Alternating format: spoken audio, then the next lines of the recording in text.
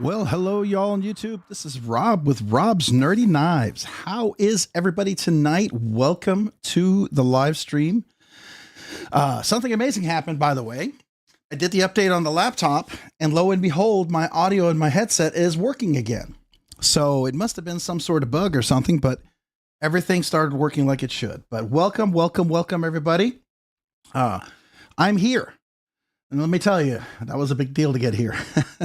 This was a crazy weekend, not only because of Blade Show, not only because of major storms, not only because of the long drive, but we had an AC issue while I was gone, which was really stressful for my family, and I felt terrible. I wasn't here to help them out.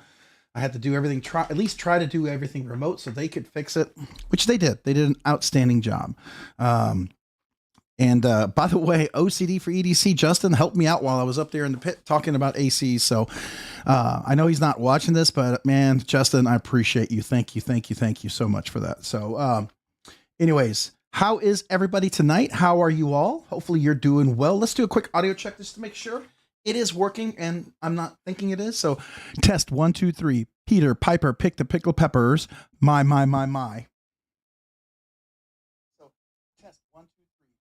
Piper picked the pickled peppers. My. Okay. Looks like it's good. All right. So we're good. All right. Here we are. So how is everybody? How are you all? It was good. Some of you guys I got to see there at Blade Show. It was really an honor. Some of you I didn't. You might have tried to say hello to me. I was running out of the pit for Saturday night when I had to deal with that family issue with the AC. So if I know somebody said hello to me and I was on the phone, and if you're here and that was you, I'm sorry. Can you let me know? Because I did not want to run by you, but my family was pretty desperate for some help. So that was really the most important at the time. And I hope you will understand that. I want to apologize to you for that. That's not normally how I like to walk by people. So I just wanted to make sure if you're here, I am sorry. My voice is back. This is actually back. Sunday morning, I was going to go in and do interviews. There's no way I could. I had no voice, zero. It would have been absolutely horrible. So all my interviews for Sunday were scratched. So there's quite a few people I missed out getting together with and talking to, like Sharif from Manganese Steel. I wanted to go over talk to Casey from Lynch Northwest. I didn't get a chance to talk to him. I went to go over talk to Daily Knife, Drew and Luke. I didn't get a chance to talk to them. I wanted to interview them as well. I went to talk to Brian Winters, say hello to him.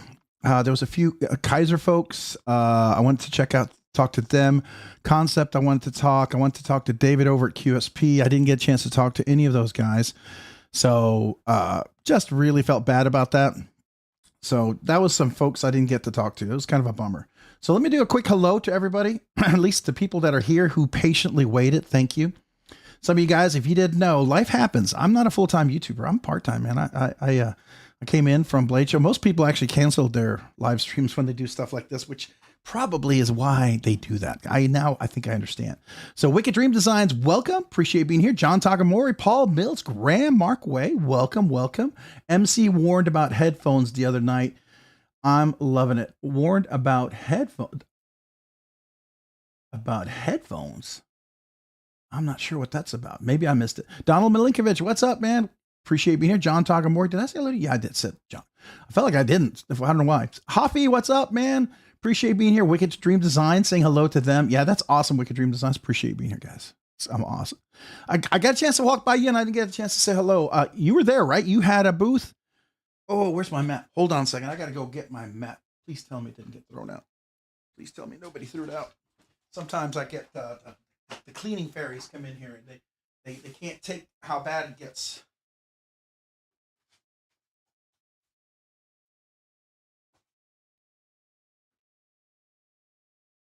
Oh no! I think I lost my map. No.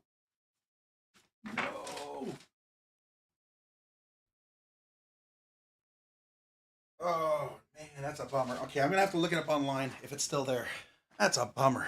All right, I had a map for Blade Show. Boy, and my map was beat up too. Okay, all right. Well, I was gonna. There was a few other folks there. So, anyways, let me get back to saying hello. War Room EDC, hello, Marco. Welcome. Appreciate being here. Mina Milton, what's up? Appreciate you joining. How are you this evening? John, I said hello to War Room. I said, old man on the ridge. What's up, man? Appreciate being here. The Pawns. Hello. Welcome. Welcome. Raccoon Tactical. What's up? Appreciate you being here. Thanks for joining, man. Top Dog 8762. Welcome. Welcome. And here I thought I missed the party. No, I almost missed the party. Top Dog 8762. That's crazy because I'm almost the one who missed the party tonight, but I'm here. I'm here. I made it.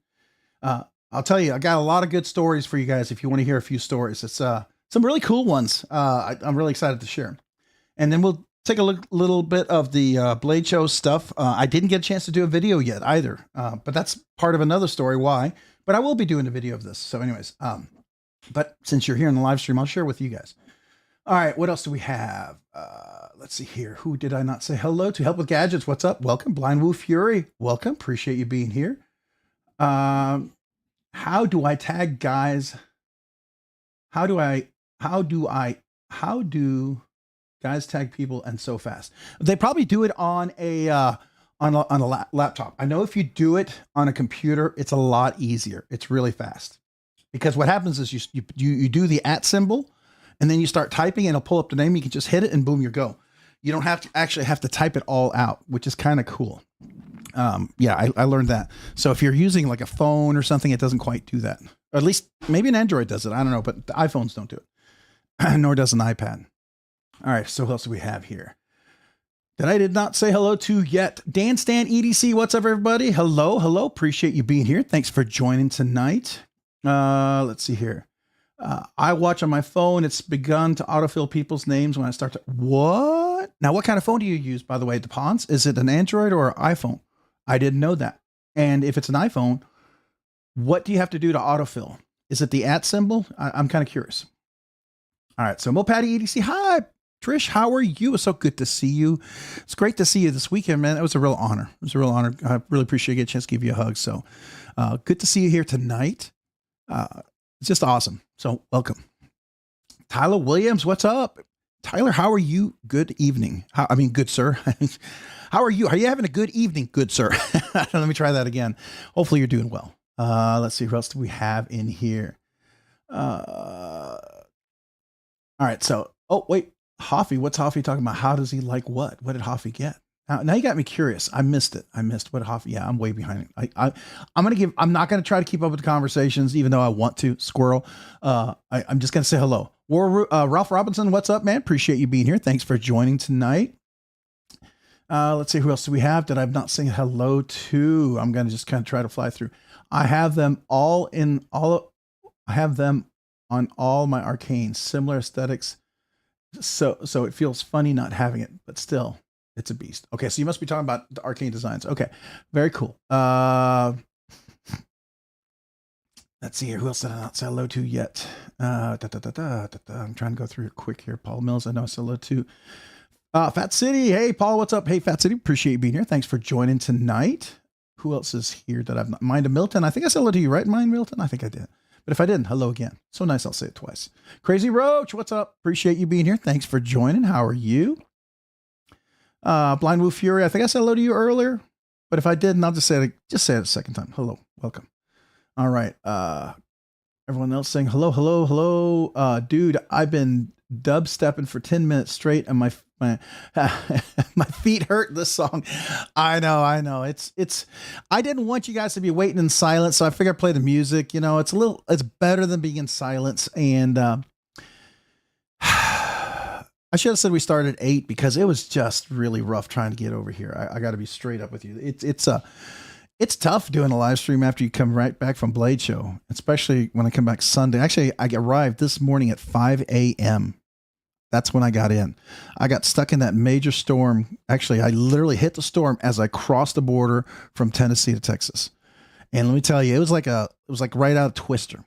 I'm looking, it's dark. There's lightning bolts hitting on my left and my right on the road. I mean, literally my car is shaking. I've never been that close to lightning hitting multiple times. I literally thought, when am I going to get hit? So I didn't want to touch anything metal in the car. I was like kind of freaking out if I didn't want to get electrocuted because I figured my car's going to get zapped, it's going to get fried. So and then when lightning would strike, the clouds were super dark, but there was this light beyond the horizon. So you could see the clouds. And then there were these little clouds coming down and they were just like kind of like falling clouds, sort of like but you knew that's the kind of stuff. Oops, I just hit the camera. That's the kind of stuff that starts to spin. And I'm like looking, I want to make sure I didn't miss anything and then when I looked at the radar, it was like this circular, serious super cloud. I mean, it had the makings of tornadoes. I'd be surprised if there weren't some twisters that hit. But boy, I was like just trying to get through that. And there are trees on the road, 70-mile-an-hour wind gust. But I finally got home at 5 a.m. in the morning. Oh, it was a tough drive. It was supposed to be a 13-hour drive that took, was it 16? Almost 17 hours, whatever. So yeah, then one road, I got routed down this toll road as I came into Texas, and all of a sudden it just stopped, said, get off, come back. And I had to go all the way back out of the toll road. So they must have shut something down. Something just shut down. I mean, I'd already committed like 35 minutes down this road, and it said, well, nope, you're done. The best way for you to get back where you need to go is go all the way back. So it was like this, Texas has this toll road coming out of Tyler. It's kind of like, it's like these 1-lane toll roads, but it is kind of an exclusive express thing. But if you can't get through there, there's really nowhere else to go around. So I had to go all the way back, come around. And I added like 45 minutes to my drive. That was awesome. I was so excited to do that at 4 o'clock in the morning. That was just the best. So anyways, yeah. Oh, actually that was 3:30 when I did that, but so that was part of it. All right. I got to get back to saying hello to everyone. Sorry. Graham Markway, I already said hello to, but Graham, hello again. Robin Dalem, what's up? Appreciate you being here. Thanks for joining. Homer Feltus, what's up, man? Sever 7, what's up, man? You know what? It's crazy. We got to say hello one time and never got a chance to say hello, and we didn't get to talk in the pit either. I'm so bummed about that, man. That was there's a lot of people I missed out talking to in the pit. I hung out late Saturday and I got to hang out with OCD for EDC and some other folks and some other knife makers and stuff. But man, I missed a lot of you guys. I am so sorry. We had that emergency with the AC. We'll talk about that in a little bit, but you know, it's running. You can tell I'm not sweating. So that's because it got up to 100 today. So I'm grateful. All right. Who else do we have here? Mark Parks, what's up? I think that's hello, but if not, hello again. Who else do we have? John, I said hello to. Raccoon, I know I said hello to. Who else did I not say hello to? I put the link in there. Tyler. Brandon Goad, what's up, man? Appreciate you being here. If I didn't say hello to you, Brandon, yet, welcome. Because I see Tyler saying hello to some folks I don't think I said hello to. So I want to make sure I do. I bet you it's doing top chat. It is. All right. So if I click this, it's going to cut out everyone. So I'll say Dale Lane. Okay. I'm just going to refresh it. There we go. How high will it go? Caleb 1776, what's up? Skylar G, welcome home. David V, what's up? The Captain Bone, welcome. Evening all, welcome. Appreciate you being here. What's up, Rob? Skylar G, and Caleb 1776, appreciate you being here. Joshua Wilson, hey Rob, I should get your knife tomorrow. That's awesome. I'm excited. Yeah, I saw a lot of deliveries were either today or tomorrow, which is fast for USPS lately. I hate to say it. That's pretty good speed for United States Postal Service. I don't know what's going on there. It's crazy. Barbie EDC, what's up? Yeah, it was great to meet you. I'm sorry we didn't get to chat more. I was really kind of a bummer. I really wanted to meet more with you guys. That AC issue, I was on the phone for probably 2 or 3 hours. So yeah, I stayed late, probably later because I wasn't sure if I was going to have to drive out that night or I'd get to sleep. So it was crazy. All right, let's see here. The Captain Bone finally made it to a stream. Well, welcome, man. I'm glad you did. I'm glad you're here. Thank you. Stacy Bolster Blades, what's up? Welcome, Stacy. How are you this evening? Appreciate you being here. Grateful Dong, what's up, man? Appreciate you being here. Deep One, hey, what's up, Deep One? Appreciate you being here. Thanks for joining tonight. What did you think of the new Rockwell Flipper? It's one of the ones we're going to talk about here in a little bit, okay? So we'll talk about that here in just a second. Let's see here. Caleb 1776 saying, I think my big highlight from Blade Show was getting a kazoo from Rob. Oh, I actually got a chance to give out kazoo. Okay, good. I couldn't remember if I gave any kazoos out. I felt like I didn't, but maybe I did get some out. I felt bad like I hadn't given any out. But next time I'm going to bring a marker. I felt like an idiot. And I'll tell you a reason why I need to bring a marker, because of a cool story I want to share in a little bit. I'm really excited about this. I met a legend there, and I found out there was another legend there that I could have met too that I did not know. Oh well. I was discombobulated when I got home last night. Oh, I was too, Trish. This morning I was but I had to unload everything. I had to make sure everything. I had to go check the AC. I had to go check a lot of things. So it was. I finally got to bed about 7, I think, this morning. Then I woke up at about 4 p.m. this evening. So just so you know, I got up at 4 p.m. and I got a little bit of sleep, and I really needed it because my voice was really shot. I was really hoarse, and I wanted to make sure I didn't get sick. As you can tell, I'm already still hoarse now. That's from all the talking interviews and stuff like that. So, all right. Who else did I not say hello to? Tonight's Edge. What's up, man? Let's help Bluminati. Thank you, Neil. Please post that. Bluminati Ninja. So there's a PayPal account for Bluminati Ninja. I know somebody has a GoFundMe site as well, but if you're comfortable with it, I would recommend do the PayPal. They get it directly as friends and family. That's the best way. GoFundMe will take some of that money out. They take a percentage of it. Where PayPal, if you do it as friends and family, they don't. And you just say, hey, helping you out as you recover from the tornado. You know, that's what's best right there, man. Just, yeah. If you get a chance, if you didn't know, if no one knows here, Bluminati Ninja, on my way into Blade Show, he and Twisted Sis had a tornado hit their house, destroyed most everything of their stuff. I mean, I saw the pictures. It's devastating. I don't know what survived. If anything survived, it's wet, it's soaked. So that may not have survived. So just a really devastating loss for them. And a bunch of us, we donated already. I immediately sent them some cash, right? Just so they could have maybe some money to stay somewhere, right? Because that's the important thing. So if you get a chance to do it, it's up to you, but they're two good people that I really appreciate. And I definitely would, I feel good about recommending, you know, if you ever wanted to help someone out and you were on the fence, you're not sure, to best of my knowledge, I tell you, this is a good thing. Okay. This is a good thing. So if you had any questions, I hope I can settle those. So, cause you know, sometimes people haven't donated before. It feels weird. If you've never done it before, it may be like a really crazy thing to do.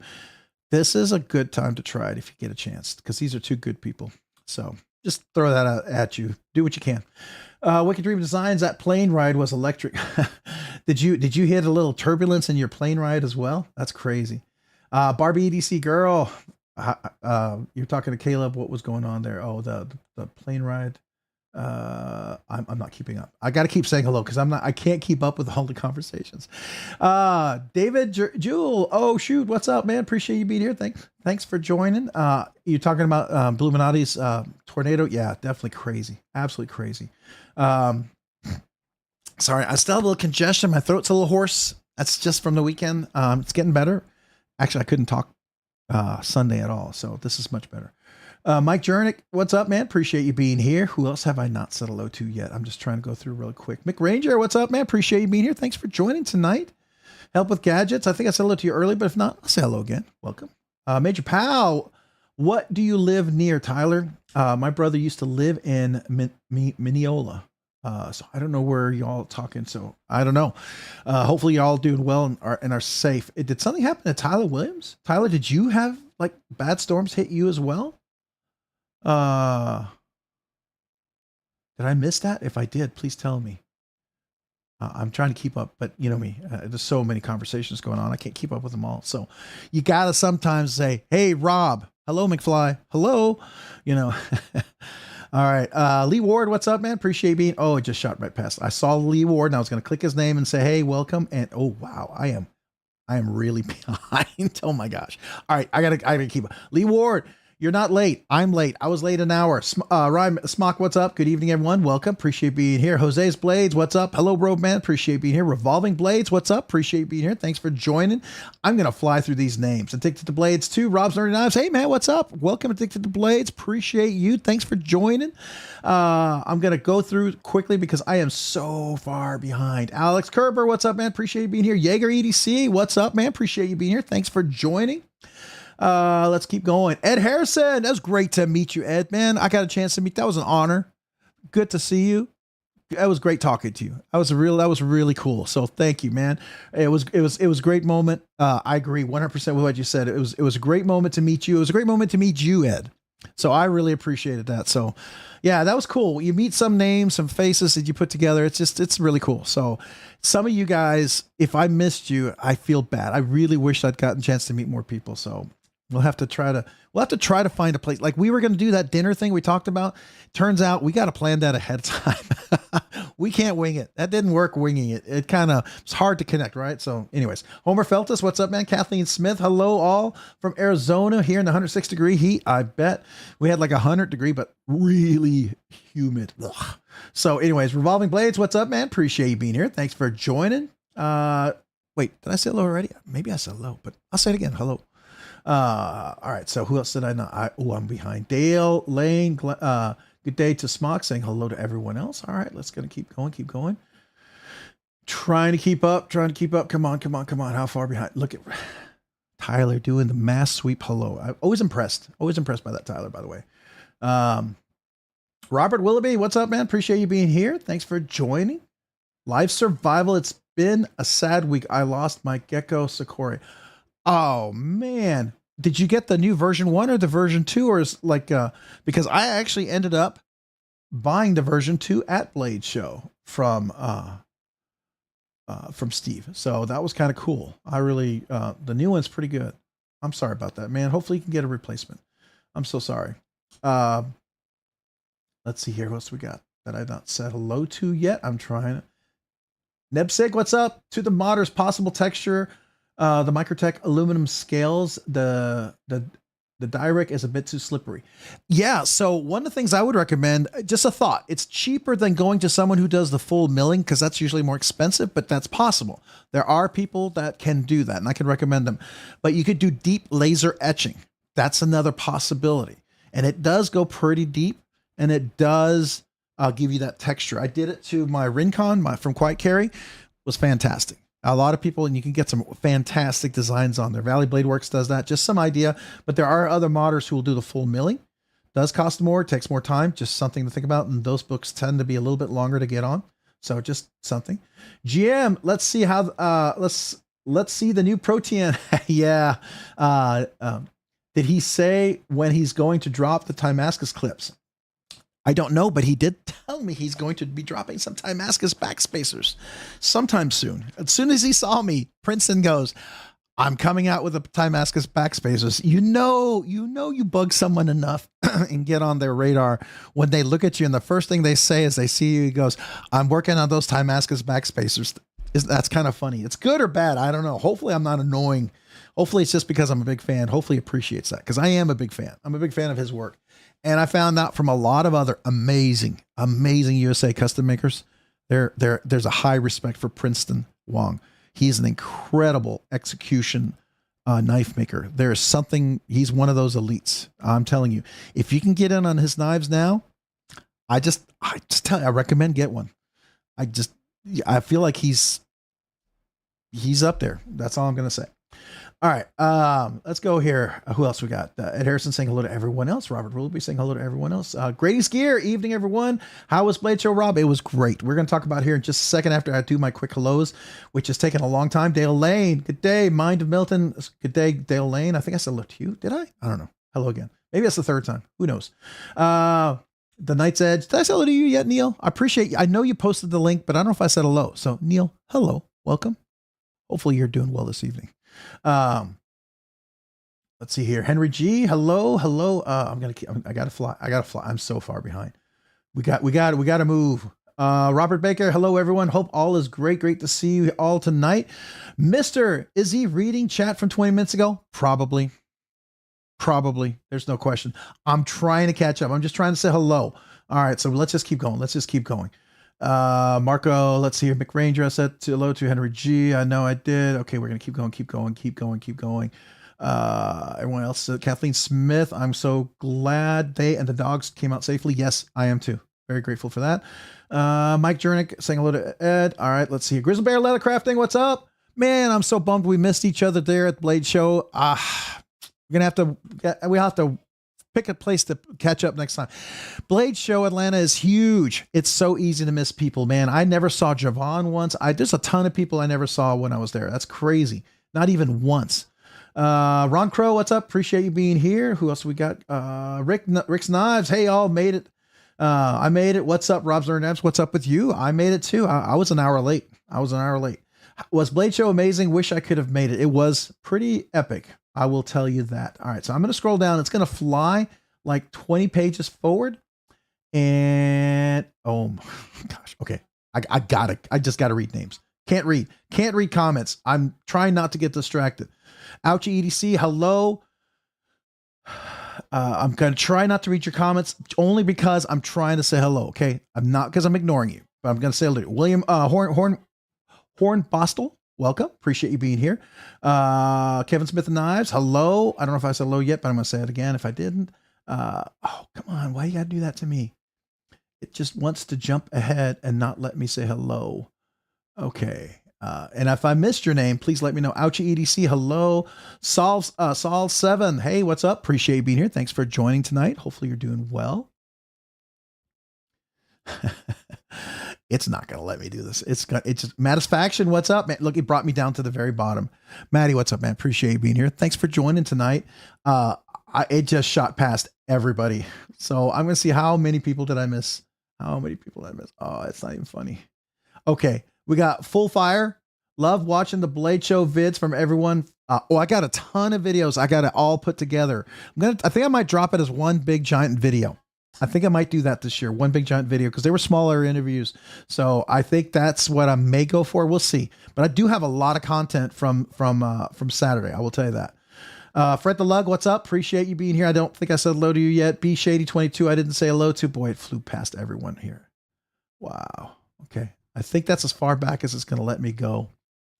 Revolving Blades. Yeah, I think that's as far back. All right. So we're going to go back down to the bottom. All right. I'm technically caught up. Technically. So here we are. Dale Lane saying hello, William. Okay. All right. Okay. So here we go. So Blade Show was amazing. So first of all, I found 2 amazing knives. Thanks to the knife sale I had that did cover the car, by the way. We got the car repaired, had to replace all 4 tires, got a rim. Fortunately, the axle was fine. Car was drivable. I had a car to go to Blade Show, so I was very grateful for that. I put some knives out there. I was going to stop the sale. A couple of people were very interested in a couple more knives that were kind of big knives for me. But the more I thought about it, the more I thought that perhaps it would probably be okay selling them. And let me go through the logic here. They are definitely grails. And I would love to keep every knife I ever buy. But well, first of all, I don't have the capacity to keep stored. That's the first thing. Second of all, I do a channel and I gotta have new content regularly. And third of all, I don't have unlimited funds. So because of I gotta fix my chair. Oh, there we go. Oh, I did get this nice. Did you see this here? Here's my shirt. Big Dixon Energy. This is the Dixon. I got with that from the McNeese guys. So appreciate that. That was fun. But I just didn't, I felt like it also gave me some money to look at some knives and to be able to have fun out there while I was there and not worry about that. So I did get some stuff. I bought a couple things that I was really excited to buy, and I was given some things for giveaways. So we're going to talk about that. But that was the first thing. Brown Sugar 69. Hello, welcome. Appreciate being here. I see some people joining. And if I didn't say hello to you guys, let me know because I do like to say hello to all you guys out there. Help with gadgets. I'd like to lodge a complaint against one of your mods. Oh no, what's going on? All right. So the thing about mods, what we want to promote is a positive attitude, right? So if we're joking around, that's fine. I'm cool with that. But seriously, if you don't like someone and you just edit their comments, not cool, right? So if that happens, let me know. Because then, we'll have to reevaluate whether they need to be a mod, right? The whole idea is all I want to make sure is that no one starts getting ugly. Everyone is respectful. That's my only thing. Be respectful. You can disagree. You can absolutely 100% disagree, but just be respectful and tell people why you disagree in a respectful manner. That's called just having a good conversation, right? So I'm assuming you're joking, but I'm just saying that just to clear it up here in case there's ever a question about that. That's my attitude toward that. If you do all of that, then we're all good. But if you don't do that, then, we may have to reevaluate that. So anyways, does that sound fair to you guys? Because I'm pretty easy when it comes to that. As long as everyone's respectful, I'm perfectly fine with that. But if someone feels like they're not being respectfully treated, let me know. If you were suddenly put in timeout and there's no explanation for that, let me know, because that's not cool. I don't tolerate that, right? That's why I don't make everybody a mod. I do literally take that as a, I put my trust in the people that I make mods, and I legitimately want to continue to have that trust in them, because I've yet to see that been broken. I mean, everyone makes mistakes. Everyone makes mistakes. I've made mistakes. Trust me. But as long as we can say, hey, I'm sorry, I made a mistake, I'll do better, we're cool, right? Sorry, I go into dad mode, I know. All right, so real quick. All right, so I found two things. You asked about the Proteon. That's part of a story, and I think you want to hear that. And then I also ran into, Nicholas wasn't there, and I never got a chance to interview Nicholas from Rob Johnson Knives. That was a bummer.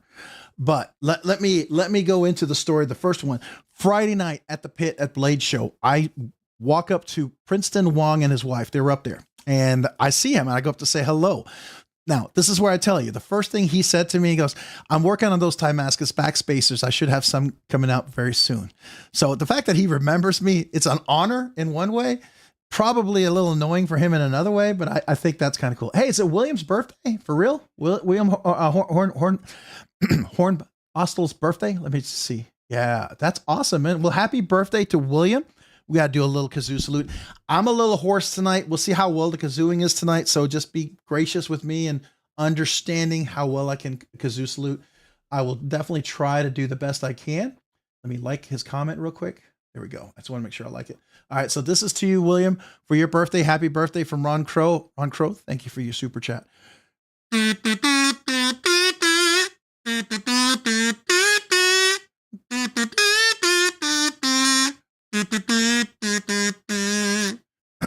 It's the best I got going out tonight, man. It's a little rough. It's a little rough. I'm trying. Hey, appreciate you guys. Share with the channels. Hey, Neil, we got help with gadgets. We got it, man. We're good. Let's slow that one down. I don't know. Did he ask you to post this page or something? There we go. All right. I gave full explanation, apology, link to help with gadgets channel, and sent him a handwritten apology letter for how I was wrong for timing him out, and I will do better in my future endeavors. Good on you, Neil. Good on you, man. I appreciate you. Everyone makes mistakes. I have made mistakes. Trust me. If I can't have patience with anybody else, I can't have patience with myself. I got to have patience with myself, because I screw up too many times not to understand. You know what I mean?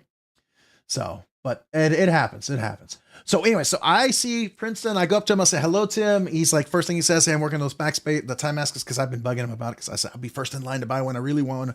So we start talking, and I tell him, I say, hey, I want to get in there tomorrow, because I want to get one of those Proteons with the dragon scales. You know, I was really, and a Wharncliffe, I was really wanting to get one of those.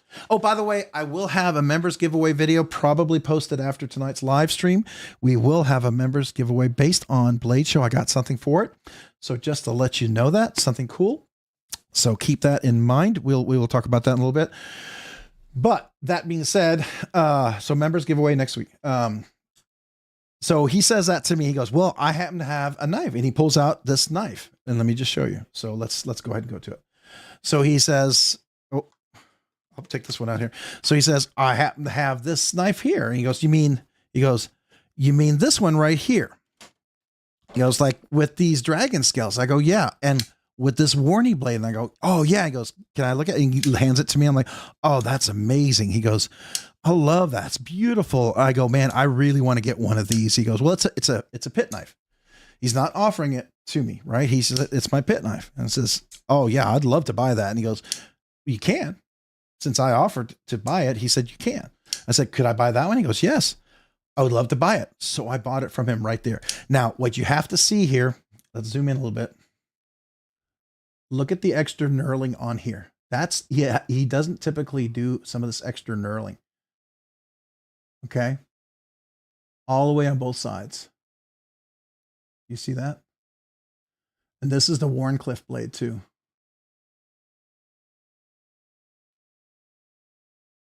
Man, it's just so nice. So anyways, so the story was he shares this with me, and I was like, thank you, man. This is great. So I bought it. That was cool. But in the time we were there, we're talking. There's an older gentleman that we're talking to, and he talks about this flight coming in from Hawaii, and about he got a cheaper flight. He had to do a connection, and I'm hearing the story, and he talks about how he wants to get his power scooter upgraded. So he upped it to 72 watts with a 400 amp battery, so he can take his trash cans up the ramp in Hawaii to take him to the end of the driveway, because that's what he needed to do. It's a great story. I mean, it's like Tim the Tool Time Taylor on steroids. It's awesome. I am laughing it up. Everyone's laughing. It's really great. I'm thinking this guy's really cool. And Princeton and his wife and some other very big custom makers were there, and they're all talking to him, and I'm talking to him. I'm standing right next to him, chatting with him. And then Princeton's wife goes over to give him a hug and goes, "Ken, it's great to see you." And I'm like, "Ken?" And I go, oh, "Ken Onion." And I'm like, "Ken Onion, the legend?" So I went into my child mode. I went into like, "I got a BB gun." I literally looked at him. I go, "I got a Work Sharp Ken Onion sharpener." Like, I think he looked at me like, that's a good boy. That's a good boy. Like I went stupid. But I was just dumbfounded. I'm been chatting with Ken Onion, the legend, the youngest guy in the Knife Hall of Fame. Such a nice guy, such a personable guy, such a real guy. It was real. And he couldn't believe that anybody thought that he was like anything, because they were like all the, oops, this is upside down. This really bothers me. Sorry. My OCD get kicked in there a little bit. Really bothered. It really, he's like, "Man, I don't get why everybody's all," he goes, "it's like everyone's like freaks out," and everyone's like, "Well, you are, you set so many things." So I'm like totally blown away. So then he tells me, he goes, "Yeah, Big Idea Design did those playing cards at Blade Show, and they made a Ken Onion card for one of these Big Idea Designs." Oops. We have to hold that for a second. Hold on. Ken Onion made one of these Big Idea Design cards here. I'm gonna have to go back and edit that, guys. Sorry. And he said, "Yeah," he goes, "Would you like one of my cards?" I go, "Yes, I would be honored to have one of your cards. This is amazing." So he said, "Here you go. Have one of these." So what happened is the Big Idea Design guy, he made 500 of these cards and sent them out as his business card. So now I have a Ken Onion business card. So there you go. Please don't take that information and share it, please, guys. All right. I did not mean to do that. That was a stupid on my part. But anyways, so he gave me this card. This is directly from Ken himself. I was blown away and honored that he would actually share this with me. So there you go. Just amazing. Really neat guy. Funny guy. Oh, by the way, that's the sharpener I have, by the way. Exactly. Which is funny, because that's what I was telling him. I got the Ken Onion sharpener, because that's the one I've been doing all the mods on all my knives with lately. I did the Dixon, I did Javi's Nova, I did the Tascatu, all those little fixes for it. This is a great tool for that. I don't necessarily sharpen knives. It's great for reprofiling. If you have a really bad edge and you got to totally blow away the edge, this is definitely a time saver, okay, than using a stone. It's great for lawnmower blades. But it's great for other work too. I've actually done some pew mods as well with this. So anyways, so this is just really cool. But that was a card he shared with me. I just thought that was really, really cool. So really, really, really nice guy. Blew me away. And one of my big things I really, really wanted to get at Blade Show was this knife right here. I've been so desperately wanting Dragon Scales. Let me tell you, the weight relief from the Dragon Scales makes this knife significantly lighter than my other Proteon. And the action, because of the Wharncliffe blade, I don't know if it's a heavier on stock on top, but it's smoother. It's actually smoother action, opening and closing. And I haven't even put oil or anything in this knife at all yet. And I haven't even put skiffs in this thing yet. This is dry right now. Dry. This action I have right here. So really fantastic. This was a fantastic thing to get. 20 CV blade steel, of course, but just a real honor to do that. So, I had mentioned to some of the other knife makers, I said, you should just walk around with like a pit knife. You don't have to try to sell it. Just walk around. When people ask about your knives, you mean like this one, and you can show off your stuff. People could be like, "Oh, that's cool." People like us, and then if you ever did want to sell it, you could, and that if someone offered to buy it and you're willing to sell it, that would be a cool thing. So, Mick Ranger, I used my assisted Ken Onion every day for years at work. That's cool. That's cool. First cool knife I ever purchased was a Ken Onion assisted Kershaw back in the late 1990s. That's cool. Some great stories. Twisted Sis, what's up? How are you? We were talking about you earlier. You and Bluminati. We were talking about the PayPal. Hopefully you're getting some help. I hope you're getting some help. I know I sent some stuff as soon as I found out about it. Probably not as much as others, but I wanted to send something a little bit to help you guys out. Hopefully, help you out with some food, place to stay, and help recover and maybe start trying to fix things, or if you can. I don't know how insurance is taking care of you. Sometimes insurance can be stupid, right? It's can be there, it can't be there. I hope that's okay. So, hope you're doing well. Not going to be here very long. Just wanted to send my love to everyone. All right. Awesome. Thank you, Twisted Sis 76. Please give our love to you and to Bluminati, both you guys. Hopefully you're both doing better. You're safe. And that's the thing we're most appreciative about and most grateful for, right? That's the first thing. I know it's devastating having such a massive impact like that, but this too shall pass. This too shall pass, right? You will be better. You'll be stronger in the end. I really believe that. So, all right. Let's see here. Bren Goad, Ken Onion, the man, the myth, the legend. Yeah, I can't tell you how many times I was interviewing people. I would use that phrase. That was kind of funny. Hey guys, I'm adding skiffs as we speak to a Proteon warning. Hey, you mean like this one right here? I hadn't added skiffs yet to this one. I have another knife that has skiffs already. By the way, this is my Blade Show Texas band. I thought I'd keep it, just showed off. This was the next big find. This is actually the very first booth that I went to when I walked through the doors. I got my badge. I walked in, and they're in the small room. As soon as I walked in, he was right there on my left. And I'm like, dang it. And it's Rob Johnson. Now, Alex wasn't there, or Nicholas. Nicholas wasn't there. Nicholas, but I think it's Nikolovs. Actually, is the real pronunciation in Latvian. But Nicholas wasn't there, and his the guy who works with him, who does a lot of the anodization work, he was there. So that was interesting. So we'll talk about that here in just a second.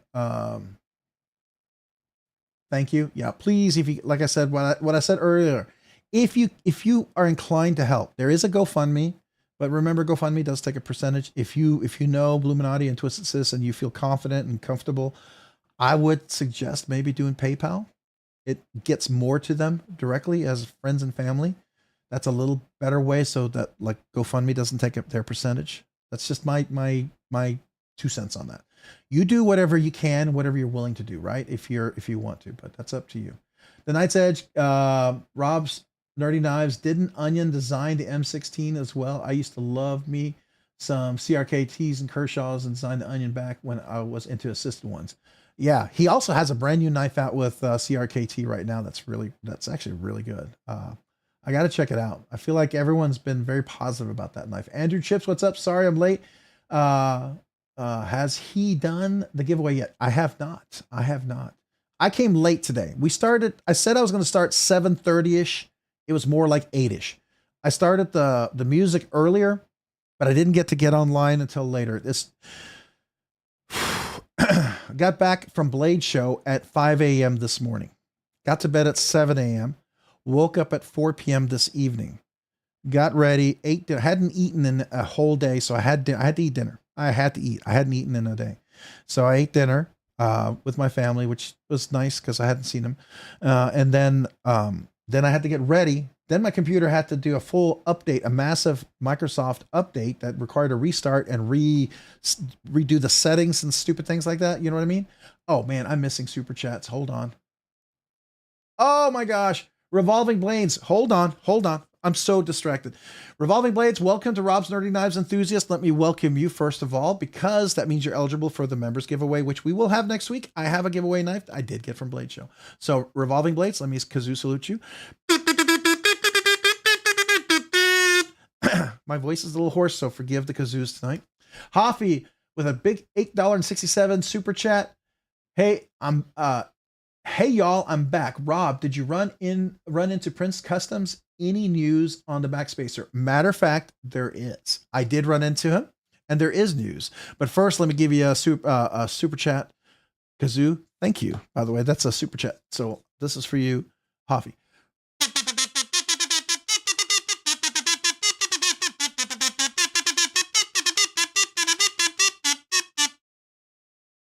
That's for the 867, right? It's just not quite the finish note.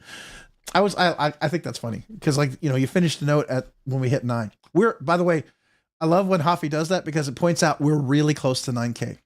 Guys, we're really close to 9K. I've got my 9K giveaways. I'm probably going to cut that video soon to talk about what we're going to do, at least get it prepped.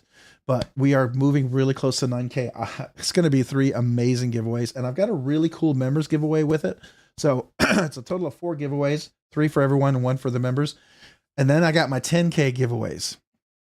Once we get past 9K, we're going to start talking 10K because there's been some amazing things given for the 10K. There's just no way I could do a 8K, 9K like the 10K. We can't do big things like we have to change the milestone. So that's why we decided to do 10K. And since we're doing 10K, we're going to do it big. We're going to do it huge. But 9K is not going to be bad. It's going to be pretty fun. It's going to be pretty interesting. So I think you might like it. All right. So Javi, thank you for that, man. I appreciate you. Thank you for the super chat. Definitely a big honor. Let me like those comments. I didn't do that yet, so I'm going to do that.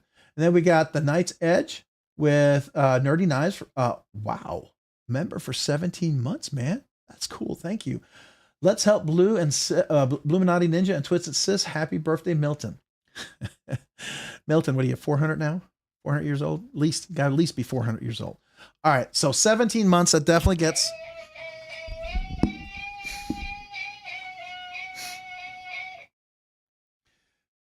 You know what? What I'm going to do real quick. Hold on. I'm going to get rid of... Let me do this.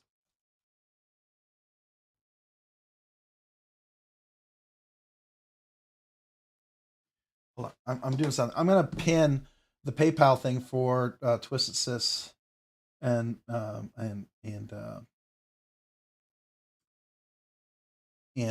Milton. Let me just save this real quick. Copy that. We're going to go back over here. I'm going to paste this in. This is the one that Neil's been pasting all this time.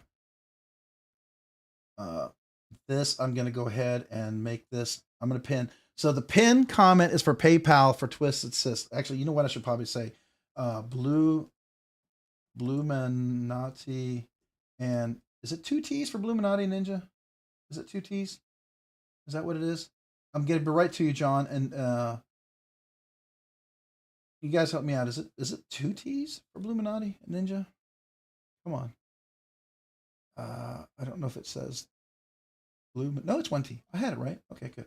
So Bluminati Ninja and Twisted Sis 76 tornado relief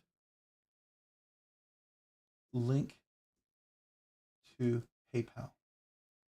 So I'm going to post that. I'm going to paste that. I'm going to do that. I'm going to make that I'm going to replace that.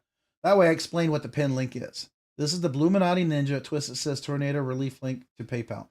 They have a GoFundMe link too if you prefer not to do PayPal. I get some people may not like PayPal or may not use PayPal. Maybe you can use GoFundMe if you'd like to help. The giveaway link is going to be in the description, and I'm sure people will be happy to post that as well. So I just want to make sure you guys know that. So let's go ahead and leave that up there for tonight. I'd like to leave that up there for the rest of the evening if y'all don't mind. And we can always get to the giveaway video here in a second, okay? So let's do that. Anybody disagree with that at all? Anybody have a problem with that? Think I'm being dumb? If you do, let me know. That's okay. All right, so let me get back to the Knight's Edge for 17 months. Here, let me salute you. Thanks for pointing that out, the Knight's Edge. This kazoo salute is for you.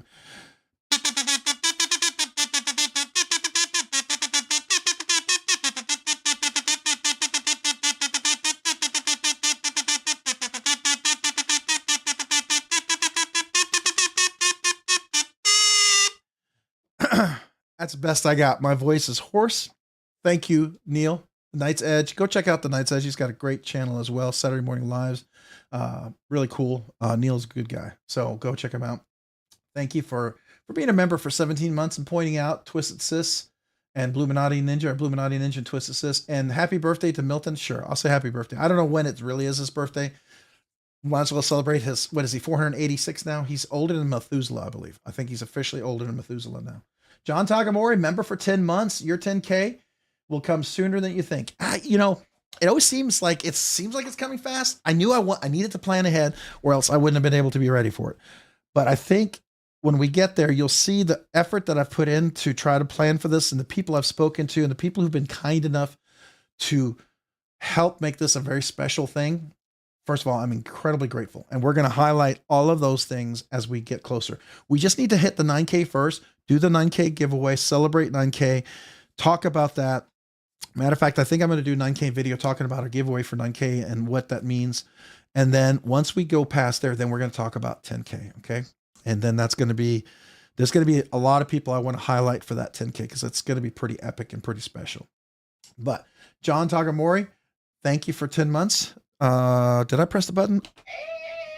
Do it now.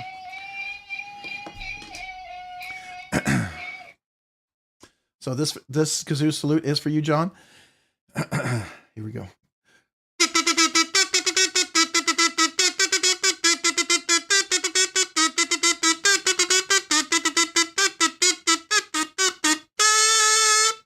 Thank you, John. Appreciate you being a member for 10 months, man. A nerdy knives enthusiast. Thank you, guys. Everyone who's a member out there, I really appreciate it. Words cannot say enough how much I appreciate that and how encouraging it is. You know, I don't do this full time, and I really genuinely mean that.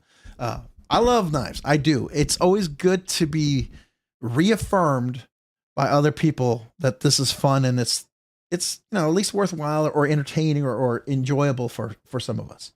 I mean, I would hate for this to be a burden for anybody. It's not for me. And with you guys, you know, so encouraging, it's not. It's even more so. It really makes me enjoy it. So I just want to say thank you. All right. Not trying to get all deep and emotional, because there's a lot of things that we can get really deep and emotional about. Like how grateful we are that Twisted Sis and Bluminati Ninja are safe and their dogs are safe. Seriously. That's a grateful. Thank you, God. That's all I gotta say. All right. Getting back here. Don't cut, saying hello to everyone. Hello, Roger Baker. That sounds good. Thank you for posting, Rob. No problem. Sounds good. I want to make sure I'm the NFK 20. Hey, everyone. Hello, NFK 2026. Welcome. Appreciate you, man. Who else did I not say hello to? Did I miss other people? If I did not say hello to you, let me know, please. I want to make sure I didn't miss you. Malcolm Holt, what's up, man? Appreciate you being here. I'm sure there's a few names I did not get. Moses Campos, what's up, man? Appreciate you being here. Ramon M, what's up? Appreciate you being here. Arshir, what's up? Solve 7, keep up. You will pass out. I know, especially with the hoarse voice. It's a little harder with the hoarse voice. It really is. Really is. That's why it's going to sound probably a little weak later on as we get going here, you know?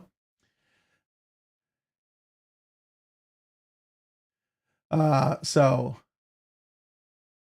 yeah, it was great to meet Ed Harrison there. Tyler, did you get to make it, by the way? I don't know if I got the chance to ask you. Were you there? And we just didn't cross paths, because there's a lot of people. I barely crossed paths with Ray and Cole. I saw them just in passing, which is crazy, because we interviewed a lot of the same people. It's really kind of funny. So NFK 2026, I'll keep you guys posted. Paul, she's getting better, but she still doesn't know if she may or may not have cancer. Oh, well, keep her in your prayers, man. Keep her in your prayers for sure. For sure. Absolutely. Yeah. Cancer sucks. That's all I know. Cancer sucks. It's horrible. So I hate it. Burt Relic, what's up, man? Appreciate being here. I call Blue Dorothy now, because she only one that knows if survived tornado getting her house. Oh, Blue Dorothy. I get it. Instead of ruby slippers, she needs what's the stone for blue? Emerald is green. Ruby is red. What are green? What is green? Is that what's blue? Blue. Is it topaz? I don't know. But she needs those kind of slippers. The blue jewels. Sapphire. Thank you, Ken. Sapphire. She has sapphire slippers. So Twisted Sis needs sapphire slippers because she made it through the tornado. I like that. I like that. Derek, for real, Rob's Earned Knives, glad I got a chance to meet you. You're a very kind, friendly, and sincere person. I hope to see you next year. Yeah, definitely. I felt like I didn't say hello enough to everyone. I felt like it was so fast. And I always hate that. I don't feel like I get to engage. I feel like it's passing. It's one of my frustrations about the time that we have there. It's always tough. Yeah. All right. David V, dang it. I got Skiff packaged today. I forgot what knives I planned on adding to them. Oh, okay. Okay. A Skiff package. So was it like Skiff Caged Pairings? Very cool. Very cool. I need to order more. I interviewed Steve Skiff while I was out there, by the way, and I need to order some more Skiffs. Steve and I talked about that. I said, Steve, it'll be in the interview. It'll be in the post Blade show, which I'm going to see if I can get it done tonight. Cause I'm not going to probably be on super late tonight because quite frankly, I'm exhausted. Right. And my voice is almost gone. And I got so many videos I got to get out, but, I did interview him and I said, Steve, how does it feel to be like a Kool-Aid, Band-Aid, Xerox kind of word now? Your name is synonymous with skiffs. It's like, it's now a noun. It's like, have you skiffed your knife? Do you have skiffs, instead of like Steve Skiffs or Skiff Workshop Caged Bearings? It's like, he thought that was he was really excited. He thought it was a great honor. So I thought that was cool. Rob, your sticker also made the lid of my new, I made the lid of your new knife. William, that's cool, man. That's cool. I made the lid of your new knife. That's really neat. Thank you. Thank you. David V, I do that every time I order them. Okay. All right. I use your discounts. Oh, definitely. Yeah. If you didn't know, if you order Skiff Caged Bearings or thick washers, save 10%, RNK10, definitely save it. Roman M, I wasn't Blade Show, but I had a proxy shout out to Roger. Cool and the Cool Bear. Okay, very cool, very cool. Hoffy, David V. Hoffy, I'm just getting into modding now, and I'm finding it just as enjoyable as buying knives. Yeah, I agree. That can definitely be. Crystal Bear Leather Crafting. I took my camera stuff to the Blade Show and ended up not recording anything. I was going to make some videos for content. Hey, so here's the thing. I don't know if it was your first Blade show. My very first Blade show, I had all the intention in the world to record stuff. You know what I recorded? Some knives I held that I flicked. That was my only content for my very first Blade show. And you know what? That was fun. It was cool. I mean, I had very, very little content because my voice was gone, but that was more enjoyable to experience it, to know what to expect. This was my second Atlanta Blade show. So I did a lot of my content on Saturday and I did most of my talking to people on Friday. So that was cool. Sierra Rick, what's up, man? Appreciate you being here. Thanks for joining. Craig Vincent, what's up? Appreciate you being here. Thanks for joining. All right, so Fred the Lug, appreciate you being here. All right, so let's get to the desktop. We're gonna go quickly through this so we can get to the giveaway. First of all, I talked to you about the Prince Protein. I told you a story with Ken Onion and Princeton there. And so the question to Hoffy's question, which I think I answered or I didn't answer, I ran up to Princeton. As soon as I walked up to him, I said, hey, Princeton. He said, the first thing Princeton said to me is, hey, I'm working on those backspacers for the Proteon. They should be coming out soon. And I was like he remembered me. So I don't know if it's a good thing or a bad thing. Just he knows I'm a super fan, or hopefully he takes it as I'm a super fan, because that's really what it is. I really appreciate his work. And so he did that. And then I told him, I said, yeah, I was going to be back there next day trying to get one of these with the dragon scales Warnies. And I said, this is the knife I really want. And he happened to have this box with him. And he said, you mean this one like this? And I go, yes. So I handle it. It's like, oh, I so want to get this. I really want to buy this. He goes, well, it's my pit show. It's my pit knife. And I'm like, pit knife? He goes, yeah. He goes, it's something that would be available. I'm like, so can I buy it? And he's like, yes, you can buy it. You can't sell anything in the pit, but if someone happens to have something and you make an offer, which happens a lot, people will trade and buy knives from one another when they show off their knives. I've seen that. I've got a few offers from people and I had to say no, but that does happen in the pit. It's interesting. But you can't go there for the purpose of selling your stuff. You can show it. And if people offer to buy it, that's perfectly fine. That's the rule, right? You don't go there to sell. But if you happen to show this thing and says, yeah, and they go, is this for sale? And they say, yes, then you can buy it. So someone can ask you, you just can't sell it. So he brought this and I was like, man, this is the one I want. So I was able to get that. And he told me about the backspacers. He's working on them. They're coming out real soon. So that's the question to Hoffy. The next thing I saw was right as I first got there Friday, day one, I walked in the small room. I went to Rob Johnson's booth, which is Nicholas. He wasn't there because he took a knife to go enter into the awards, and he happened to have this crazy thing. This is the brand new Hemlock. So if you didn't know, real quick, let's look at this. This is the Hemlock Damasteel RWL 34. hard milled, polished blade finish. Damas, what is it? Diamonds, the patterns diamonds, finished, polished, purple, gold are the accents, right? And there's his signature. This one was made on May 25th, 2025. It's almost on my birthday. So it's a birthday knife. And I actually went there with the idea to buy a birthday knife. And here's the hemlock. Look at that beautiful purple with the gold. The gold, this gold is like just 24 volts, by the way. I found out that's the exact voltage for the gold right there, 24 volts. Simply stunning. Let me show you. There is the blade right there. It is technically a clip point. We could call it a clip point, I guess. Let's wipe that puppy down. Make it nice and pretty. So this is a clip point. It is micro milled. You can see the milling on the blade itself here. Come on, focus. You see that? The milling. And here's the milling on the other side. Gold thumb studs, gold backspacer. And that's anodized. It's not colored. It's actually anodized. It's 24 volts. And so let me show you the action on this thing. Ready? Yeah, you're seeing that controlled, buttery smooth drop shut. You see that? And the thumb studs. Now, I think the best way to deploy this one is the flipper. The flipper is just phenomenal. But it has thumb studs if you like that. So really, really a beautiful knife here. So unbelievably buttery smooth. It has a beautiful ramp, by the way. So it's a little bit like a Shiro. If you hit the ramp and you're a little bit high, you clear the detent right there. So really, really nice. This is gorgeous. Simply stunning. Great blade show price, but look at the milling on that thing. And I showed this one to Martin from Machine Wise. He really liked it. He was very impressed with the milling and stuff like that. And I showed it to a couple other custom knife makers. They were very impressed with it.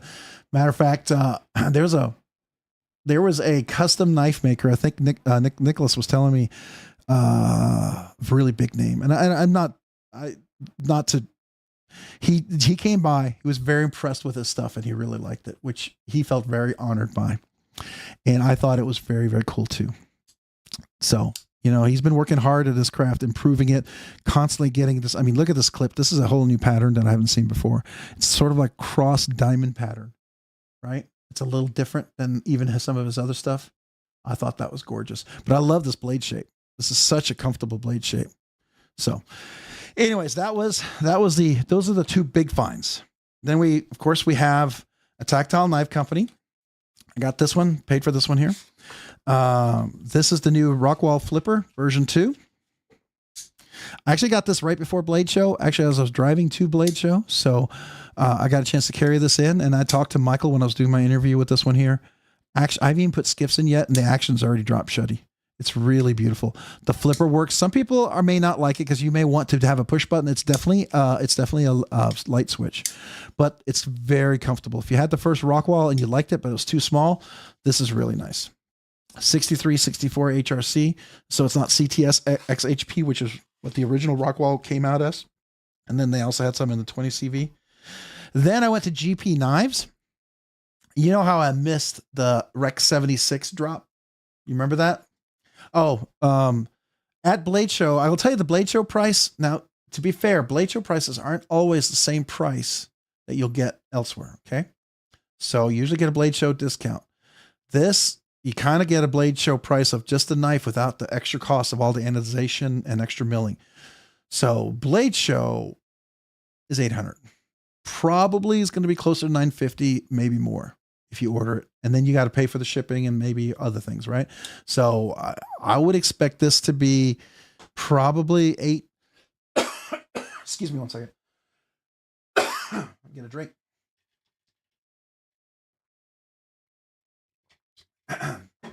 I suspect it'll probably be I would think it'd be realistic about $850 to $950. And then if you go crazy, it'd be more. All right. So yes, it's much bigger. That's the version 2. Yep. Version 2, caged bearings. I'm going to put skiffs in it. They had to make it bigger.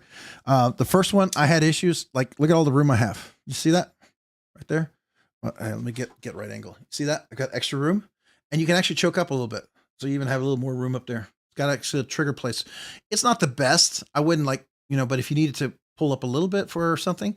Definitely work. Blade is still crazy thin. Nice thin. It's got swedge on top. It's not a full flat grind, but it's thin enough that it's a slicer. So it's really nice. But this is the version 2, yes. Okay, so the other thing that came up was this one right here.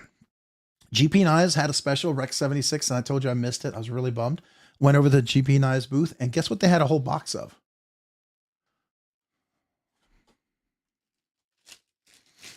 The Rec 76 Para 2, or PM2. And let me show you the action on this thing. No blade plate, solid in there. Look at this. It's buttery smooth. I mean, it's like the action is perfect. I'm not a big fan of this, you know, this scale. I know some people are going to love it. It's really rough. It's very, very aggressive. So if you wanted one that was very aggressive, sure. But this is Rec 76. You see that right there? Rec 76. Come on, focus. Come on, focus. Why are you not focusing here? Too much stuff in the background, I guess. Here we go. Rec 76. You see that? So I was super excited to get that because I wanted to mod another knife. This gives me an excuse now to mod another knife. So I'm super excited about that. One of the steels that I loved, I wanted to collect because I'm, you know, with the whole Niagara thing and the Crucible, you're not exactly sure. Are they going to have this steel again? It's going to be a different version. When would they release it? Like I've already heard 15V is going away. If you don't have 15V, you probably will never get it unless you get it directly from, the Big Brown Bear from, was it Jason Brown? I think his name. You have to get it directly from him. Am I saying his name? I forget his name. But so yeah, so that's the other one. Then I went. Let me talk about the next one. This was day 2. Okay, so I went over to Gecko Customs, and you remember my review of the Gecko Customs, the Sakura version 1. I had issues with it, right? There was a pass around or somebody let me borrow it. I felt like the flipper was it didn't have enough jimping. It was slippery. I felt like the cutaway to get to the lock bar wasn't very good. I felt like the thumb hole you couldn't really access. And then the finger choil was just it just didn't have room for finger. And I spoke to Steve about that. And matter of fact, is this his card? Yeah, I think this is his card. So there's the card on the one that he had. So the Sakura light that came out fixed all of that. And it was fantastic. And I bought that at Blade Show, Texas. You know that because we gave it as a giveaway. And I went and spoke to him and he said he was going to bring it to the version 2. Now he was trying to get some ready for the Blade Show and they hadn't come in yet, but he got a few. And lo and behold, here's a Gecko Customs version 2 that I bought for myself. Now this is the plain Jane one, which is what I like, with a hand rubbed satin blade. Of course, I have it dirty, so let's enjoy that as beautiful as it is. Hand rubbed satin finished blade. Here it is in the back. Look at that, rounded, no sharp little pointy edge, right? Look at that finger choil. I got room for my finger, so that's possible. Look at this. Let's get here. Look at this right here. See that little cutaway? Access to the lock bar. Super simple to disengage. Very friendly now. And look at this. The thumb hole, easy access. It's placed in a better position for better flip. So I can do left. Oops, sorry. Oh wait, that's right. I did this one up here. Sorry, it's a new knife. I had it. I was doing this right. Okay. Let me just do it off camera because it's a little weird doing it like that in that angle because I don't normally flip knives like this. So let me put that down. There we go. Yeah, I think I was trying to keep above that box. So here we go. Oops. You would think I hadn't flipped a knife in a month of Sundays here. Sorry. Now my hand is tired because I'm holding it weird. Anyway, it flips easy. I promise you it does. Now I'm just tired, but the jimping here goes all the way out and you've got a nice little, it doesn't slip off. It's got some traction right there. And I said, man, that's so important. You don't want the finger just to slip right off. And so it's minimalistic, but it works and it's really nice. So all the things that he fixed and there's no hot spots and there's a finger choil that actually works. I really, really like that. So, and I haven't even put skiffs in this thing yet. I think with skiffs, this thing's going to be crazy buttery smooth, full back spacer. So, and I was talking about it. He said, yeah, you had a hand in that. So apparently I guess my feedback helped him to make some decisions on his choices. So I don't know, Steve, if I really did, but thank you. I appreciate that. I mean, you can either say that I'm the one who may have made it vocal, as opposed to if you were probably already going to make those changes, I suspect. But anyways, sure. So that was really cool. The version 2, I highly recommend. This is going to be a fun review. I'm going to absolutely 100% recommend this knife. I can already tell you that. Yeah, I like everything about it. So, and I haven't even put skiffs in it yet. This already has skiffs, so this one's not going to be touched. This one needs skiffs. This one needs skiffs. This one needs skiffs. We got to skiffify them, right? So the next thing, make sure I'm not missing any questions or anything important. Sorry, guys, because I'm like, squirrel right here. Let me just make sure you guys didn't try to get my attention here. No, okay. I'm just trying to see. Don't want to look like I'm ignoring you guys. So this one, I went to Joseph Vero and I did an interview with Joseph Vero. And right before he got announced, this, by the way, the 81 was the best factory import knife of the year. Joseph won for this knife, matter of fact.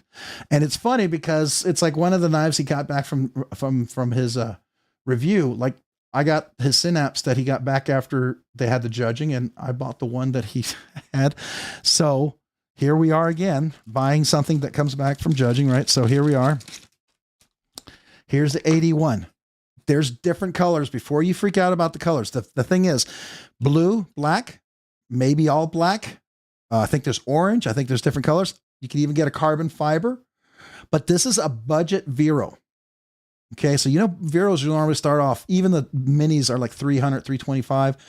This is 185 or 180 or $185. I think that's what this one costs. It's either $100 or $185 from the, now they had a Blade Show special. It's a little nicer, but this is 185. It's got the same Vero engineering feel to it. It has a wire clip, which you can always replace. Obviously you can put a fancy one in there, and it does. I'm going to test to see if it does a Spyderco clip, which I'm pretty sure, because it is exactly like a Spyderco clip. I mean, that's exactly a Spyderco clip. So I would probably put a quiet carry clip or something on there. But G10, this is numbered 676. It is, I believe this one's Magna Cut, if I'm not mistaken. Let me see if it says it on there. I thought this was Magna Cut. I'll have to double check. I think it's Magna Cut. I can't remember. Anyways, might be M390. We'll see. Maybe it's M390. I think it's Best Tech for sure. But it's actually a nice, and so the benefit is puts it in $180 is a much more attainable if you wanted to try a Vero. It's definitely not cheap. I mean, I get it. It's not a super budget knife, but it's definitely an ascertainable price range. If you wanted to get into a nicer knife, just like the Sikoria Light was in that range as well. I think it's a great knife for the price. It's definitely not quite the super premium, but it's pseudo almost premium. And it's the kind of knife that can make you a gateway into the nicer knives. Or if you're on a limited budget and maybe you don't have quite $200, you could get one of these. But it's definitely worth it. And you have options in the colors if you like the different colors too. And the other thing, the way even look at this. Look at that back spacer, how he made that stand off. That's a nice little touch right there. That's an aesthetic extra. To me, that's really nice. And it's a full back spacer and really nice weight relief. I think this is steel. Titanium liners. I didn't know that. Steel bar insert. It's titanium liners. Holy cow. I'm totally wrong. This is titanium liners. That's a great deal for $180 or 185. I think it's at 185. Wow. Okay. So there you go. Action is beautiful. It's got the flipper. I don't know. I think it's a banger of a deal. It's really, yeah. Now some of you guys may not like Vero. It's fair enough, right? Maybe you think it's whatever, but this is a reasonable price for what you can get out of there. I think that's reasonable. So, all right. Yeah, I agree, Dale. I'm not a fan of that color, but he has other colors, and he's going to have carbon fiber. He's going to have a bunch of different colors available. And I asked him at some point, is there the opportunity maybe to replace the scales? Will you sell different color scales? Because I like the idea of these scales and the colors. It would be a cool thing to sell different colors, because some people like to switch out their colors and maybe mix and match two different colors together, right? Gecko Customs did that in the Sikoria Light and really turned out nicely, and I think that would be a really neat option. So you can get different colors. I like the carbon fiber personally, the one he showed. He didn't have any available there, but that was really nice. That was really nice. Or if he had them available, they were all sold out. But the carbon fiber is gorgeous. Still, the carbon fiber, I think these are 180. I think the carbon fiber was, I'm going by memory, I think it was 235 or 225, something like that. I'll have to go look, but it's Still, it's a great price. Typically, those are $400, $450 from Vero. All right, real quick, let me come back here and quickly celebrate. We've got Raccoon Tactical, member for 13 months, Nerdy Knives enthusiast. Max Ace broke my heart, wouldn't sell me a proto. Oh man, I'm so sorry, but at least you got to see it, right? Something you want in the future, I hope. This Kazoo salute is for you. Thank you for being a member for 13 months. A Nerdy Knives enthusiast. Appreciate you.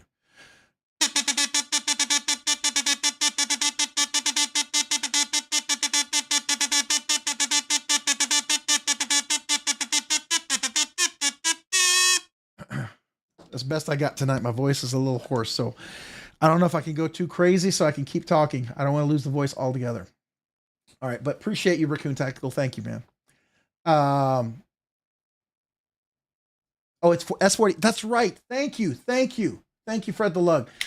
It is S45VN, which is a great steel. That's a really good steel. Yeah, S45VN. That's right. Thank you. Steel bar insert, and just in case you're curious. So many knives. Yeah, steel bar insert. I don't know if you can see that. Can you all, oh, let me see if I can get the focus. Let me zoom in a little bit there. Y'all see the, come on, focus. See the steel bar insert there? So that's nice. I think that's really cool. Hey Strings, what's up? Appreciate you being here. I'm sorry you missed the Blade show. Hey MPG EDC, what's up? Thanks for joining tonight. Let's see who else. Did I miss a bunch of other folks? If I did, hello Andrew Chips, what's up, man? Hey bro, they wouldn't sell me one either. I think I bumped into you on the day one. Oh, that's cool. That's cool. Guys, bumped in. Vero is a legend for those graffiti scales. Yeah, I mean, you got to think it's color. Some people really like color. This gives them an option. But guess what? He's got carbon fiber, and he's gonna do plain titanium as well. And it's going to be a scale on top of a liner, so he's going to make it budget friendly. Still more friendly as far as costs, right? Because it is a easier, more simplified version of the knife, and you won't have the fancy clip. You know, it'll be a wire clip that you can certainly replace. So, all right. So that's that. So the next thing I did is everyone on night one on the pit, everyone tells me, you got to check out the new workshop knife. And now I haven't made this the automatic yet, but this is the new one everyone's talking about. It's made out of magnesium. You have a full kit. Right now it's a button lock, and it's shipped like this so they can ship it anywhere. But you push the button and it opens. There's no way to deploy it because it's meant to be an automatic, right? Or you could just leave it like this as a button, kind of like the old Civivi, right? So you could do that. But you can put this little piece in here. This piece makes it an automatic. Now, everybody who has issues with it, like even Tri-State, you got to line these little grooves up right there. Once you line them up, it's supposed to work just fine. And here's the tool that comes with it. And then of course they give you extra parts. Magnesium, I got to tell you, this thing is so unbelievably light. The Blade Show price was crazy great. It was awesome. So if this will probably end up becoming this will likely become a giveaway knife at some point after I've done some review and handle it. I think I might like it, but we'll probably make this a giveaway. And so if you're in a state where you can't do automatic, I can take it apart. I can put this back, take this out. We'll make it a manual button lock, and then you can choose to make it automatic if you want to. That's your call. So just keep that in mind. But it's a cool little knife. It is magnesium and it's super, super light. So if you're wondering, what do you mean magnesium? You know, all new pennies. If you've ever noticed the new pennies compared to the older pennies, why are the older copper pennies heavier than the new pennies? Because they're basically a magnesium penny covered with copper. That's what they are. They're copper anodized with a thick layer of copper. So if you ever cut a magnesium, one of the new pennies out, they're all made with magnesium inside. That's the same light stuff. Super tough though, but still super light. And the clip is reversible, left and right hand tip up won't carry. So that'll be a fun video I'm looking forward to doing on actually taking that knife apart and looking into it, because I haven't even had a chance to do that yet. All right, so that's going to be fun. You like the wire clip? Yeah. Now I will tell you, Roger Baker, I'm going to order a couple of quiet carry clips because I like quiet carry clips a lot. Matter of fact, today's carry that I put in my pocket is it's my Sage 6. And this is the quiet carry. Now, why I like this is because it's LC200N. So it's rust resistant. I just love what quiet carry does with these. You can buy these as an accessory. They're a lot thicker. They move a lot less. They're just a lot. You can see the thickness of the steel. Do you see how one is thicker than the other? So that's the clip that I would probably put on that one, because this is absolutely my favorite wire carry clip. I've always said this about quiet carry. For all wire clips that anybody ever makes, I love quiet carry's wire clips. I think they make the best wire clips. I also love their knives. I really do. I'm a big fan of their knives because they're well made and they're very functional. So I think I'm going to put that on there. And those clips are only like $8. At least they are right now until, and shipping, whatever that is. So I think the Workshop is meant to be an auto so much better that way. Oh, I agree. 100%. That's why I said I'm going to do a video. I'm going to do a video on making it an auto, Ryan.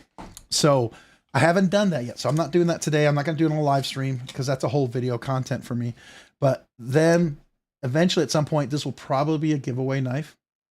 Right. And if I ship to somewhere where, this question is if I can ship you an auto or not, I'll just take it out and make it a manual. We'll make it a manual. So we're giving away a manual knife that you can choose to do what you want. Right. That's your choice. We'll leave it at that. Right. So that way we're not giving away an auto and we're not worrying about violating any laws. We're being adherent to the laws because I don't want to put anybody get everybody in trouble. Right. So did I just snort? No, I've got a little bit of congestion, to be honest with you, Ed, because I've been talking so much over the weekend. My voice Sunday morning was gone. I literally was talking like this Sunday morning. And in order for my wife to hear me, I had to talk like this really bad. And so today I actually got my voice back, but this is the best it's going to be. And I have to keep drinking. And I have a little congestion from that because I got in at 5 a.m. this morning. Yeah, I got in at 5 a.m. this morning. So that was, and I slept till 4 and then I got up and here we are. I had to have dinner, get ready. That's why we started late. I see why most people who go to Blade Show and have live streams right after or on Blade Show, why they postpone them or cancel them. I get it. All right. So here we have the Eutectic. I went to Leon Ma. I wanted to get a couple of these. I like the EFD. This is personally my favorite of all of his 3. I know the other ones are great, but I bought 2 of these. I thought these would make great giveaways. So Leon was really gracious, was really kind to give these here. And so these are going to be 2 amazing giveaways. We're going to talk about these because Leon is amazing for allowing me to have these, but check these out. These are cool. These are super cool because I got to do some special video on this. They're purple. So if you're not a fan of purple, I get it. But for those of you out there who want something a little bit different, this is just the best size. I really like, this is my favorite of all of his knives. It's just perfect for big or little hands. It just works really well. I can work this guy so perfectly. Having you put skiffs in it, and if you put skiffs on this thing, it gets even crazy better. This is like the best budget knife out there. I think last year in 2024, I think I awarded this the best budget knife, if I'm not mistaken. I'm pretty sure this got best budget knife, if I recall. I'll have to go look at that. I'm pretty sure that's what this one got. But this was just such a favorite. Now for me, just so you know, my budget knives, I deem anything under $100 a budget knife. Anything under $50 is a super budget knife. Now it may not be the same for you guys, and I'm sorry if it's not, but that's how I value them. Anything under $100 is a budget knife. But we got a couple of these are going to be giveaways. I think these are going to be some fun giveaways. This is a really, really nice giveaway. So I'm looking forward to that. So I was excited about that. All right. So then let me go put this one. Well, I'll leave it out. We'll leave it out. Where did this go to? What was this on? Oh, I don't know what this was on. Oh, was this in here? Let me see. Oh yeah. Okay. So it was inside here. Okay. Let me put this back in here then. So that was this one here. So then I went over to Civivi and I ran into Taylor Martin from Best Damn EDC. And I never got a chance to try out his new knife yet. And lo and behold, look what I got. But not only that, the winner gets Now that's all the best I could do right there, but that's Taylor Martin's signature. So you get an extra sticker with Taylor Martin's signature on there. And this is his new knife. This is his oh man, somebody help me out. I went brain dead. Help me out, somebody. Taylor Martin's new knife. By the way, it's a milled clip. It does have a hollow grind. It's a nice buoy clip point, whatever you want to call it. The Klingman. Thank you guys. The Klingman. And I did get a chance to interview him about this. Now he has a fixed blade coming out, I think, with TKL knives as well. But that's another story. But this is really cool. So I got a couple of these for giveaways. If you saw the video for the giveaway video, you know one of these might be a giveaway tonight. So yeah. So I got a couple of these guys, and really, really nice. I thought this was super cool. I like it. It's actually very functional, to be quite honest with you. It's a unique shape that really works. It's got a big, beautiful bow belly, nice hollow grind, nice wedge on top. Technically is a clip point. I don't know, buoy, clip point, whatever you want to call it. I don't know. You call it whatever you want. Blade Police, correct me, whatever, that's fine. But works really nicely. So that was what we got at Blade Show. Oh, I got some t-shirts that I bought. One I'm wearing, you saw, I got one from Lynch Northwest. I got one of their new t-shirts. I guess I can show that. Let's see, what is it? I thought that these new shirts are kind of cool. So I got one of these. So I'm pretty excited about that. I'll be getting a chance to wear that. I always like having some new shirts, some new knife shirts. So it was very cool. These were the big things that I found at Blade Show this year. I thought it was not bad. It was not bad. So, you know, I feel very good about it. All bowies are clip points, but not all clip points are bowies. That's a good point. My wife got me a Klingman. Really wanted to hate it. Ended up really digging it as a work knife. Yeah, I agree. It's one of those, you pick it up, you're like, I don't know if I like the look at it. You pick it up and you start using it, you're like, man. It's like, okay, so you remember how I was with the Quiet Carry catch? I thought it was a really weird shape, right? The catch. Let me grab my catch over here. Oh, that's not it. Where are you? Can't find my catch. There you are. Okay. Okay, sorry. So, you know, the catch right here. When I first got it, I thought it was weird. And so they loaned me one. I got it, and you get it in your hand and you're like, it is so ergonomically perfect functional. The same thing with that Klingman. It's got that shape that works really well in the hand. And even the clip right there, not hot spot. I love that he did a milled titanium clip. I told him, I said, yeah, I usually put that on all my Civivis. If I have a Civivi, I did it on my Baby Banter, my Banter, any of those that had the wire clip or something. So absolutely worth putting that on there. Especially if they have the little steel flip up clip or something. So yeah, it's very comfortable, beautifully chamfered all the way around. I mean, all the little key points that are on there, there's no hot spots, which is one of those things I usually feel a knife. I get the feel for the knife, and those are things that I look for. So I agree with you. And my chair just sunk right now. Just sunk. I did something here. Hold on. Okay. I think I need a new piston for it. MPG EDC Alucard, the Beast. Oh, I have never heard of the second one. You might like solo leveling. Oh, so I don't know. I don't know what you're talking about. Totally out of there. I'm not gonna lie. I haven't gotten anything new, and I just don't think I can do this as a career. I'm not giving up, but I'll never be like you guys. I'm just here. Well, you know, everybody has different phases in life. I can tell you that this early in my life, there's none of the stuff that I could do. There's no way. But, you know, opportunities and life changes, you know, and there's sometimes things come along your way for different skill sets. You learn different things. You find opportunities. And sometimes, you know, I found that I started working off in a warehouse, and I was like a material handler. I was just moving boxes, right? And next thing you know, I started doing the returns. And I'm going to just give you a little career recap here. And because I was very good on the paperwork and the details, then next thing you know, I got moved up. Next thing you know, I was a supervisor of a receiving dock. And then because I was really good with the software, I got into IT, and things happen just because whatever I did, I worked hard at it and I just stayed focused and I did well on there. So sometimes, I'm not saying always, but sometimes opportunities happen as you do well in whatever you're in. So no matter where you're at, I always looked at everything in life as a step in my career. And even if that step took a long time to make the step, right? Because I mean, I worked as a material handler and in a warehouse for several years before that happened, right?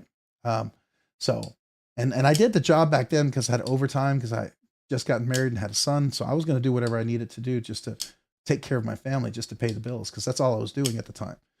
So, you know, but that was a step in life, you know, and not, you know, sometimes those steps take longer for some of us, right? So I just encourage, you know, not to give up, right? And just to look at that as maybe opportunities for more things down the road. So I don't know if that helps. I hope it does.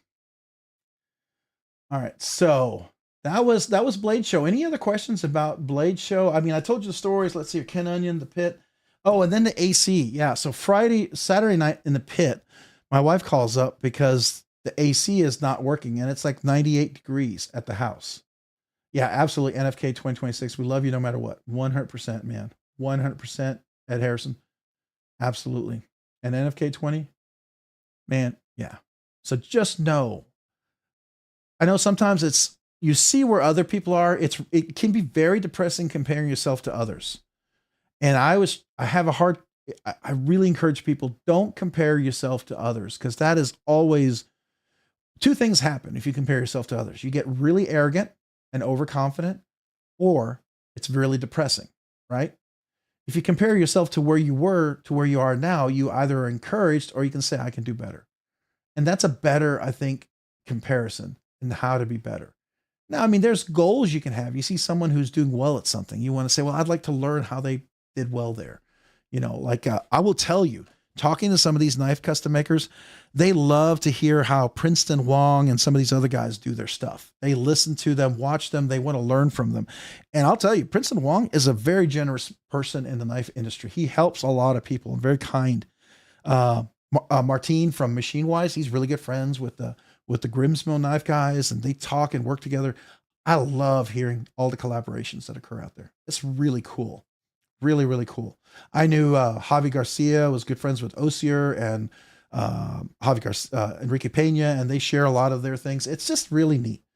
But my point of all of that is, you know, just how that all can work together and come back together. You know what I mean?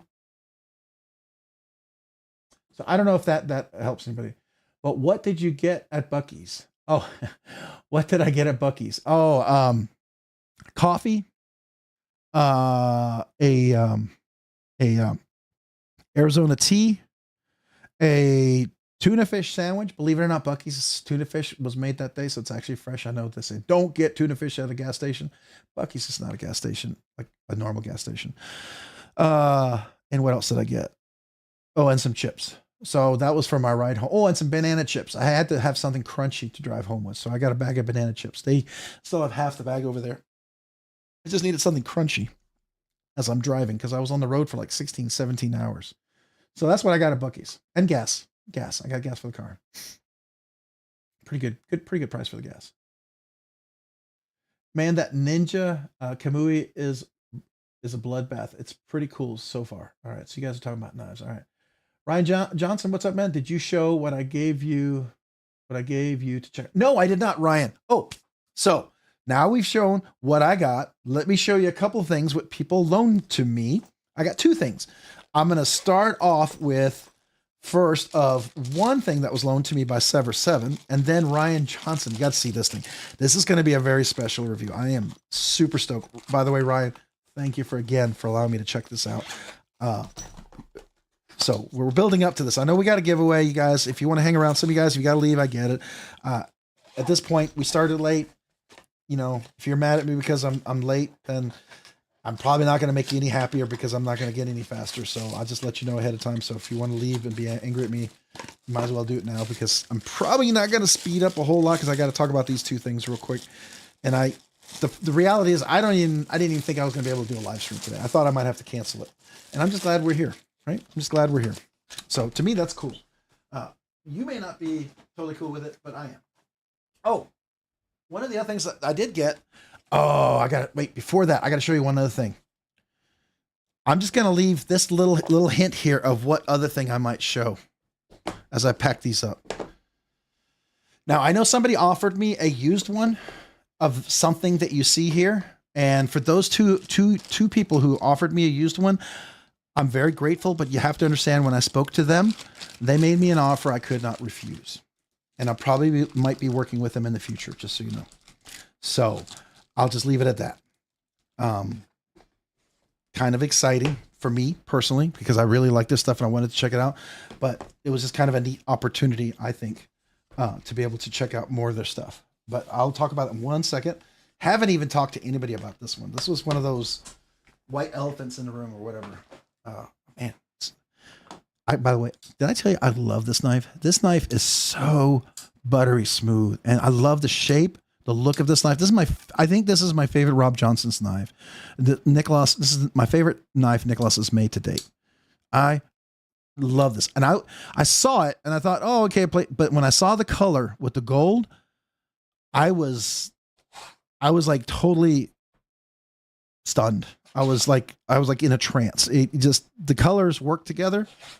I normally would not get purple, but man, dude, that purple, dude.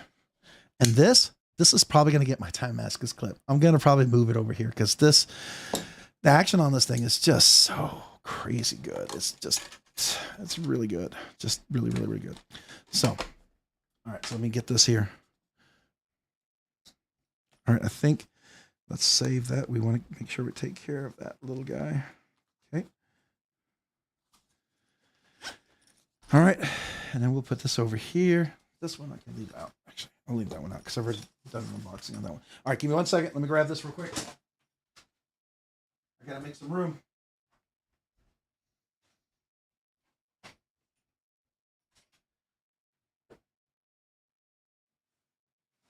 Okay.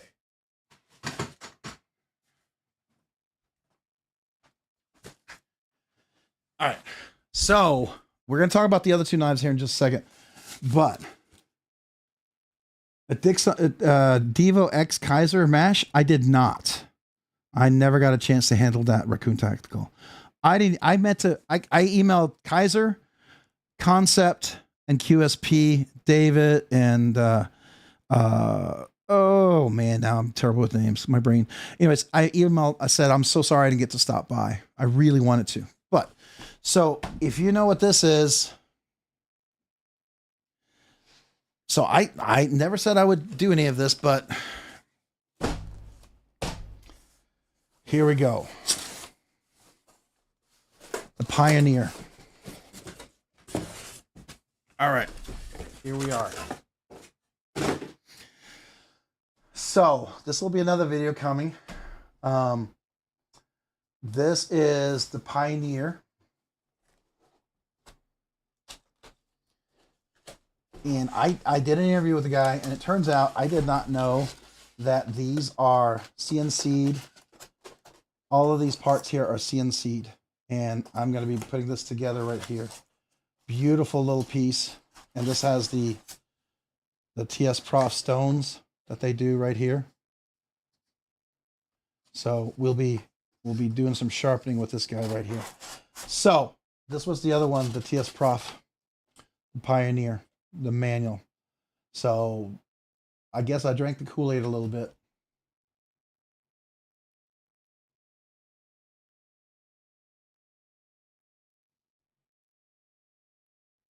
What do y'all think about that? Russian agent? No. Matter of fact, I just found out, the guy was telling me, he said that the guy who actually sells these used to work for a lot of the other companies, has worked for them, at least 2 or 3 of the other companies at one point. And he was telling me that they now have a USA distribution center in America, so that you don't have to wait months for these things anymore. They now have inventory here. All right, let me get the other 2 knives. I just wanted to show you that. Thought I'd share with that. We'll see another one when we get it together, but I think that's kind of cool.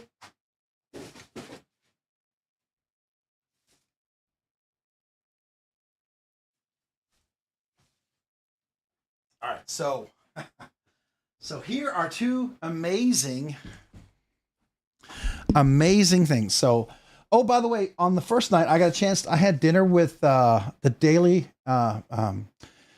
Knife. They're the old crispy donut community guys. Drew and Luke. It was really cool, and their wives, and a bunch of folks from TKL as well were there. So we were all chatting, getting together.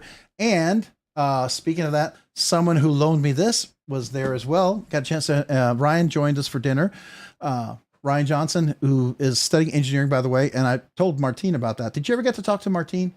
Really neat guy. So anyways, and then Sever 7 let me check this out, and we'll be doing a review on this.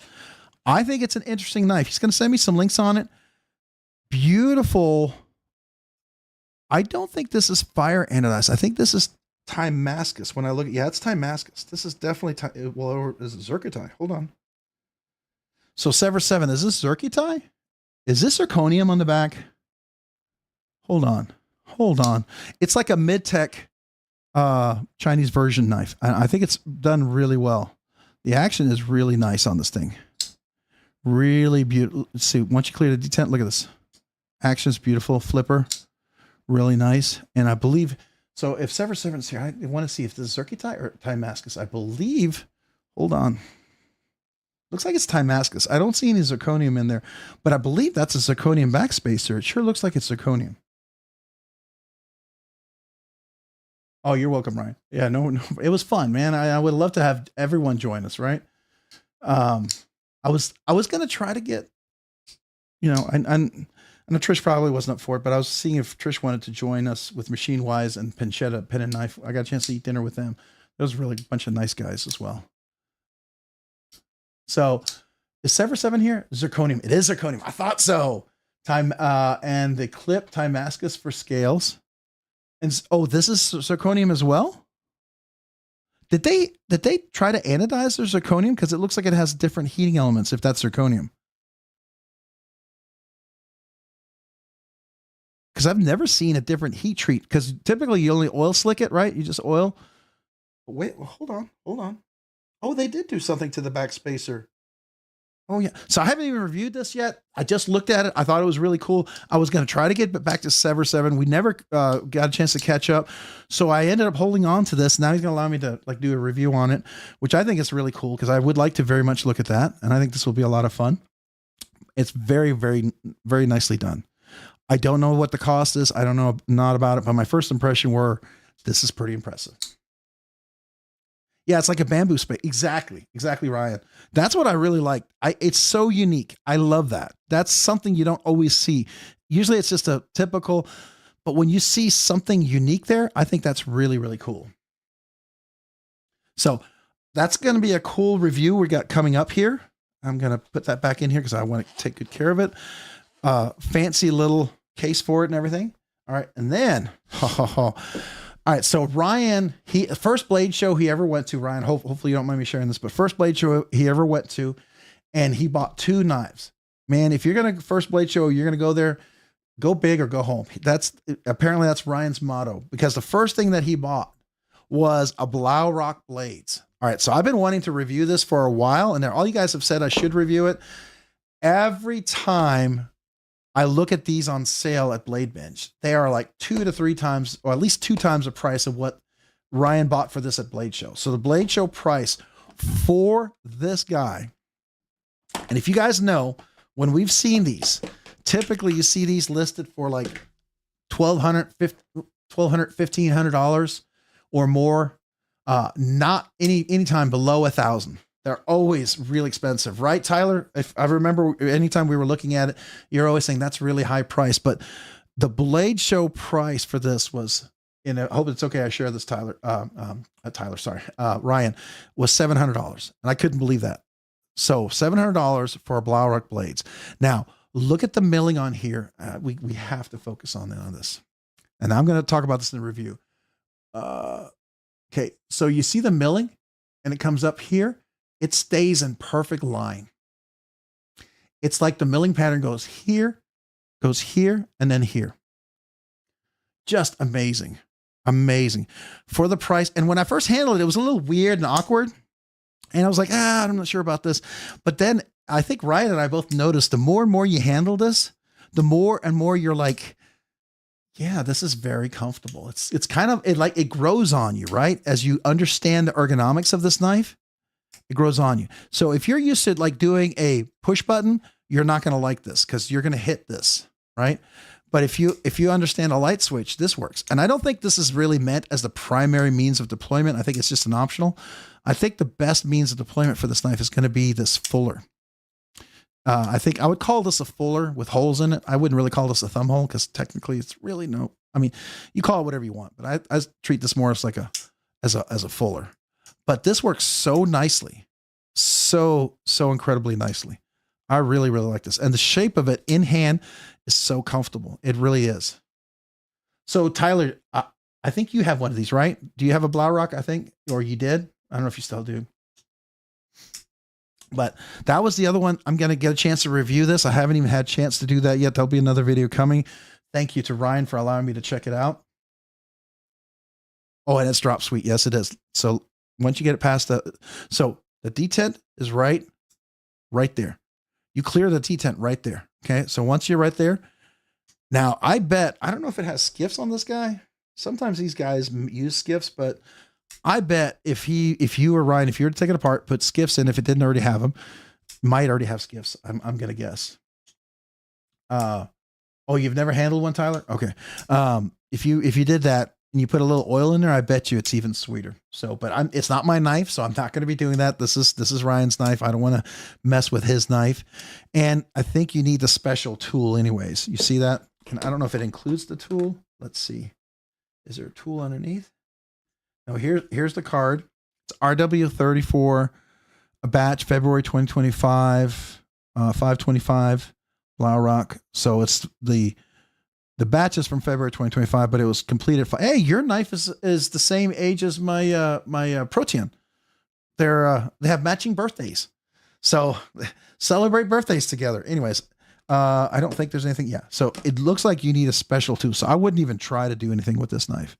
Right. It's not my knife, and I'm not gonna mess. Now you could probably do something with if you had a spanner bit that's wide enough, like this is a spanner bit that works on a hinderer, and you don't need to get the special hinderer tool if you got a spanner bit. This is the 14, but I bet if you got one that's wide enough, you could probably use a spanner bit, but you'd want them to be round anyways, not square. So probably create a custom tool or something for this. But again, it's not my knife. I'm not going to touch it. It's not my knife. But I bet maybe even a drop of oil might make it a little nicer too. But it's really nice. Really works well. Anyways, beautiful knife. Thank you for allowing me to check this out. So we'll be doing a review on that. This is, again, another one of those. I'm very honored to have a chance to check it out. Thank you, Ryan, for that. And thank you, Sever7, for letting me check this out as well. So I'm super excited about that. Let me move these off to the side. All right. Long enough. I know some of you guys are like, man, this is the longest whatever. Now, by the way, I got a buttload of stickers. I mean, a crazy amount of stickers. I didn't get as many Civivi and Wheat, but I got enough, I think, from Blade Show, Texas to handle the year. But boy, I got a bunch from McNeese. I got a bunch from Lynch Northwest. I got a bunch from, oh, let me zoom back so you can see my face. A bunch from just a bunch of different folks. So we'll be talking about that.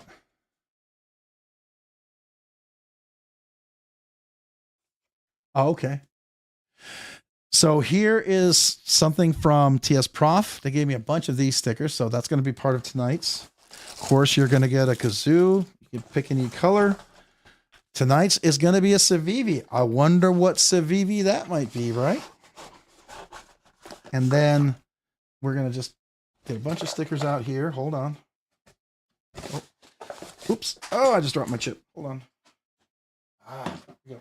Oh, it's way over there. Hold on a second, guys. I got to go grab the chip.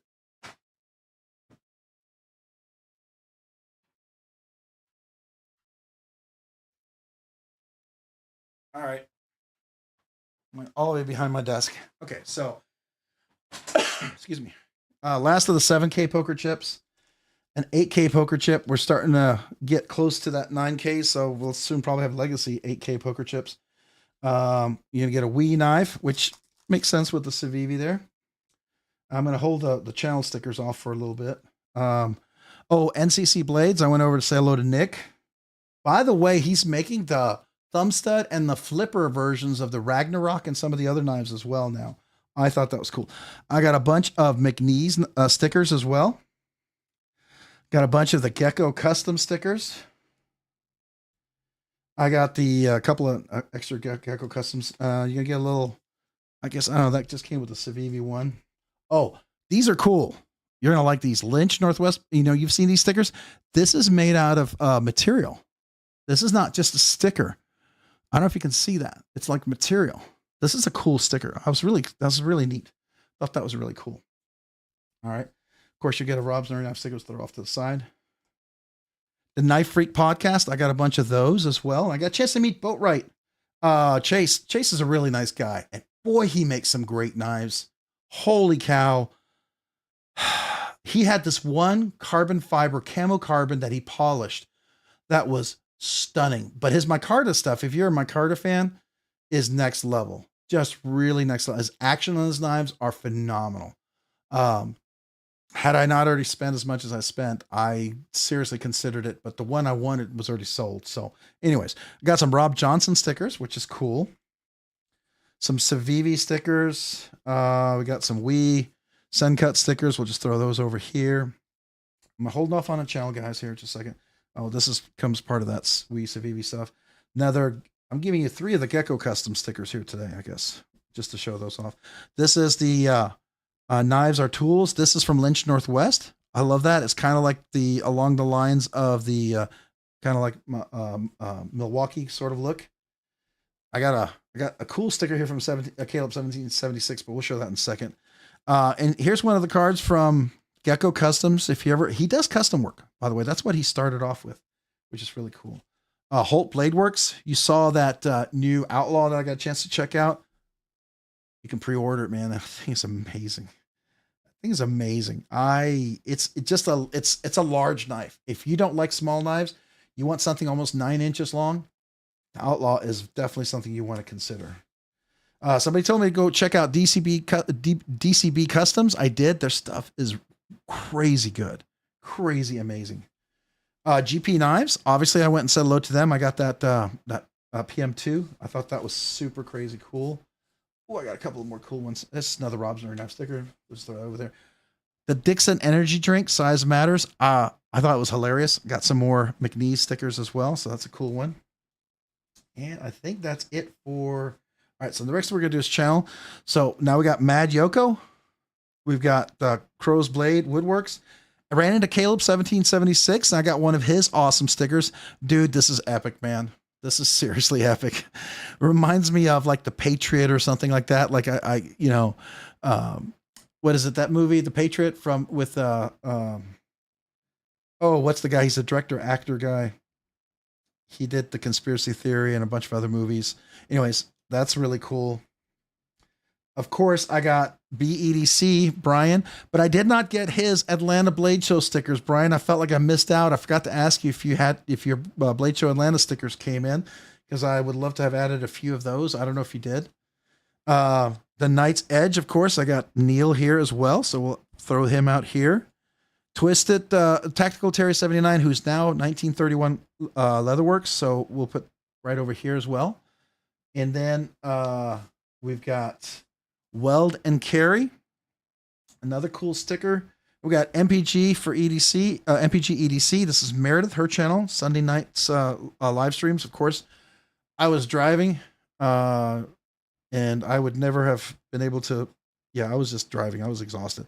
I got Mopati EDC, one of the exclusive Mopati EDC Trisha stickers, which are very beautiful. I think it's really nice. I like the purple there. It's really nice. We'll find a little spot here for it. It doesn't reflect. There we go. And then I ran into Chef Rocky, said hello to him. He gave me a bunch of stickers, so we're definitely gonna be including his stickers. I like his stickers. So there's Chef Rocky.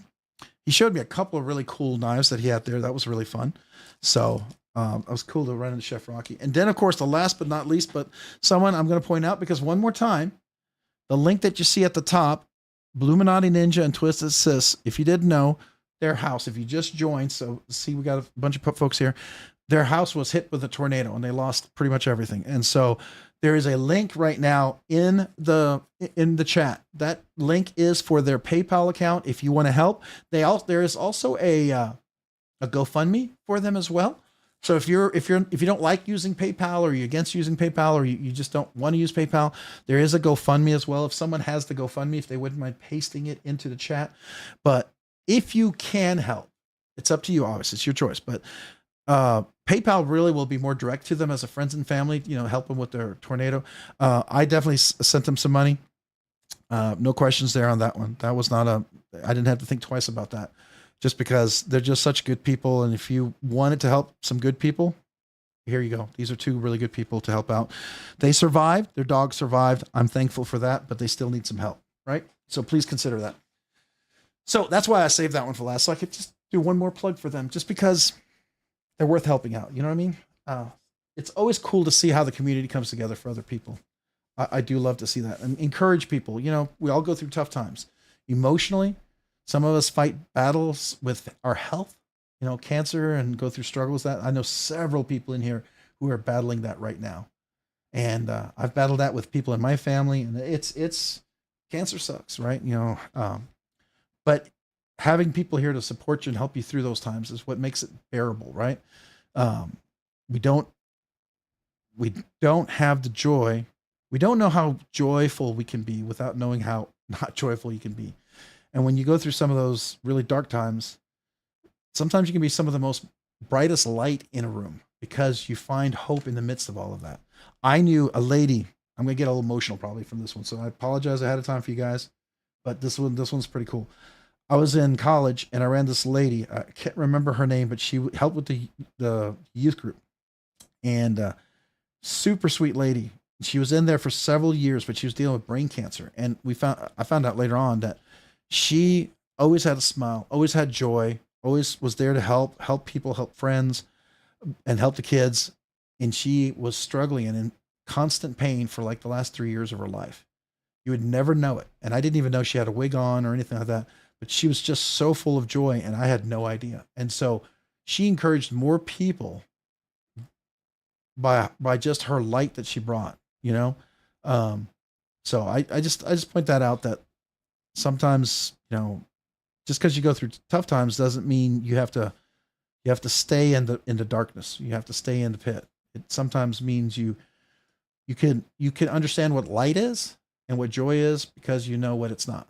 Right. So that's just my deep thoughts by Rob Nerdy Knives. I will go on. All right. So, all right. So here we go. This is the giveaway. Any questions about the giveaway tonight? Oh, the knife. Let's look at the knife. It would help to look at the knife, wouldn't it? Because you sort of know what the knife is. This is a Civivi Taylor Martin. Let me take this. You don't need the price tag here. The Taylor Martin Best Damn EDC. This is the Klingman. So that's a little price tag right from the Civivi bench. So this is a Klingman. I bought 2 of these. One of these is going to be giveaway tonight. This one here. By the way, if you didn't know, it's also a front flipper or top flipper. You can easily reach over flip too. It's really, really convenient. And I think, let's see. Yeah, bonus flick. You got the middle finger, reverse bonus flick. Super easy. Because it's got that nice stone wash, and look, because it's a liner lock, super easy left-hand bonus flick as well. And that clip, yeah, it's reversible, right? And left-hand tip up carry. So if you're a lefty, easy to switch the clip for you. All right, so that's tonight's giveaway. Really, those were Blade Show prices you saw. It's not the actual retail. I think the retails might be a little bit more. So I don't know what it retails for. We should probably look that up. Let me look that up real quick. Let's see what the retail is on that one. If you guys know off the top of your head, let me know. But I don't remember. So I'm gonna find. Is it? How did they spell it? Oh, yeah. So they typically retail for around about $61. So it retails for around $61. Looks like the green micarta with the Nitro V is a little bit more. The one we have here, it's Nitro V too. This is Nitro V. Double check. Yep, Nitro V. So I don't know if you can see that. Nitro V right there. So Nitro V steel.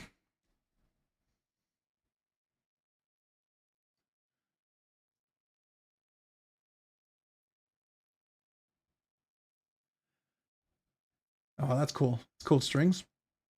Leah, I made Derek one for the Blade Show, all matchy, and people seem to really like it. Oh, that's cool. So you guys are talking about, all right, very, very cool. Oh, Tyler, thank you for posting the giveaway video. By the way, here is the giveaway video. Tyler posted it, please. Okay, so how do you enter? You guys are wondering, how do we get into this giveaway? How do you become a part of it? Okay, the link that you're seeing at the top of the chat is to help Bluminati Ninja and Twisted Sis. But let's do that. Let's go over here real quick. We're going to go over here to the webpage, and we're going to go and show you how do you get into it. So let me click on the live stream that we're in right now. Here we are. You see the chat over here. This is where you'd click to help Twisted Sis and Bluminati Ninja. But go down here. Either you can click the. Let me go back over here. Either you can stop. What are you doing? You can click on the link that Tyler just posted right here, right? Or you can go over here into the description and click on the more. And in here is our weekly giveaway video. That's this one right here.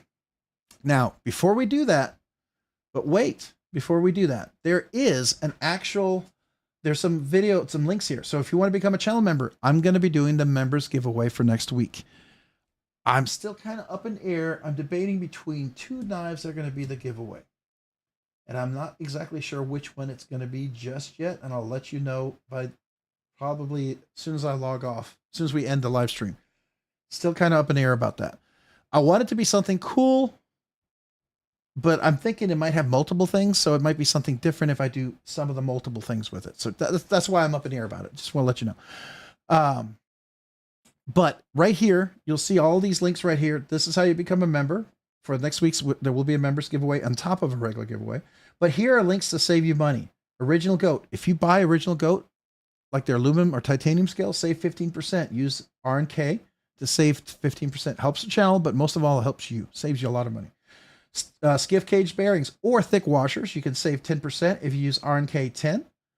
Saves you 10% on the thick, the cage bearings or the thick washers, or some of the little tools like the little finger bit tool or the cheat sheet. You can save 10% on that too. Rockscale Design scales, which I'll probably be getting some more for the for that PM2. I'm thinking you can get scales for that, or I might talk to Lynch Northwest. Maybe I might get some scales. I don't know. We'll see. We'll see what scales I'm going to entertain for that one. But RNK-RSD saves you 10% from Rockscale Designs.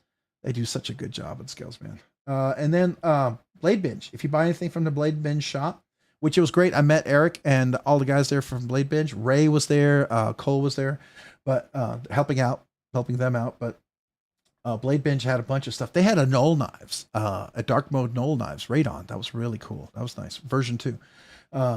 Very tempted, but I didn't have the money and I needed to buy giveaways. So I had to control myself. They had a bunch of stuff there, but save 10% from their shop. Divo Knives, save 10% when they drop anything or you buy anything, parts, accessories, whatever. White Mountain Knives saves 10%. This saves you money. Some of them helps the channel, some doesn't, but you know, once you save money. If you want to help the channel, there are affiliate links. Click on them, use them. Doesn't cost you anything extra, but helps the channel if you want. If you don't, that's fine too. It's your choice. But if you want to help out the channel, cool. Thank you. If not, no worries. All right, so how do we get to the giveaway? This is the link right here. I'm going to go ahead and click on the giveaway video. We'll click on that. Oh, wait, before we do that, if you get a chance, would you mind hitting that like button, that little like button there? I really would appreciate it. It does help the channel. I know it sounds stupid, but algorithm is like that. If you like it, it shows it more. It says, hey, people really do like it. So thank you for anybody who does get a chance to hit the like button. Let me click on the giveaway video. We're going to go over here. And if you also hit that like button for the giveaway video too, thank you. That also helps too, believe it or not. Even though it's a exclusive link that you only go to, it still helps the channel overall, right? It goes into that big old bunch of numbers and averages for the channel. That the channel got more likes. So thank you if you happen to hit that. Thank you. All right. Over here, this is where you want to leave a comment. The rules are pretty simple. Make sure your comment is PG so YouTube filter doesn't filter you out. If YouTube filters you out, my comment picker will never see your comment, nor will I. There could be 160, 170 comments here. 20 of them, 10 of them could be filtered right now. I may never see them. Secondly, I would avoid emojis. I've seen some people win with emoji. One guy 2 weeks ago, I think we picked him. He had 3 of the exact same emoji. You can do it. If you want to try the emoji, go for it. But I don't see that happen often. So I just want you to have the best chance. I would avoid maybe the crazy emojis, but it's certainly up to you, right? But you do you. The other thing I would also do is 1 entry per person. If you leave more than 1 comment, I will filter out the extra comments. You have to be present to win. I will call your name out. You have 60 seconds to reply. And then if you reply and then I confirm that's you, then you're the winner. So once you win, then you have to email me. You have to contact me. You have to say, I am the winner. And you must provide your name, your YouTube handler, your address that I'm shipping to, right? And what you won. That tells me that you're the winner. Now, if you win, you contact me. You got to be 18 years or older. I only ship to the USA. So if you're international, I don't care, just as long as I ship to the USA. I choose to do that for legal reasons, right? So if you have a proxy, a friend, somebody you want to ship to, I'm fine with that. Just give me their address. If you want to enter on behalf of someone, do something kind. Just as long as you or they are here to acknowledge the win. As long as I know who you're doing something kind for. If I don't know them, then I'm going to ask you to verify, right? The other thing is, once you are the winner, you email me. By emailing me and providing the address, that address, and contacting me, you're acknowledging you're adhering to your state and local knife laws. So wherever I'm shipping it to, you're saying you're adhering to your state and local knife laws. Cool. And then finally, you have to verify who you are. I make everybody verify. If my oldest son, who's been a member since day one, probably the very first member of this channel, and has been a member ever since, if he wins, I'll still make him verify. I'm just telling you, there are people who want to make sure I apply the rules equally to everybody. I don't want anybody to feel like they got special privileges, because there are people who feel like if I make somebody do this and others don't, they feel like I treat people unfairly. Someone gets special privilege, so someone doesn't. So I just make the rule. Everybody has to verify. You may be someone I talk to every day. I mean, if Hoffy won, and Hoffy and I talk all the time, and he's been so grateful and generous to channel, he knows I'm going to say, hey, Hoffy, can you just go verify? He'll know that, right? Everyone verifies. So it's just how we do it. That's it. That's the rules. So if you win, that's it. So now what I would ask is, anybody is here. If you need more time, if you just joined, you haven't had a chance to leave a comment, type in the number 86. I will wait. But before we do that, I'm going to go over here and look at some of these, some super chats that were just popped up. So let me do that real quick. So we have Raccoon Tactical. Do what first? Let me like your comment and let me put a little heart there. All right. So thank you. Thank you. Do what first? Well, first you got to enter, right? So you got to enter. So let me give you a little kazoo salute. Let me find my kazoo. There we are. All right. Here we are. This kazoo salute is for you, Raccoon Tactical. Thank you for the super chat. You got to enter before you can win, right? So here we go. Thank you. Thank you, Raccoon Tactical. Appreciate that. And then we got Bluminati Ninja. Hey, Bluminati, man, what's up? I saw Twisted Sis earlier. I did not see you. Thank you, everyone, for the show of love and support. Awesome. Is it helping? Is it legitimately helping? I just want to make sure, because I will push harder, right? Not push people uncomfortably, but say, hey, let other people know who may not know. I'm not going to force. Everybody's free to make their own choice, but you're an easy choice to make to help out. You know what I mean? I mean, you're a good person, and I've appreciated you, so I just want you to know that.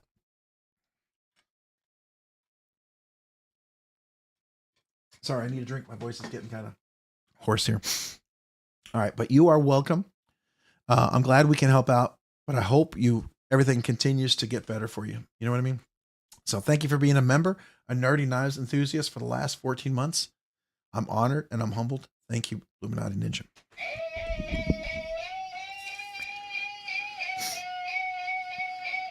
This kazoo salute is for you.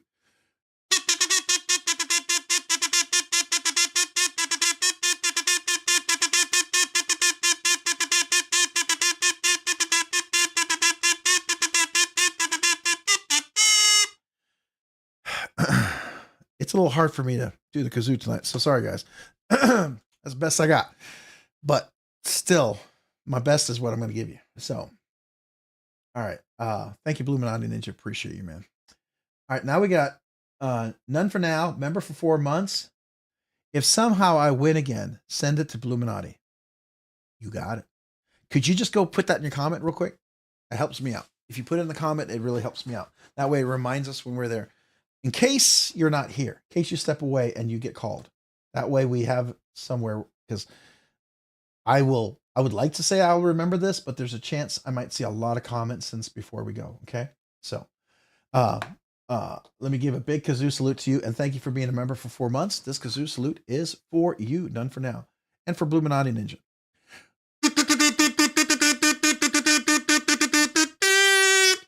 Thank you so much, and for now, and thank you everyone for your kind support and your help with Bluminati Ninja and Twisted Sis, man. That's just awesome. Awesome. Raccoon Tactical, Blade Show broke me, nearly caused my divorce. Oh, God. I hate to say it, but I can see that. Unfortunately, I understand. I understand. If it wasn't for the fact that I sold a few love pieces, yeah, I'd be in the same boat. My kazoo salute to you and to all the folks out there who are experiencing a little stress in your marriage because of Blade Show. This kazoo salute goes out to you and to you, Raccoon Tactical.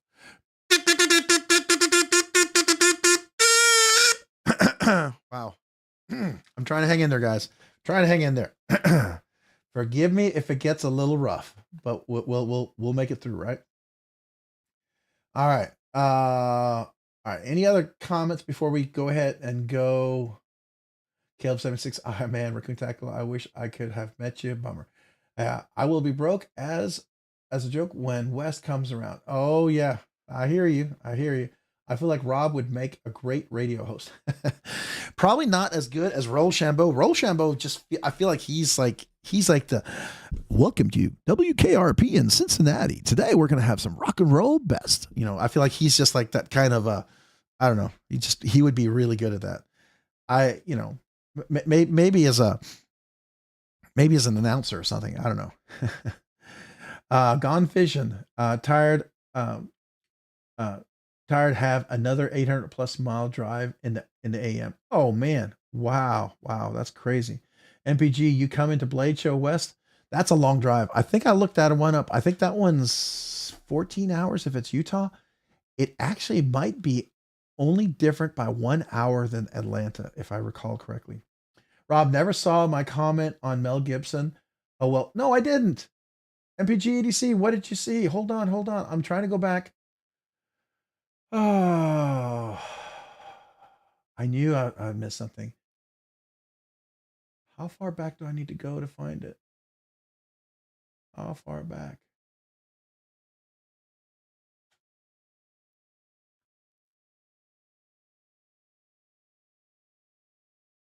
It's not letting me go any further back. So MPG EDC, Meredith, could you post that again? Could you help me out and post it again? It's not letting me go back. Squirrel. I know, squirrel. The one time I'm sorry, I didn't see it. Was it a super chat? Let me make sure I didn't miss a super chat because I have a way to find that. Bluminati, none for now. Raccoon, John, Scotty, Huffy, Ron. I don't see one there. So it must be a part of a conversation that it already cleared and I can't go back to. Dang it. Sorry. Well, I'm sorry, Meredith. I missed it. I'm sorry. All right. Oh, 1776 is Mel Gibson that you thought of, Rob? Yes. That's who I was thinking. Mel Gibson. Absolutely. 100%. That's exactly what I was thinking about. Mel Gibson. He was the guy in Conspiracy Theory, Patriot. What's the other one with the when he's Robert, the one with he was a Scottish king or whatever. I forget who he was, but anyways, yeah, that was good. Yeah, The Patriot's a great movie. Freedom. They can never take freedom. That's right. All right, let's get back to the giveaway. So real quick, if you just joined, this is the giveaway tonight. A Klingman, a kazoo, a couple of poker chips, 7K and 8K, a bunch of Blade Show exclusive stickers that were exclusively just acquired at Blade Show. But this is a Klingman, but a Klingman with Taylor Martin's signature. All right. So, I mean, I don't know if it matters to you, if not, but Taylor Martin actually handled this when we were doing the interview and the review. So these are knives that he was kind enough to when we did the interview to talk about and use. So if you want to know, these are like handled by Taylor Martin. I mean, he didn't use them. He just, you know, it's like, hey, look, here's my knife, but kind of makes it a little extra special, right? So there you go. All right, we're going to get back to the giveaway. So let's go over here. So I'm going to refresh this. We have right now, we have 90 likes. Let's see where we're at. We have 90 likes. If you just joined, if you haven't get a chance, if you wouldn't mind hitting the like button in the giveaway too, that I would appreciate it. 152 comments. That's cool. Oh, Captain Ricky. Did Captain Ricky handle it? I did talk to him quite a bit. But no, I don't think he handled it. You're right. I don't think he did. I'm sorry. That's a bummer, right? All right. So we're going to go ahead and copy the link. We'll find out it ends in 30U. And I'm going to go over here. I'm going to make this the comment picker. Let's see. Do I have to log in? I don't. Nice. Go over here and I'm going to paste it. We're going to go down here. We're going to find out our total number of comments that we have. Let's see. We have 153 unique comments. So 153 people entered. If you just joined, type in the number. I usually pick out where we're at. Number 86. Type in the number 86 or 42 if you know what the meaning of the universe is. From what book is it from? But 153. 84 means you're okay, not 86. So 42, Brian Whited. So whited or whited? I'm not sure how to pronounce that. EDC associate Hoffy said, Mr. Bean in Mr. Bean was great. Yeah. I get to spend some time with R. Lee Emery. He had some really great stories. Oh, that's cool. That's cool. Giveaway entry video. In case you're curious, here's the giveaway entry video. Thank you, Tyler. Appreciate you posting it one more time. It is in the description, but it's also up there. If it exactly, Robin, it is the hit. Woo, losing my voice. Hold on. Hold on. Ooh, we almost lost it there. Almost went into like a wipeout with the voice. Hitchhiker's Guide to the Galaxy. Yes. 42, Jesse. That's right. That's a meaning to the answer to the universe, or meaning to the universe. All right. So I don't see any other things. So we'll go ahead and do the thing. Anybody just enter, type in number 86. If you just entered it. I saw 186, I think. Wait, going back. Where's my mouse? There it is. Did I see 186? No, it was 84. Okay. No, there was an 86. There we go. All right, so Lanyard Man must have just joined. All right, so I will refresh just for an R&R. I will refresh for both of you guys. So let's go ahead and do that. So I'm going to go back over here. I will refresh since two of you. So we might have 154 comments, and then we'll go ahead and do the giveaway. I'll count to 10. So we have 156. Yes, we got a couple more entries. Awesome. Awesome. I'm glad you got a chance to join. Again, if you just joined, type in the number 86, and I'll wait just a second. Lanyard Man, I think you've entered now. I think you're good, right? So ends in KUCIBR. Is it BR or BF? Oh, BPKWCL. Wow, that's really long. Okay. So we're going to go over here. I'm going to go to the top. I'm going to hit refresh. We'll go over here. We'll paste it in.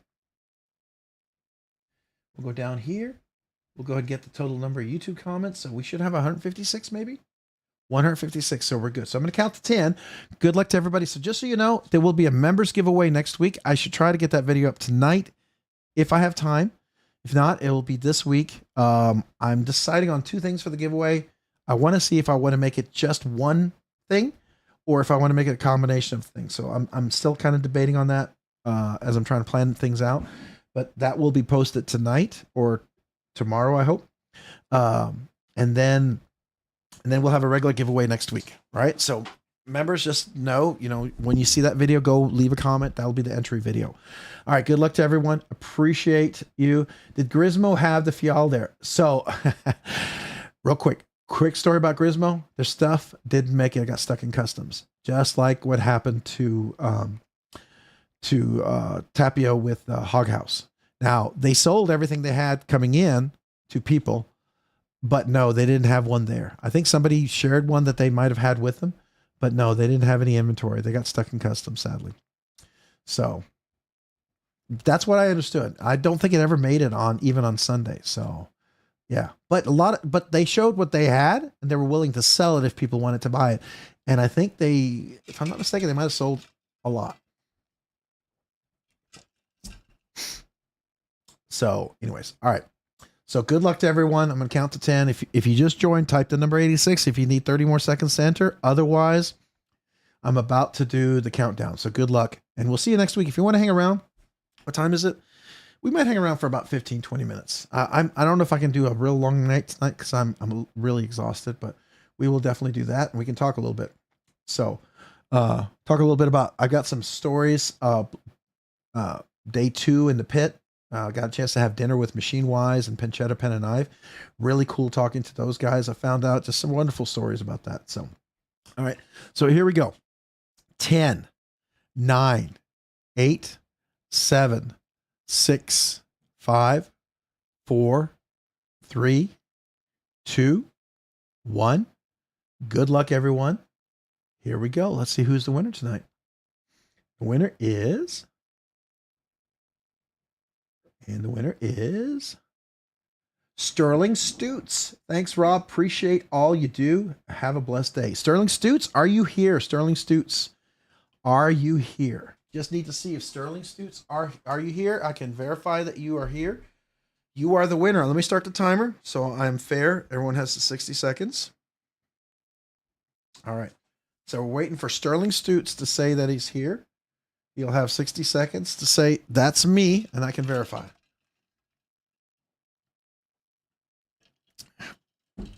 All right. Let's see. Ah, he's here. Sterling Stutes, I'm here. So let me double check.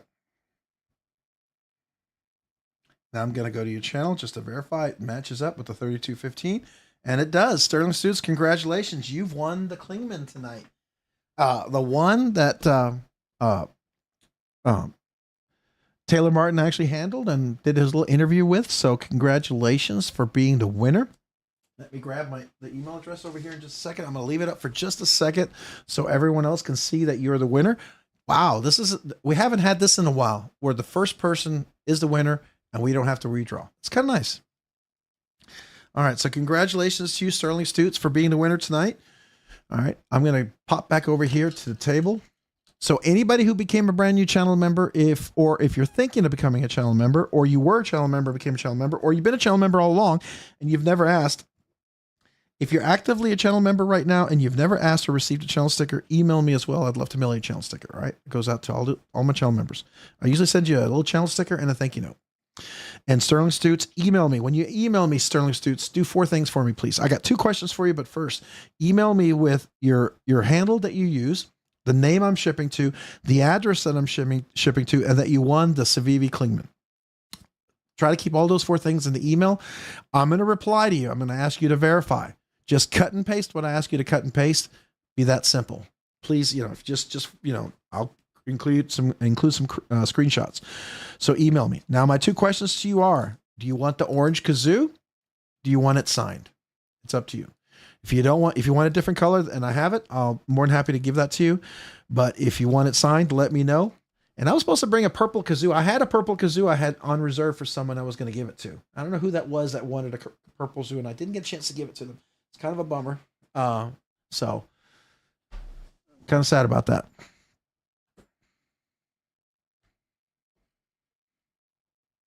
So Sterling Stutes, just let me know. Do you want the orange kazoo and do you want it signed? I just need to know that from you. If you've already left or you're not replying here. Oh, thanks everybody. Okay, let me see. Oh, let me make sure he didn't reply. I'll take any other color signed. Any other color. So you can do, I'll tell you what colors I have. Hold on.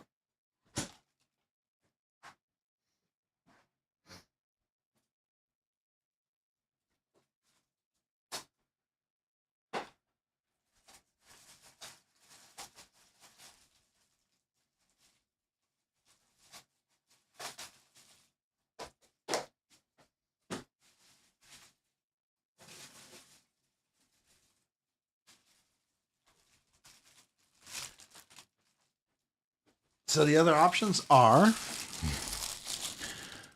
purple, pink, yellow, red, white, or green. What color would you like? I'll let you pick 1 through 6.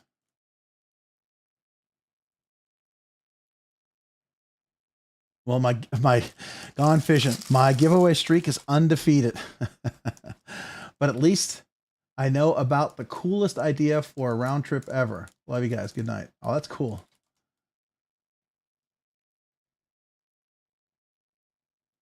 That's cool. Yeah. So now you have to tell me, where is Blade Show West this year? Is it in Utah? Purple, please. All right. So purple. And signed? Yes or no? No worries about it if you don't want it signed, because I understand if you don't like Sharpie, totally get it. Or you're going to give it to somebody, a child or grandchild, I totally get it. So you just let me know if you want it signed or not signed. Some people like it signed. All I do, I use it as another reason for me to say thank you. Really, that's all there's to it. So, but if you don't, I totally respect that, and I just offer it because people have asked. You do? Okay, all right, I'll sign it. I'm more than happy to sign it. I feel honored and a little blown away that people want it signed, because I'm just me, but I'm more than happy to do it, because to me that's an honor that you would want me to sign it. But you know what? I use that as an excuse for me to say thank you, because that's just, if you're gonna want me, I'm more than happy to do that, because I'm honored. I really am. It's an honor for me to do. So thank you. I'm going to put all these stickers together. I got to pack this up and get signed up the kazoo, and then get all this packed together. Now, this sticker right here is going to fold over the top. It's going to curl like that, and it should be fine in the package. But I just want you to know, when you see it, this one's going to have a little curl. It shouldn't be crushed the way I'm packing it. All right. So congrats to Sterling Stutes tonight. Oh, almost forgot a Rob's Dirty Knife sticker. Put that in there. Don't want to miss out on that, right? All right, so now I have one more story if you guys are interested. One more story about this weekend. Where did I put it? Oh. So I'll put a couple of these knives out. A couple of them that. Let me grab the other two real quick, because they are the fun knives that are in my collection, that are not. They're not borrowed. Now that BladeRock is really special, but that's not mine. That's definitely. I did tell Ryan, though, the BladeRock, if he ever changes his mind, he will be able to recover his cost in that. An unused, beautiful BladeRock like that resells. I don't know why, but they resell incredibly well. So I think he'll be more than fine if he didn't want it. Oh, can I mention, Ryan, what the other knife that you got too? The other one that he got was he got a Rosie XL, a really nice one too. Now, like I've told all of you guys, the Rosie XL is a knife that makes me wish I had longer fingers, and that's the honest to God truth. I wish I had longer fingers because of the Rosie XL, but I don't, and so I have to deal with what I have.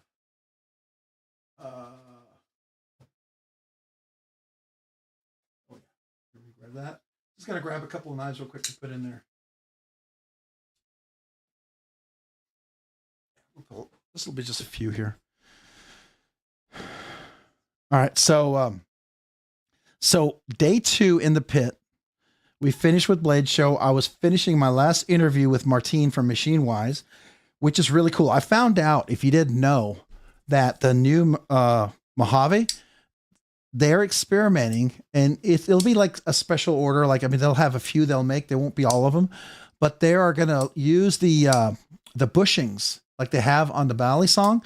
They're experimenting. It's what's also on the Sonora. Let me grab my Sonora. Talk about it. So the Sonora has bushings with phosphor bronze washers, and this right here is on washers, and that's why it's like this. And so they're thinking of doing that with the Mojave. Even though it was made for caged bearings, a lot of people have asked for that, and so they'd like to try that for that. It'll be kind of a neat thing coming out. Roger Baker, have a good evening. Got to work early in the morning. Well, I appreciate that, man. Thanks for being here. Thanks for joining tonight.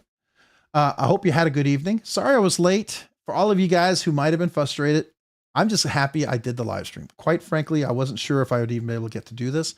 So it's been fun, even though if it's a shorter one. But appreciate you guys showing up. For those of you who made it, nonetheless, thank you.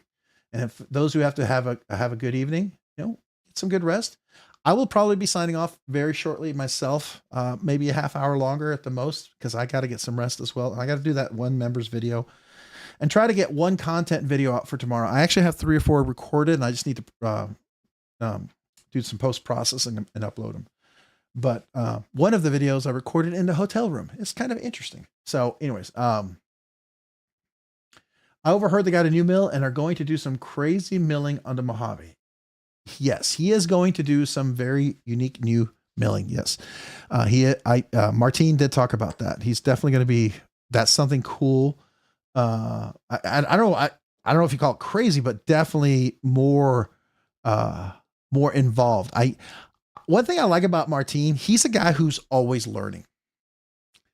And he's like really good friends with the Grimsmo guys, with Nicholas and, a lot of these really what I call top tier knife makers are really good friends with one another, and they help one another and they learn from one another. And I love that. I think that's just so cool.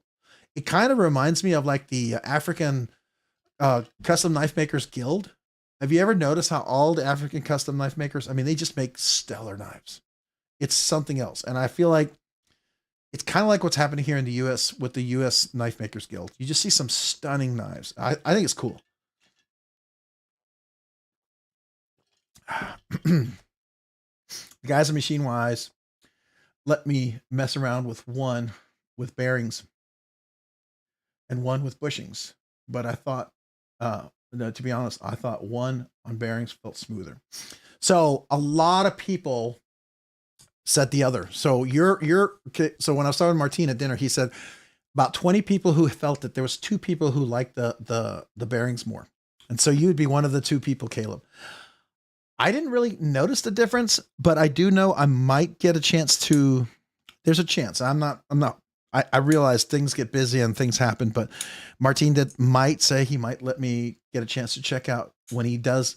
The one you handled with bushings was not a final production run. It was a sample. It was a test. It's not up to the standards of what he wanted. And so it was like let's see what this feels like. I don't know if I'm not really sure if this is what I like, but the finished product will be even better. And there's a chance I might get a chance to check out one of those. I would be really honored if I got a chance to do that, because I think that would be really cool to be able to find out, when they finally get it down there. I think it'd be really cool to figure that out.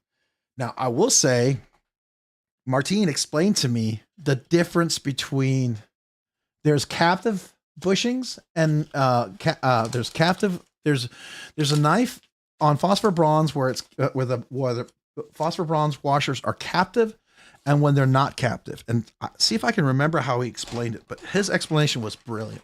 It finally got me to understand the difference. So I don't know if I'm going to probably not be able to do this justice. So let's say this is the pivot tube, the pivot where the pivot screw goes into. There would be little tracks in here, and the pivot would go in here, right? So a bushing goes out here. So a bushing would be around this. So think of this as a circle. I'm taking a 3D picture and I'm making it flat, right? So, where you might see this and this might be like this, I'm making this and I'm translating this as flat. So this is the pivot tube. And then right here, this right here would be the bushing that goes around the pivot tube, right? So then you have a scale that might go on top of this. So typically what happens is there's then a washer in here, but let's get, I've already messed it up. See, I told you, I'm not an expert on this, but I'm trying to replicate what he told me. So here's a pivot tube. Here's the bushing. Oh, this is terrible. It's absolutely terrible. So the pivot tube, here's the bushing, right? And so a lot of times a washer will come up to, it's captive, it'll come up here.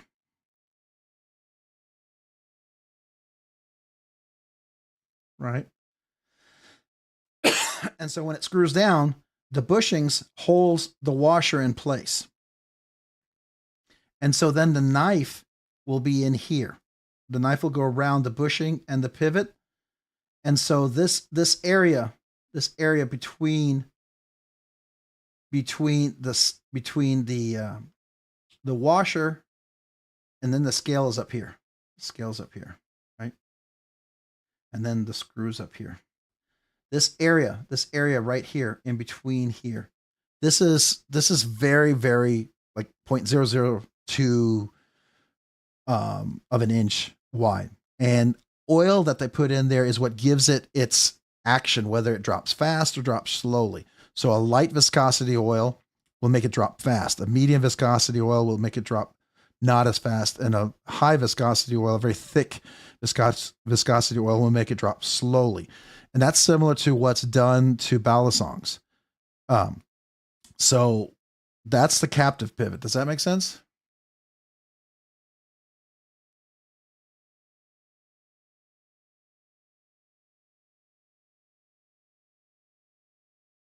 Yeah, he's super brilliant. I mean, he explained this to me. I wish I took a picture of what he shared this.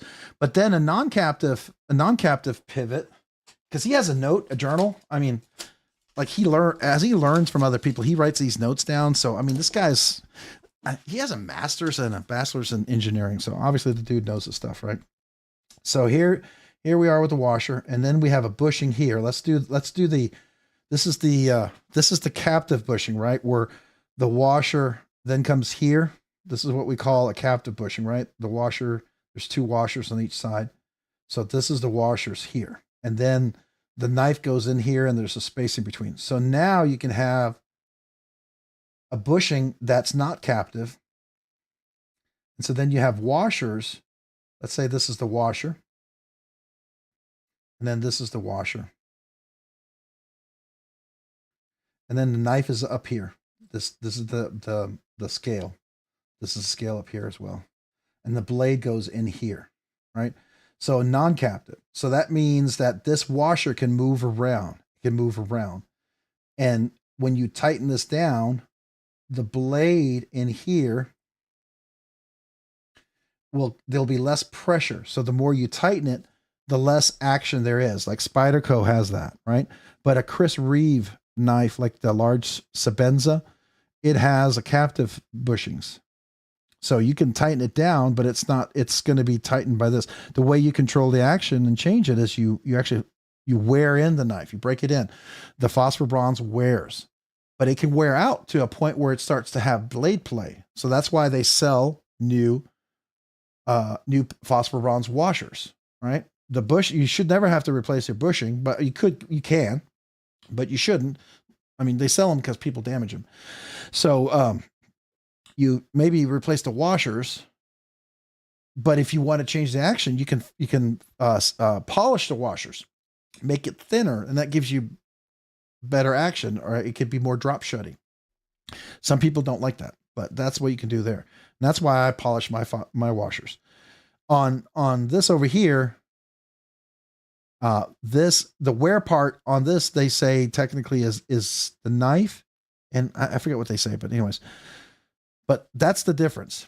And so that's what he's doing now. He's doing this right here where he's gonna, the bushing here controls how close it can be. And that's the other reason why the Grimsmo Norseman and the Grimsmo Rask, you never seem to be able to adjust it, is also because the pivot only goes so close because it's the length of the screw. The screw goes all the way to the end and it stops. And it's very much tuned to only tighten that much. It'll never tighten more. So he said, well, you can change the action on a Grimsmo. You just have to shorten the length of the screw. And I was like, oh, that's interesting. So I could file it very small, very minuscule way. And you could actually increase the the action. You can tighten it a little bit so the Grimsmo could actually, instead of having a guillotine drop shut, it could have a more controlled drop shut, which is funny because Martin, one of his, the person he works with, somebody in his company, he loves the Grimsmo Norseman Rask and guillotine drop. Martin likes the more controlled drop shut, which I agree with. I like the control drop shut. So I thought that was interesting. Just kind of interesting little stuff to learn. To me, that was super nerdy.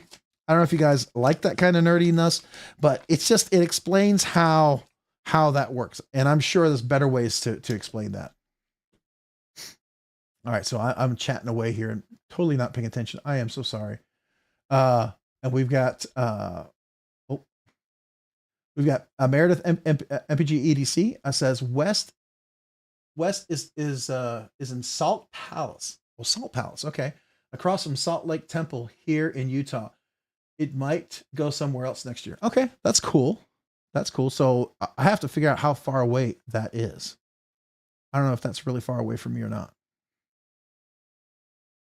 Yeah. Oh, Ryan, you would have loved it, man. I mean, he nerded out. I was digging it. He was going into details and I was trying to simplify it. He also gave me the secret recipe and how to anodize perfectly. The trick is all to how well you clean your titanium and the temperature you have certain things in and the process, which I thought was really cool. I really appreciate that because, I was talking to him about some people notice that people have black anodization as the different shades. And he's like, yeah, it has all to do with how, materials you use, how fast you do, how much you clean, how much you etch, because you have to etch the titanium ahead of time to take the anodization, right? Because that's apparently what gives it its deep anode that's not just surface and rubs off. So I was like, that's really cool. I didn't know all that was involved. And then you have to use distilled water and you should replace your distilled water like every 2-3 weeks. You shouldn't, if you have so many uses of it, right? You don't want to have cross contamination, all sorts of stuff. It was really fascinating.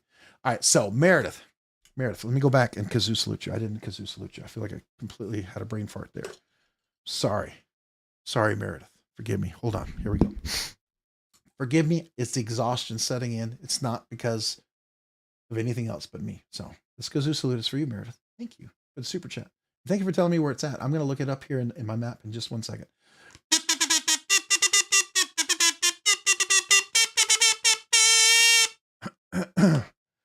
Whew. Even that was a little rough on me. Sorry about that. Let me look that up. I want to see how close that is. So you call it Salt Lake Temple. Okay, let me find that. I'm hoping it's somewhat close. Let's see.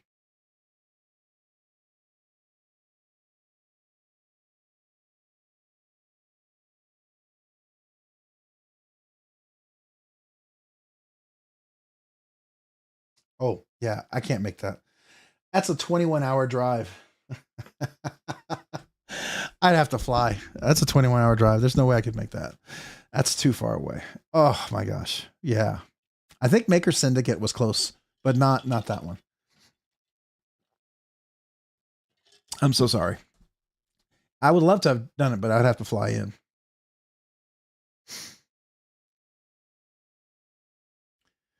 Barrel shaped bearings. I'm just trying to see what everyone's saying, Rob. I will put you up. Well, I appreciate that.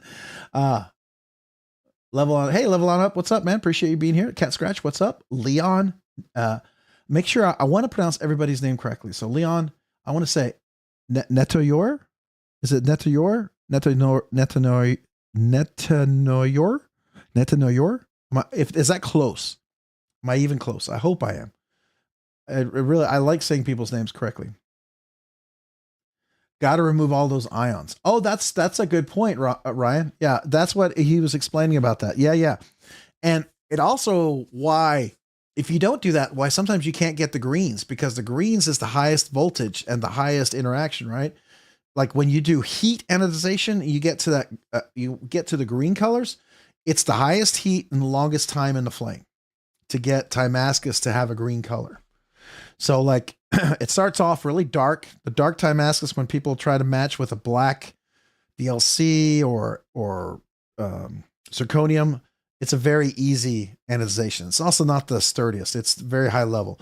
And then you get into that blue. Blue is not really a long process. It's a very beautiful color. It's a very rich color, but if it's all blue, that's usually like the second level. And then you get into that yellow, and it's all yellow, just like goldish yellow. It's kind of, I'm guessing it's like 54 volts when you do the electrical, but it's all yellow. And then you get into the other, I forget what the other colors are, but they all kind of go through there.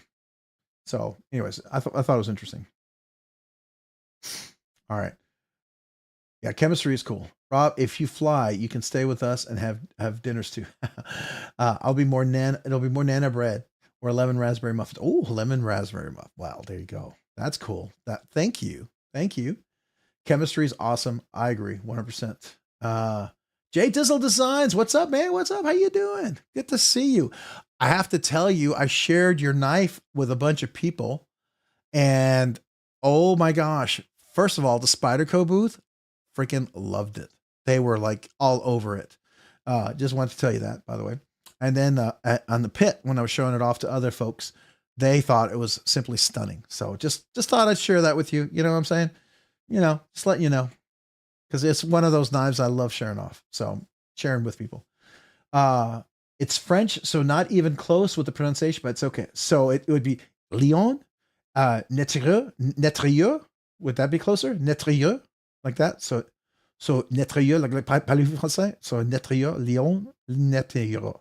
Is that closer? Am I closer there? I don't always want to assume it was French, right? It's like my name, if you were to say it correctly, it's Robert Gladley. Well, if you say the Scottish, it's Gladley. It's Gladley. Because I'm Scottish, so it's Gladley. And then the Irish is Everson, so it's Robert Everson. So my name is Robert Everson. And funny you say that, like Robert and a robot is robot.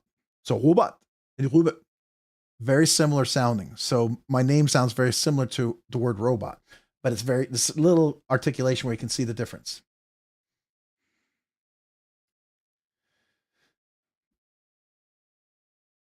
I did not talk to Laren Thomas. I didn't know. Well, first of all, I didn't know Bob Terzula was there. I would have talked to him.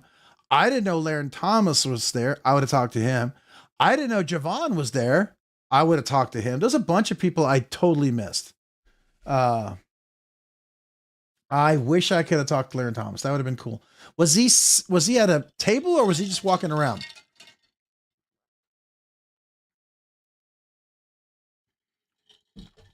I wish I had $1 for every Robert in my Scottish family. You're not kidding. That's a very popular name. Is it Robert? What was the guy who in that movie that Mel Gibson played? He was Robert DeLong, or what was his name? Anyways. Level on up. Yeah, I bet. It's been a lot of walking and shopping. Congrats on your new knives. Oh, Ed, did you get some new knives? What did you get? Hey, Ed, what did you pick up at Blade Show? What did you get? So here, let's do this. I shared with you what I got at Blade Show. If you went to Blade Show or recently purchased in honor of Blade Show or traded or whatever, let me know if there's anything cool you got recently, right?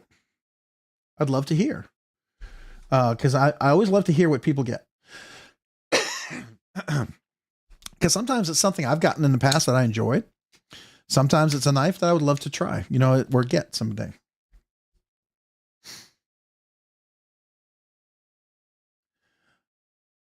Let's see here. Did I ever? So I'm assuming it was a little closer. I don't know. I hope it's a little closer. I don't know if I got the accent right and the right emphasis on the right syllable. I'm probably off a little bit there, but it's closer. I hope. I want a Machine Wise knife. Absolutely. So they're doing that. They're doing some new milling patterns. What else did he mention? They're doing the bushings and the captive phosphor bronze washers, probably like a Balisong. What else were they doing? They work. Did you know Martine and Squid Industries? Did you know the button lock that Squid came out with was designed by Martine? Martine designed that for them. And so they work with each other. And then also Martine and Grimsmo, they work with each other. I just thought that was kind of cool.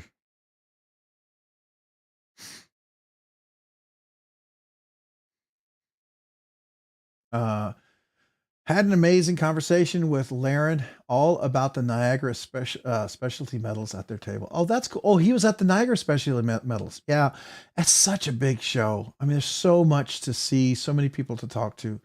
Every year, I feel like I miss so much. Besides the two you showed, I picked up a special edition Grimsmo Sage St. Patrick's Day edition Greendale Sea pen. Oh, nice. Nice. Half-dressed green pink Mojave lottery. Oh, that's right. You got that one. I forgot about that.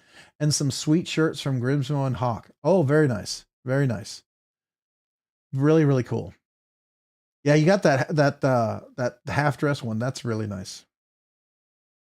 What knife won best in the show this year? Ooh, let's take a look because they had a bunch of different awards. Some of them were a little.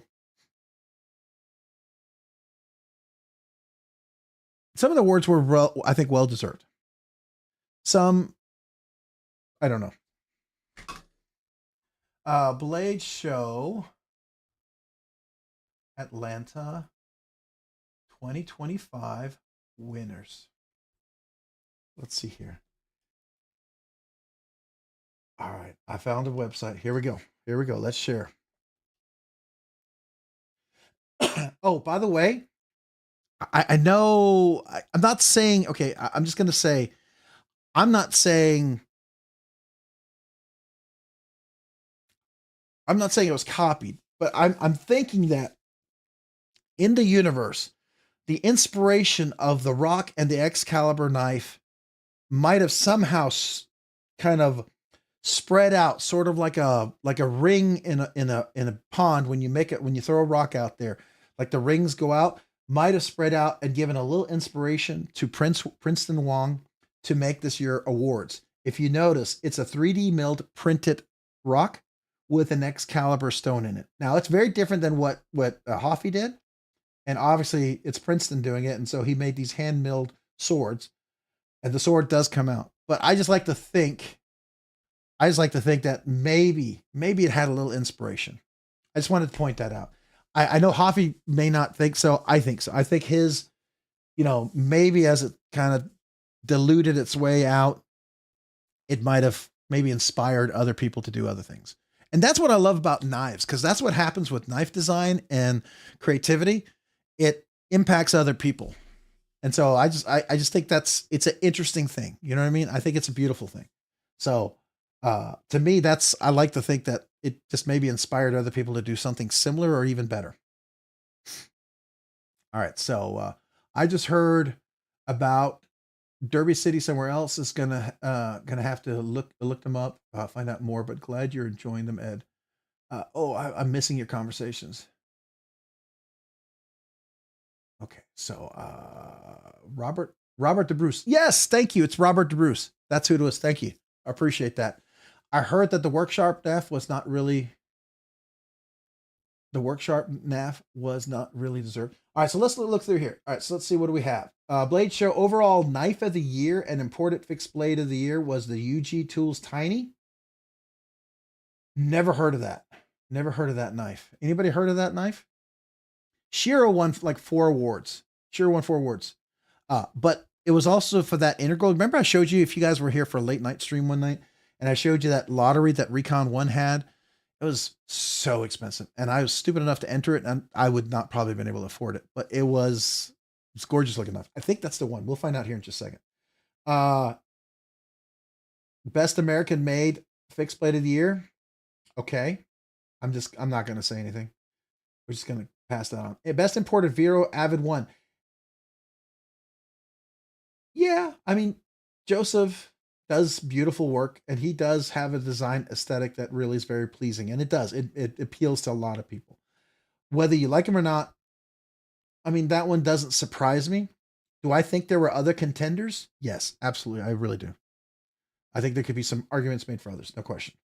Best imported folder contender, the Toko. I handled, by the way, Anzo's knife.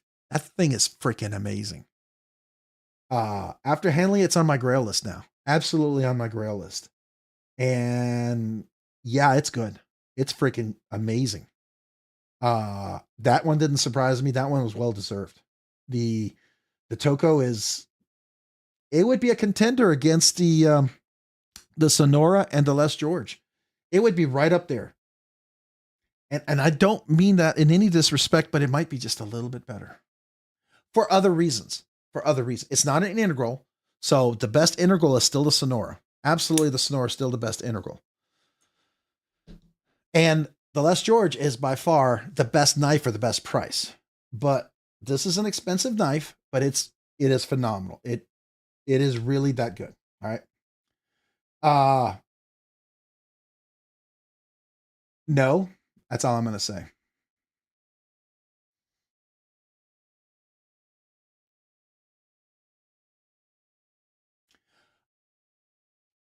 I'm not surprised. Personally, I'm not surprised. Shiro is known for the flippers. It's fantastic. Some people love them, some people don't. This one, okay, I'm just gonna say no. Most innovative import design.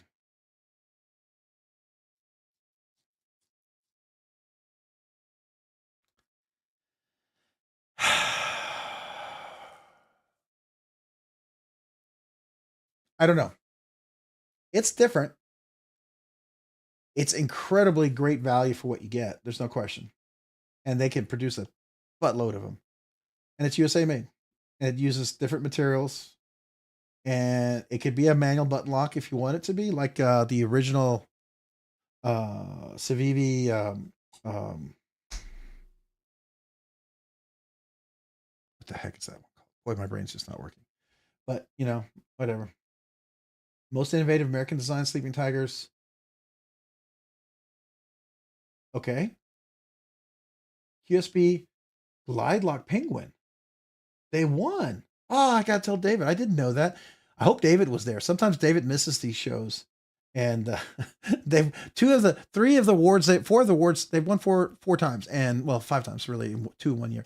And of the, I think 2 or 3 of the years they weren't there. 2 of the 3 when they won, they weren't there. They just didn't show because they didn't think they were going to win. I think it was funny. They're judges. They're judges, from what I understand. You know, people who put the show on. There's a separate award for the American Knife Guild Award. So like this is not different. Like the knife makers get together and vote, and if you're a part of the guild, you get to vote. And so, for instance, like Prince Customs, he wins a lot because Princeton Wong, all the other guild members, I mean, honestly, they think his work is amazing. Martin, when he handled the Proteon, I mean, he was examining this, and he, you know, what he told me, he goes, which it blows me away because Martin does such unbelievable, amazing work, and if I told him that, he would not agree, but because he's so humble. But you know, I find it interesting that he would think he doesn't do amazing work, but he feels like when he looks at a Princeton knife, he feels like there's so much I need to learn. And that just, you know, like Einstein used to say, the more you learn, the more you understand, the more you really understand and realize how little you know. And if Einstein could say that, you know, there might be some truth to it, I think. All right. Sorry, I'm missing all your comments if you're talking away. Probably the best looking giant mouse Enzo knife. It is. And you know what? It doesn't bite my palm of my wrist. It was comfortable. It was comfortable. I even said that to his wife. I made a comment about all the other giant mouse knives. They were always so uncomfortable in my wrist. And I said, this is so perfect. It's got great ergonomics. It's so nice in my wrist. I didn't mean it as a jab, but it was my way to say that was really something I appreciated. You didn't like the Anzo? Fair enough. I mean, that's fair. I really liked it. I was very impressed with it personally, but that's okay. I'm not a fan of Shiro. All right, so let's keep going. This is a good one. Now, to be fair, I like the QSP Glide. I have yet, every time I handle one, it's sticky. And I don't know if I just get one of the brand new knives that hasn't broken in yet, but it's sticky. So that's it. The Toko is definitely pricey. It's about $850, $900. It's $950 or something like that. I don't know. It's expensive. It's not cheap. And they got to ship it from Denmark to here, and you got to probably pay your European excise tax and stuff. All right. Oh, what is this? That's not the one I was talking about. Is that the one that won? Knife collaboration Shirgorov, Charles Marlowe. It's probably ridiculously expensive, but it's beautiful. Emerson and Lion Steel. Okay. All right. Shirgorov Stellar BCB. What is this? Investor Collector Knife of the Year. Investor Collector. That's the one that ProTech normally wins every year. So that means this has to have something really, really special with it. Investor, usually those knives sell for $3,000 to $5,000, if not more. Zero tolerance 0556. So have any of you guys tried this one, the 0556? What do you think of it? I picked up a Divo Tallboy. Those are nice. That's one of my favorite. A prototype Mach 71 2 Rosecraft knives. Okay. Hogue OTF. Very nice. New breed EDC wingspan. Was that one of his customs? Okay. SRM knives and tools. I picked up a Chavez OTF. Oh, you got one of the OTFs. You know, those, they made those in Utah. Chavez moves up, and you probably know this, Meredith, that Chavez moved his whole operation from San Antonio up to Utah so they could make the OTFs in the USA.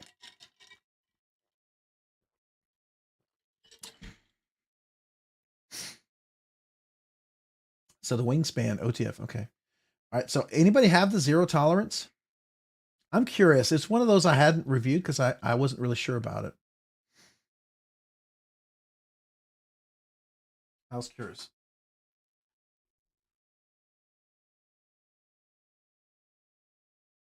It's not loading. All right. So there's a zero one. All right. So then Kai USA, the Shun Shiramamai. I don't know that one. That looks like a nice knife, though. Manufacturing Quality Award, the Shirgorov knives. Okay. I mean, that is stunning. Ulti-Clip Accessory of the Year. What is this?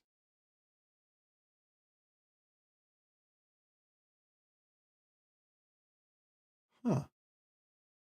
That looks interesting. Oh, okay. So I'm not surprised by this. I know there's some fantastic knives. Don't get me wrong. I mean, some fantastic pins. But to be fair,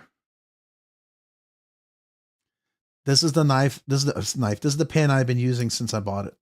And it's I go to this pin more often than any other pin. It's the most fidgety pin. I absolutely love this pin. So this one doesn't surprise me. I know there's probably some other fantastic pins out there. I get it. Yeah, they did. They started to make their UTFs. They are, but I don't know if it's because of the manufacturing. They had the people they needed up there. I don't know. Maybe it was the facilities, whoever makes it. I don't know. Also, they do their own forging and stuff, and so that's really hot in Texas. You know, it's a lot of cost. So, all right. So let's see here. Custom Knife Awards. There we go. We can go look at that. But wait, before we do that, we have something special. We have Hate Nate 704.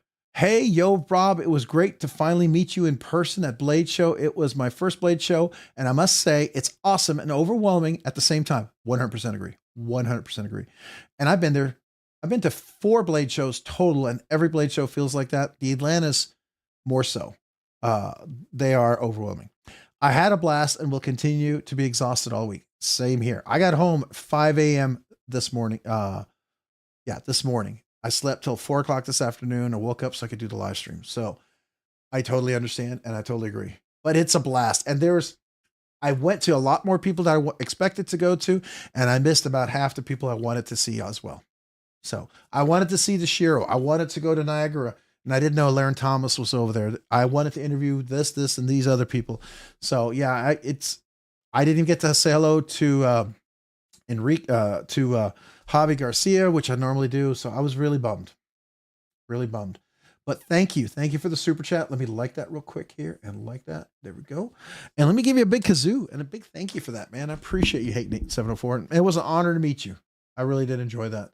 And hopefully next year, if anybody's interested next year, if we want to do dinner or something, we got to plan this way ahead, right? We got to make that decision the day before and say, this is where we're going to meet.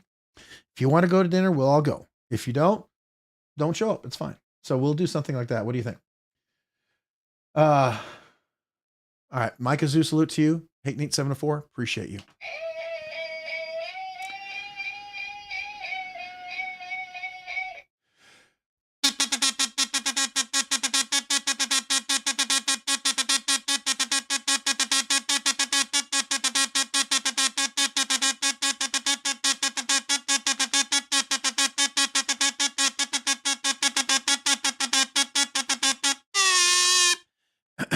Tonight, my voice is really hoarse. I had no voice Sunday. I had 0 voice Sunday.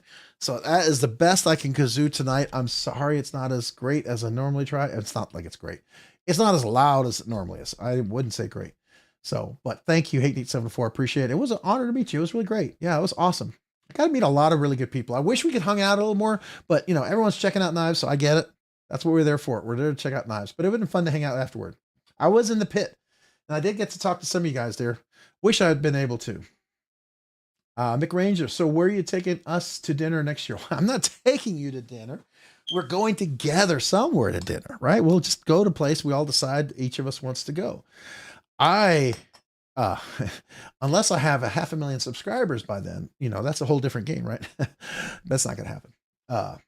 Even then that would probably be a whole lot of people wanting to go to dinner. I also picked up a Phoenix mini flashlight. Oh, nice. Rob, do you know where they put the new location? What new location? What are you talking about? New location? What new location are we talking about? I did not know that Chavez. Oh, for Chavez. I don't know. Let me see if we can find it. Chavez knives.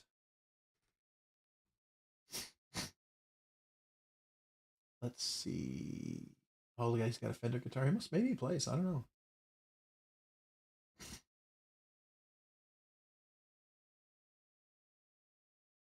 Oh, it's a retailer shop. I guess you got to be a retailer.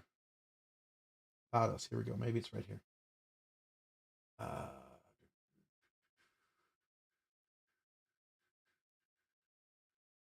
Maybe contact us.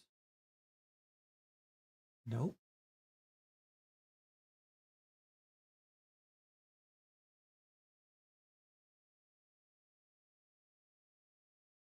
Did they say something here? I'm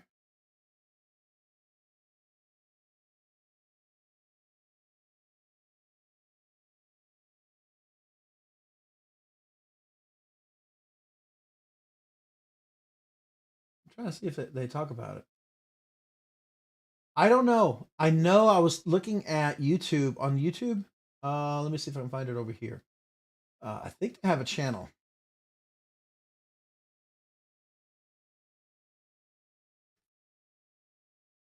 Here we are.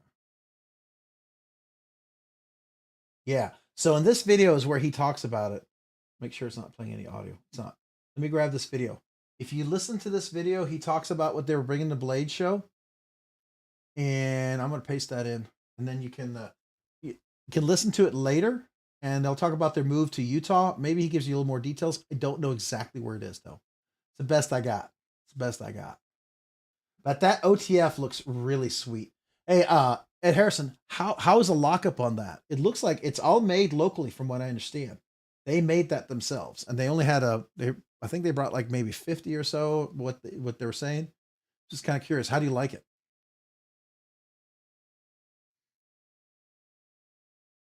Yeah, I know.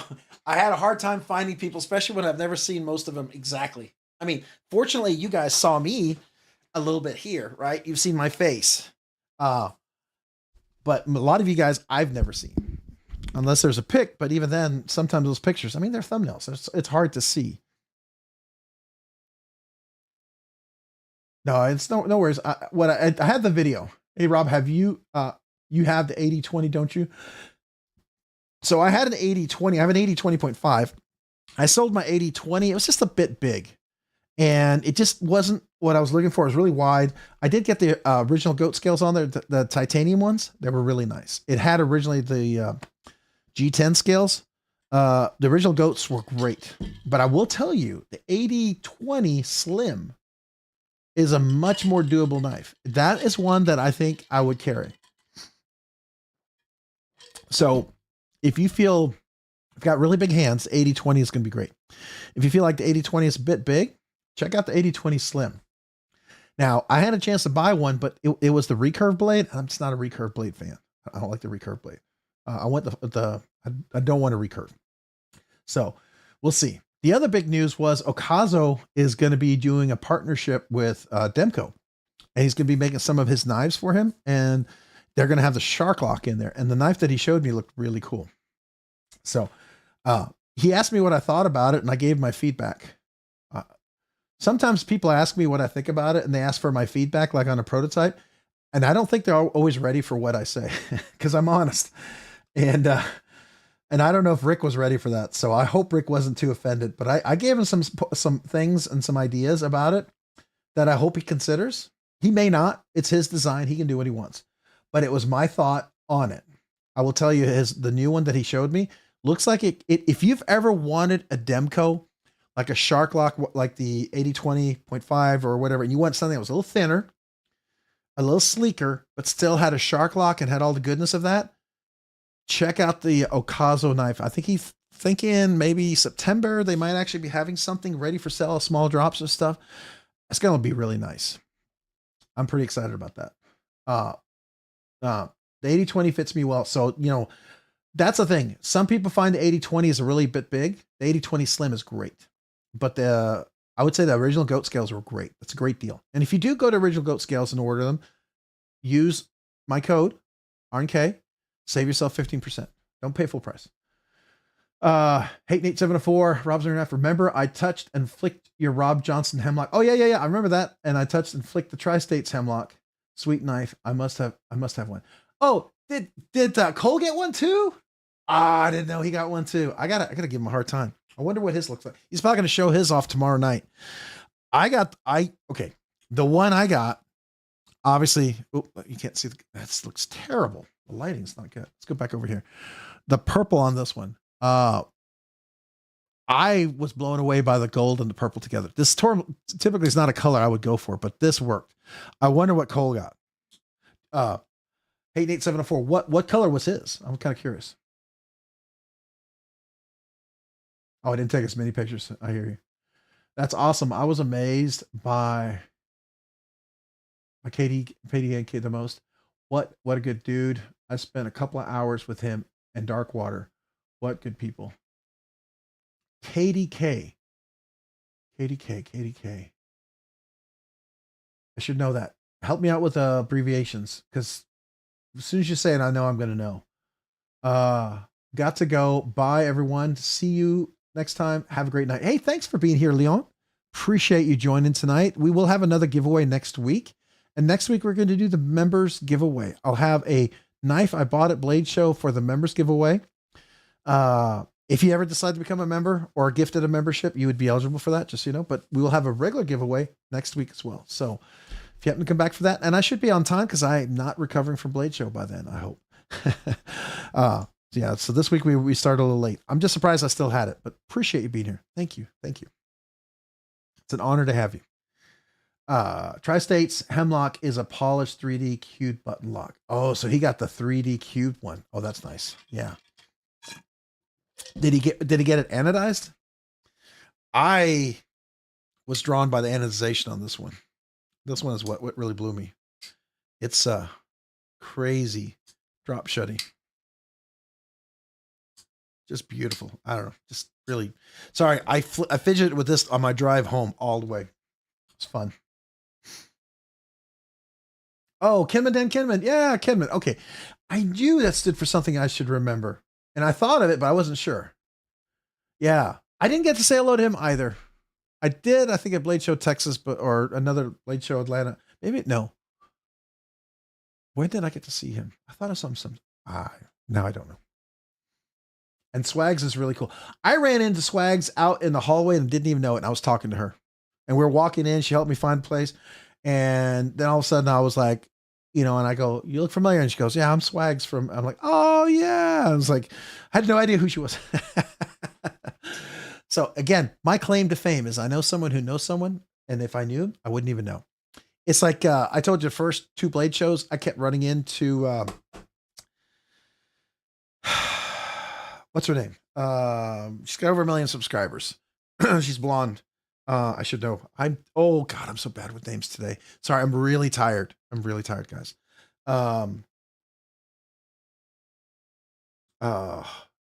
Why is my brain? Melissa Backowitz, thank you. My brain is just not working. So I ran into her a couple times and didn't even know. And then after Blade Show Texas this year, we're outside waiting. We're just talking. I'm talking to her and her husband, really nice people, and talking about knives. And we've discovered we like some of the same knives, bought some of the same knives. And just a nice person. Her and her husband, I really good people. So, as much as other people feel differently about them, they're just normal people who happen to have a channel. Now, you may not like how they do their channel. That's you're right, but I think they're nice people, really nice people.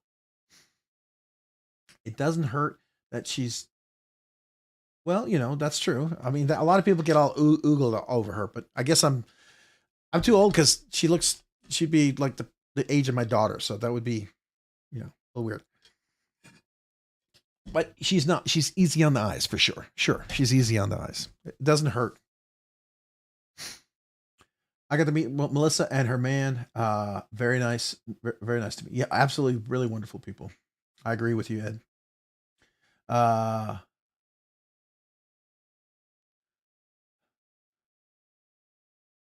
Level on up. You're heading out. All right. Have a great evening. Appreciate you guys, man. Thank you. Thank you, everyone. Appreciate it. Get some good sleep. You going to bed? Have a good night. Thanks.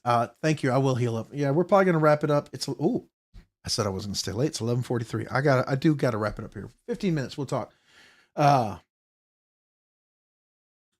did find out in the pit. Like I said, I was with Martin. We had dinner. Really fantastic.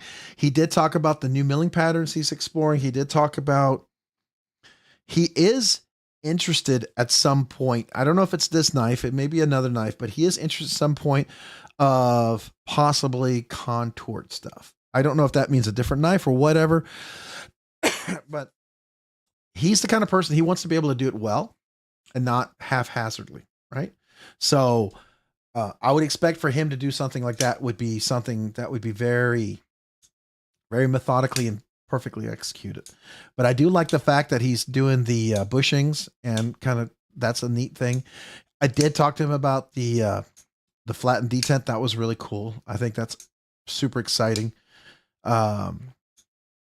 So very, very cool. I love the full dress stuff that he did. I think that was amazing.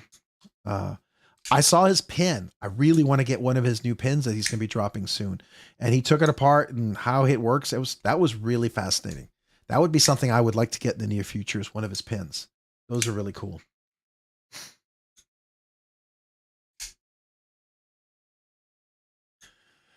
I got to get Gavin Hawk in the pit. You got to meet Gavin Hawk in the pit. That was special. Oh, that's cool, man. Yeah. He seems like a really nice guy. He does. What you all talk about? I'm not talking about Swags. I'm talking about Swags, not Melissa. Hello, Melissa's very nice, and her guy nice as well. Oh, 100% agree. Yeah, Swags is a very beautiful young lady as well. They're both the ages of my daughter, so beautiful young ladies. There you go. They certainly bring, if you have a pretty knife, they would be a pretty person to have next to the knife, right? As my wife would say, that's a part of the reason why I think Joseph Vero does well, because I think Joseph Vero could sell a lot of knives to a lot of ladies. I'll just say that, because as she says, he's easy on the eyes too. So I was like, really? And I'm like, yes. I'm like, okay. Oh, I should have asked him what he feels about the microtext. Yeah, I bet. But at the same time, he's going to be very careful in what he says because he's in litigation. And so he's going to be saying exactly what he said in his disclosure and probably nothing more. At least that's how his counselors would advise him. And I would advise him not to say more because you don't want to have conflicting words come out. So the Aurelia, that sounds really familiar. When you were talking about Ed, what is the Aurelia? Why does that sound familiar? And I'm sorry, my brain is just not working tonight. Yeah, he can't say anything about Microtech. Not when you're in litigation. I mean, it could totally undermine your entire lawsuit if you start talking about him. Because if you just say something disparaging, that could be used as a countersuit. You don't want to do that. You don't want to do that. That would lose your grounding, your footing on it. Aurelia, that sounds really familiar. Why does Aurelia sound familiar? Aurelia. Now I gotta look that up. Oh, yes, dang it. Ed, I was supposed to interview Sharif. I was so bummed about that. And I was going to go check out the Aurelia. I wanted to get one. That's such a nice knife. I was rather surprised it didn't go up for any awards.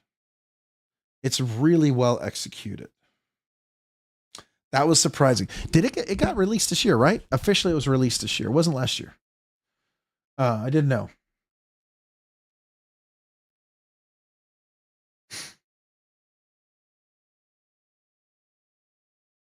You ordered a Herman Sting today. Did you get a special one? Or did you just get a basic one? Is there such thing as a basic Herman Sting, really? Yeah, it is a very well executed knife. I think it's legitimately. I was surprised it didn't get any awards. I mean, Mr. Design gets, maybe at smaller blade shows it would have a better chance, but I don't know. You know, blade show awards are always interesting. So real quick, I'm going to go back to that. Speaking of that, what did the special McNeese Dixon go for? I don't remember.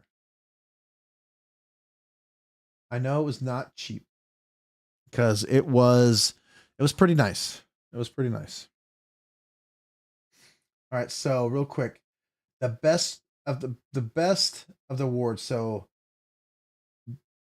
the best of show and best custom art award goes to Jean-Louis Rigal. So that is a incredibly fantastical sword. I bet that's very expensive. Very expensive. 1900. That does not surprise me. I know when I looked at that Clark Customs, by the way, the Clark Customs knives, it's absolutely one of my grail knives now. An unreachable grail knife, but a grail knife. You got to have grails that you can never reach. I mean, you got to reach for the stars. If you only reach for like 2 steps ahead of you, that's wherever you're going to go. You're never going to hit the stars if you don't reach for the stars, right?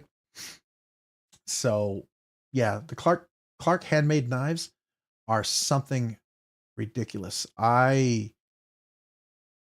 There's one that he made that I am absolutely enamored with. 100% enamored with. Oh, yeah, and that wasn't even the fanciest one. The one I wanted to see had already sold. And and I found out it wasn't an auction piece. If I'd gotten there early enough, I could have maybe bought it. I wouldn't have had the money to buy it, but I could have bought it. All right, so best custom kitchen, Louis Gustavo Concalves, I think something like that. Wow, that is ridiculous. The best custom Bowie, Dionataman Franco. It looks like these are all French guys. Best custom collaboration, Ridian Gastril and Jeremy Yell. Wow, okay. Gabe Fletcher is for the best custom Damascus. That is ridiculous custom Damascus. Wow. Best custom fighter, Louis Gustave Conclaves. Wow. Okay. Best custom fixed blade, Julian Antunis. Wow. Best Mac. Oh my gosh, Richard Rogers. I wish I'd stopped by his booth. That's another person I missed. I really wanted to see some of the Richard Rogers stuff. Look at that.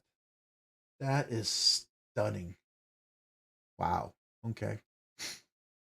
That custom McNeese was gorgeous. I've never asked how much it went for either, but a few Chad Nicholas regular handles were like $900. From what Jonathan said. Yeah. I think it was $1,900 was some of the last bids. I know the Outlaw that was an auction. It wasn't an auction. It was a lottery that sold for 1975. That's not a crazy price. It's an auction, so you just have to get into the auction. Not auction, the bid, the lottery. You have to be picked. That's beautiful.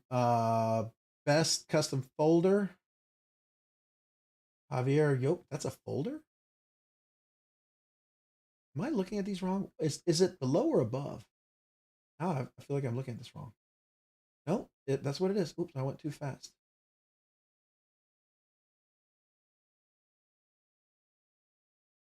All right, then we got best custom handle design, Pedro Fiorani. Interesting. Okay. Best new maker, D Crep Knives. Okay. Best custom sword, Vince Evans. Best custom tactical folder, Sienkiewicz Design. That's kind of cool. Best custom utility hunter, Zane Dvorak. Best custom miniature, Ridian Gatriel. Okay. Best custom slip joint, Daniel Kion. I have no idea who these people are. Most innovative design, Gus Caccini, and don't know who this is. Best of the rest, Julian Antonius. I don't know any of these things. No idea what any of those things are.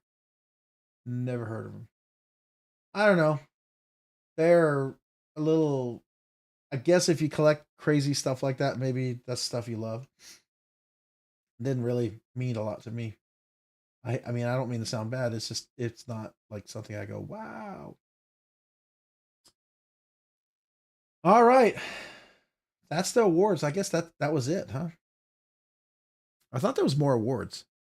Rob, that fixie you were looking at on the winners list earlier is a wonderful knife, hollow titanium handle. Oh, really? Okay, very cool. Did you get a chance to handle it? The Rook sold in 8 minutes. What Rook?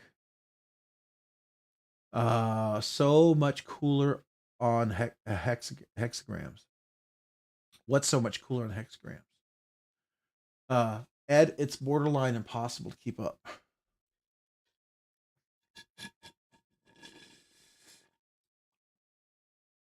What are we trying to keep up with? I can't even keep up.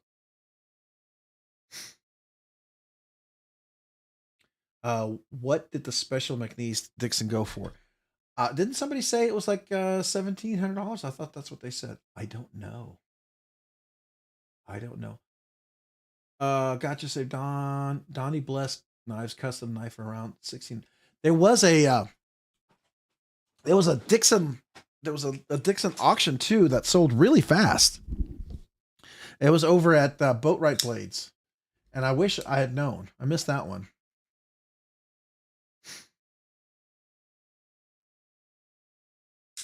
Yeah, that pattern on the Richard Rogers. I will say, let me go to that real quick. Hold on. The Richard Rogers. My favorite of all of these knives right here is this one right here. That's stunning. I would have to say this one right here. It's just beautiful.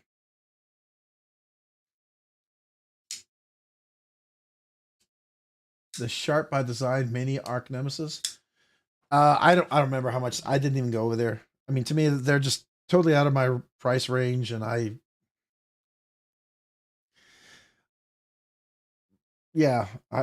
not even in my realm of possibility.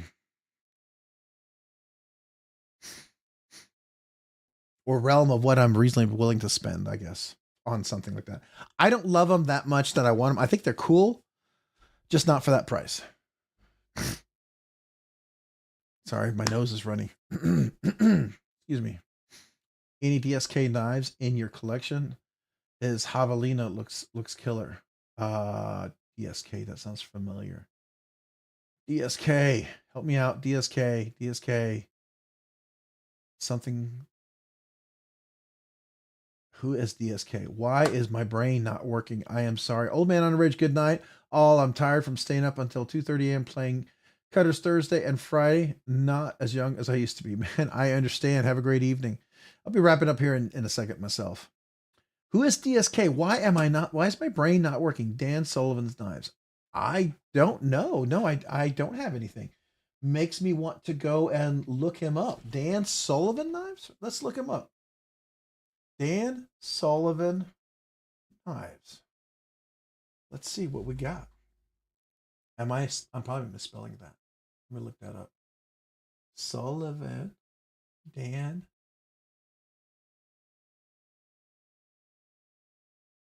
I'm not finding anything about Dan Sullivan Knives. Does he not have Instagram? May not have Instagram. So let's do this. Dan Sullivan. I mean, there's some of these guys that are old school. They don't do media. They're just not into that. And that's a bummer because then you don't really get to see the other stuff. And if they're like that, then probably I'll never have anything from him because it's like so beyond anything I could even imagine getting. Yeah, I've not heard of the guy.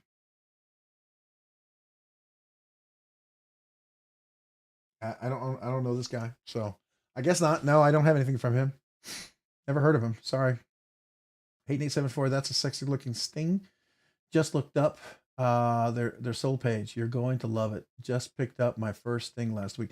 I owned a Sting and I sold mine. It was a little uncomfortable for me for how I carry and the edge. That's why I loved my Mantis. The Mantis was cool. That was nice, but again, it's not one I carried a whole lot, right? So if you don't carry it a whole lot, then you got to find the knives that you always carry and enjoy. And that's what I always reevaluate my stuff constantly. Rob, what at Blade Show would you say was similar to HMC Transient? Ooh. Similar to this guy right here? Like a Transient like this? I don't know. Oh, by the way, when I was telling you about the Transient, like the front flipper, so here's the front flipper. You see, there's nothing here. You just put your finger on here. As long as you're on the texture itself, it front flips just nicely. Remember I was telling you that, Ryan? Like it's the best non-front flipper. Anyways, that's a good question. Maybe other people have a good idea. What is the best knife you think that's closest to the Transient? Ed, we all know my number one grail is the Newt by Donnie, and the fact that he is just down to earth, good dude makes it so much better. That's cool. Well, you guys all love Donnie. He's a nice guy for sure.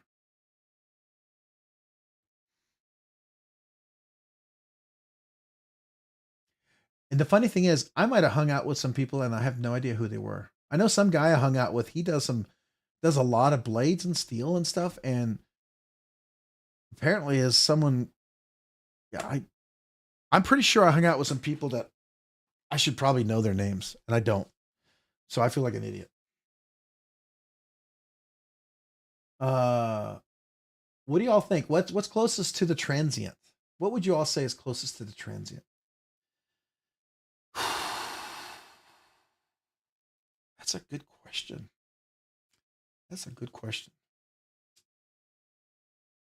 It's kind of a unique blade shape in some ways.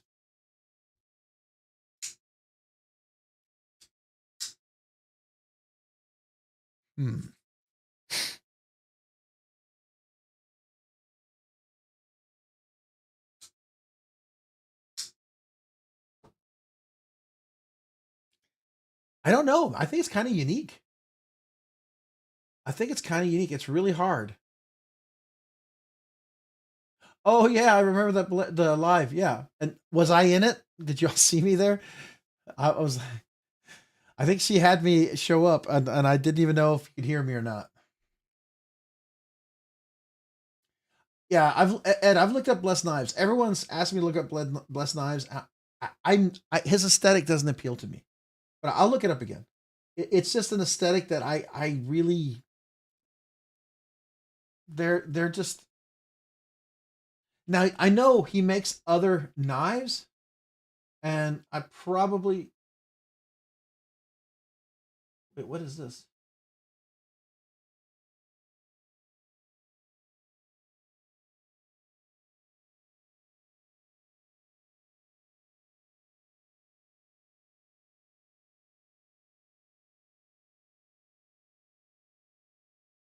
All right, so I like the handle on that one more. I like the blade shape on that one a lot. Okay, wait a second. So I never see knives like this. The only ones I ever saw were those other ones with the very thin handles, and that just didn't appeal to me. What is this?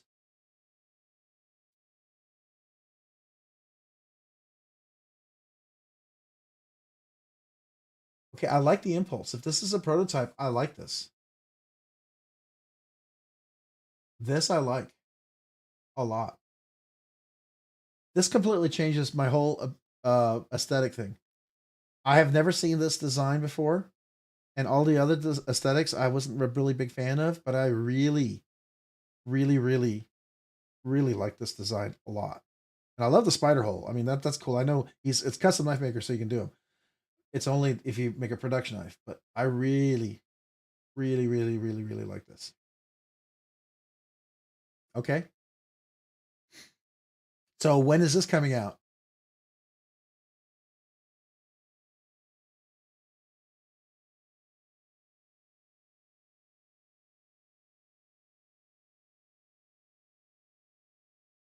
So okay, Ed, this knife has completely changed my opinion. To be honest with you, this knife has completely changed my opinion of what I thought. Because I saw some of his other designs and everyone said, "Wow, you can order customs, whatever." But that is okay. I got a comment.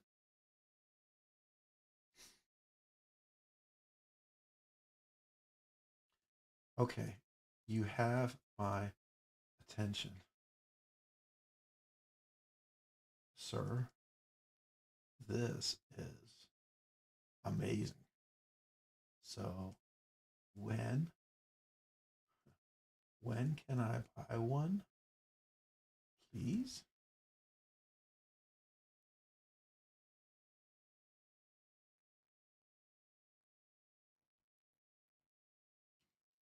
All right. Oh, I thought I liked it. Here we go.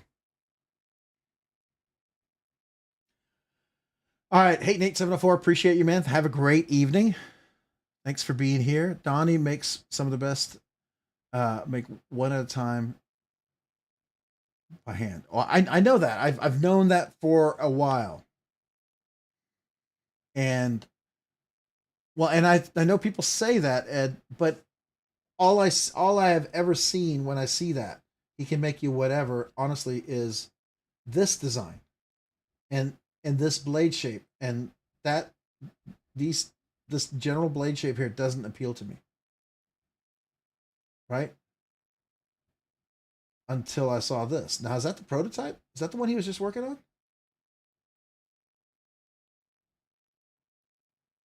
Wait, is that the one he was just showing? Hold on, hold on. Where'd it go? Where'd it go? Where's the proto? There it is. Is that the one he just did? That looks different though. Hold on.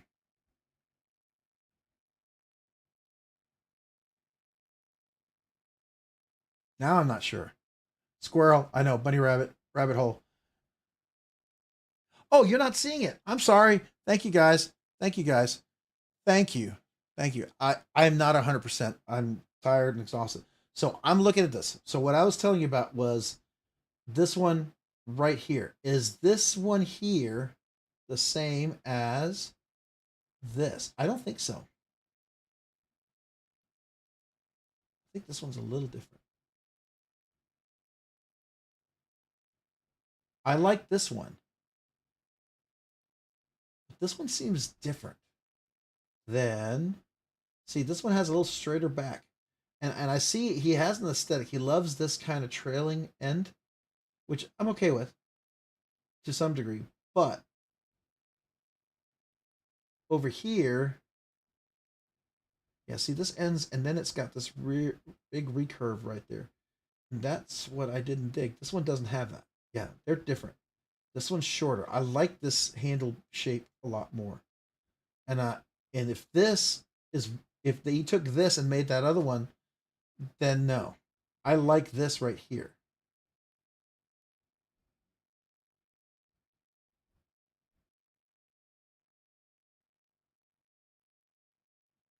Okay, thank you. Thank you, Grateful Dog. Yeah. So this this changed my mind. Okay. So to be fair to all of you guys who are telling me go talk to Don. He's great. I stand corrected. As I said, he may come out with a different design someday that might be amazing and I might enjoy. And here we are. Here we are. He did indeed.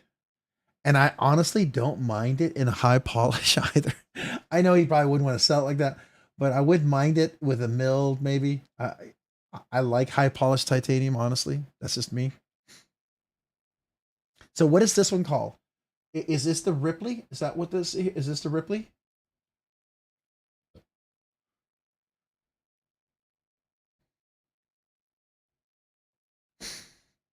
It's like the Newt. I think it's sweet, and it's a and the mini Ripley, which I guess is going to have a different name. Yeah, I've handled several of the Hawk knives. I handled the new one, and then I've handled the Deadlock, and the Deadlock's amazing. It is the pinnacle of OTF manufacturing. It's very expensive, and I don't know if I'd ever spend that much on an OTF because I'm not a huge OTF fan. I handled the new one. Is it? I don't forget what the new one's called. Like 3 people let me check out their versions of the new one that they bought. And I've handled all 3, and I think it's an interesting knife for sure. Probably if I handle it more, maybe I would like it more, but it's definitely an interesting knife for sure.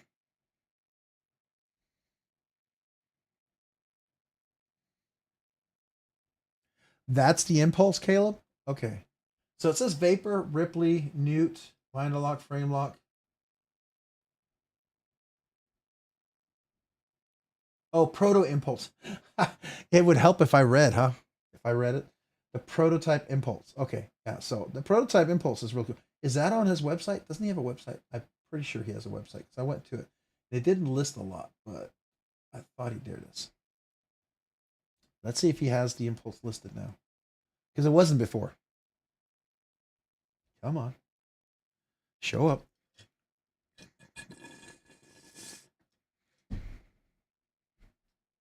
See, the Ripley's not quite my cup of tea.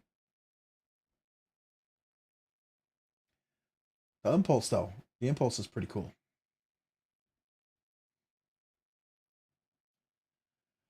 So, now what is... That's the Impulse right here, too, right? Yeah, that's the Impulse.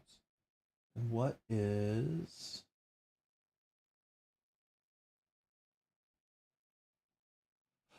Excuse me, guys. Sorry. Oh, I'm starting to fade here. Starting to fade my folks. Ooh. Yeah, I would go for the Impulse. You got me with the Impulse. If he has more Impulse, I'm in. I'm in. I like the Impulse. I stand corrected. I mean, I knew he'd come up with something. Like I said, that first design, not quite my cup of tea, but I have a feeling someone who can make stuff like that, he's going to come out with something that's really cool. To be fair, hook, line, and sinker. All right, are you having a great evening? Rob, scroll down and look at the copper infused Damascus blade. Copper infused Damascus blade. Let's see. Tyler, are you heading out? Oh, you got to go, fellas. Ed, have a great week, man. Appreciate it. Have a good... Oh, I'm trying to say goodnight to you. Have a good night. Appreciate you, man. Tyler, you all have a great week. You have a great week too, Tyler. Appreciate you, man. Appreciate you being here. I will get a blessed knife if I can get that impulse knife. I like the impulse. Like it gives me first vibes are really positive, and I love how he rounds the handle and he's got the little aesthetic touches. I have noticed that, and I do appreciate that. That really means a lot to me because those are little touches that people miss. Can't tell you how many custom knives I've handled, and it's got sharp edges, and it just is such a disappointment. You know what I mean? Especially when you can pick up a South African or another knife made, and they always catch those details, and I can see that he does that on here. It's just not my cup of tea, these styles, but that impulse is really nice. That's not the copper infused. That's not the copper infused. How far do we have to go? Is this it right here?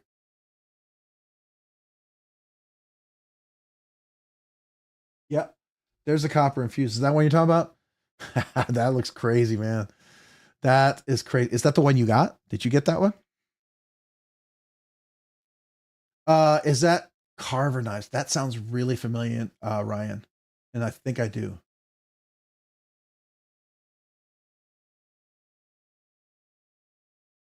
So there's a guy at Blade Show who showed me a knife he was making. Uh Kenyon. Let me see if I can find him. Oh, I just followed him recently. Kenyon? Not Ken Onion Knives.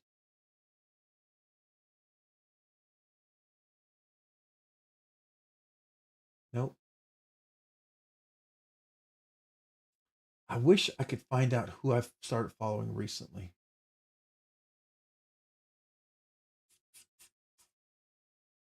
Anyways, he let us check out a knife that he just brought him in just to get people's responses on. It's good. It's really good. It's like 1,050 for the knife, but it was really, really outstanding. Yeah. He's gonna be at Blade Show next year. I have a feeling his prices will be a lot more. Yeah. He'll make you a knife according to what you like, Rob. Oh, that's cool. I freaking love Donnie and his talent crazy. That's what I'm going to get. Spyderco Capora is on sale for 200. Jose's, is that the S30V one? And where is it on sale? The one I got recently was the S90V. That's kind of the fancy one, right? Thinking of getting one. Yeah, I can see that now.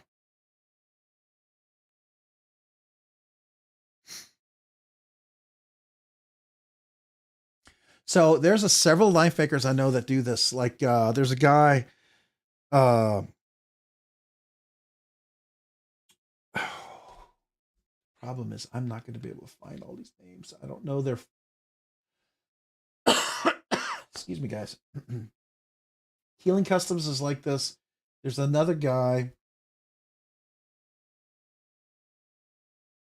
Wish I had my sheet for all the knife makers, but there's several of these people who do that. No way. Oh, I didn't need to know that.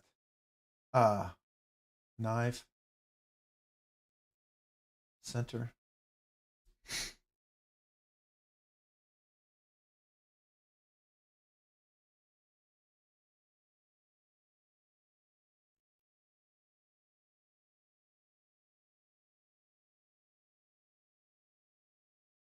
Well, that sucks because that's not what I paid. Well, it's a good deal though. It's a good deal, man. Definitely worth sharing. Cool. And I'll tell you, this burlap micarta is some of the best I've ever seen. It actually makes me want to take off my Rips Garage Technology scales and put it back on. And I know Neil wants me to send him my burlap micarta scales, but I'm thinking of actually putting them back on.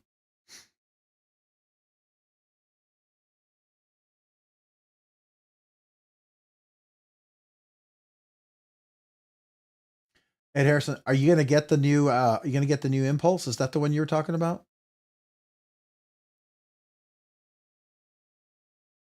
So let me show you real quick the one I was telling you about, just because his stuff is totally out of my reach. But let me show you the one knife I've actually asked him, and I made a comment. He responded to me.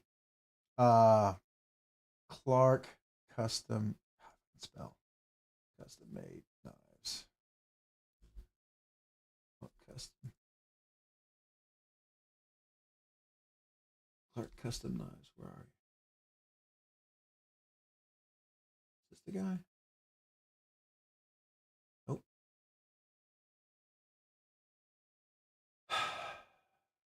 Oh.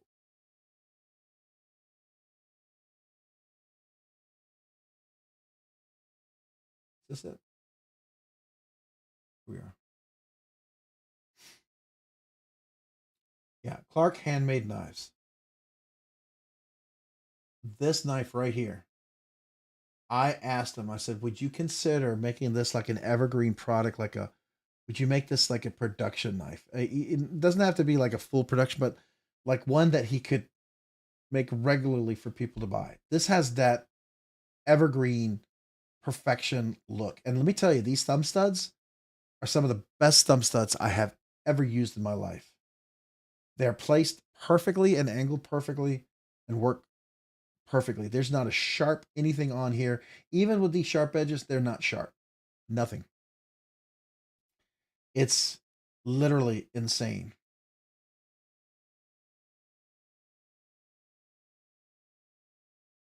Let's watch this. It's worth watching.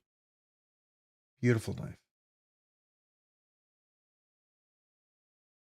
I mean, he can make it a front flipper if he wanted to, but he's not going to. But he could. Just stunning. And the beautiful finger troll, by the way, that works perfectly. So, yeah, it's a beautiful knife. It's totally out of my price range, but a beautiful knife. I would love to see him make it. Does it, you know, not like he's going to Riot or anything like that to make it, but make a, I don't know if he has a small manufacturing facility, if he wants to have someone make it in the USA. I don't know, you know what I mean? Mech Force kind of version, or maybe he has a, you know, company he could have some people work on it. But that has an evergreen perfection to it.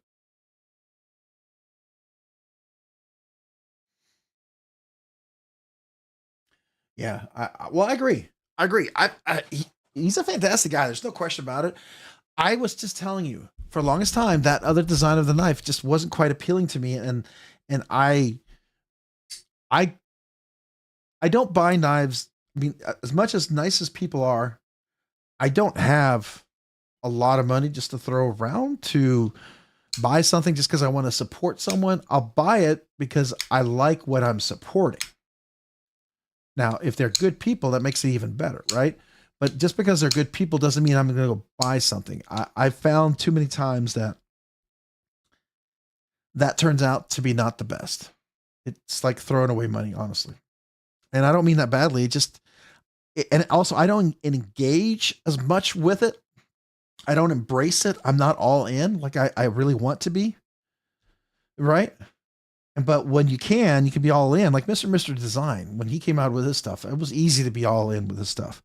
When Cole came out with his knife, it was easy to be all in. Divo Knives, when Lefty comes out with his stuff, I mean, just about every knife. Now, I will tell you, the Tall Boy and the Mini Growler are my two absolute favorite knives that they've ever made. Tall Boy, and the Mini Growler are my two. But again, that's another booth I regret not going to. I saw them have some special version of the Fireball that looked different than what I saw. That looked very nice, and that I would have liked to have seen that.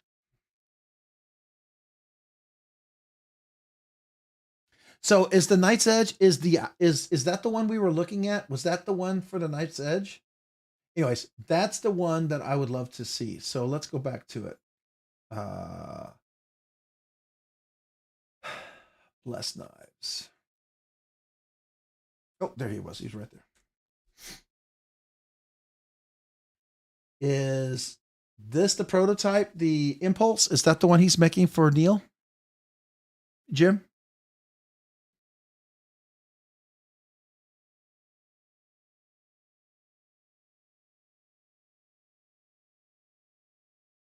And I know everyone said, oh, he can make other knives, but so look at it this way.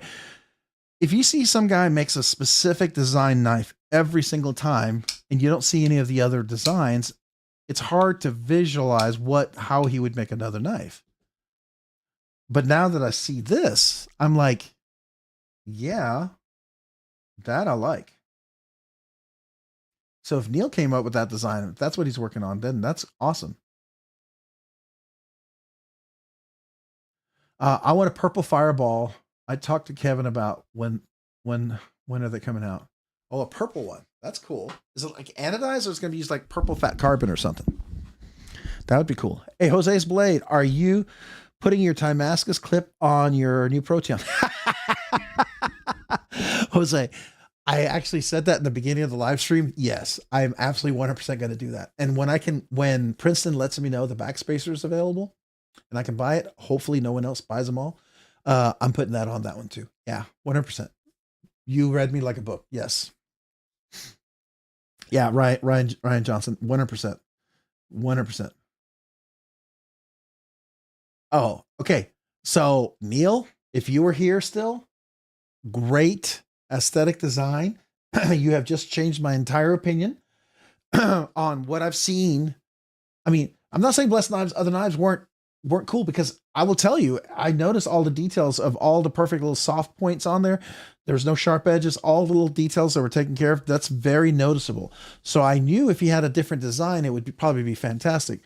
Just that other design wasn't, it didn't appeal to me at all, to be fair. Okay. I mean, there's some knives that don't appeal to me, like Persian blades.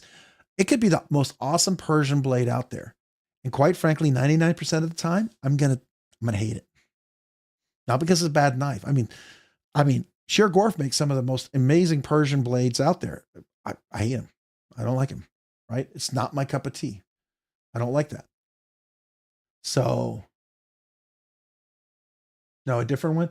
Well, Jim, I will tell you, I like the Impulse. Now I'm curious what Neil's making, but I like the Impulse a lot. Right. And that's the thing. So does this still speak your design language here? This one?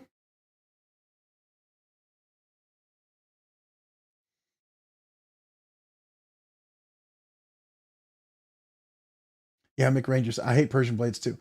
And that's fair. There's people who absolutely love Persian blades. I will tell you, just on a side note, not this one. Almost when you have too much of a clip point right here, if this had a clip point, where are we? Too much of a clip point, almost, I don't like it. I'm not a big fan of buoys. That's why I'm okay with clip points that are like, who was it that said earlier? Was it all buoys are clip points, but not all clip points are buoys?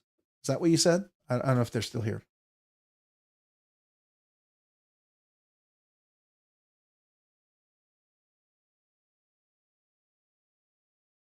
Tolerances that fit so perfect you don't see the lines, but I find it sterile for me. I like raw.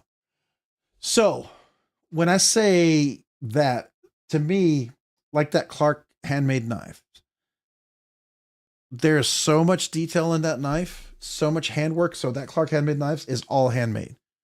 Just like my Edgar and Cole is all handmade. If you saw the video, they hand sanded, they hand did the backspacer, they hand did the clip, they everything, right? And so I'm pretty sure, even if I look over here, let's look.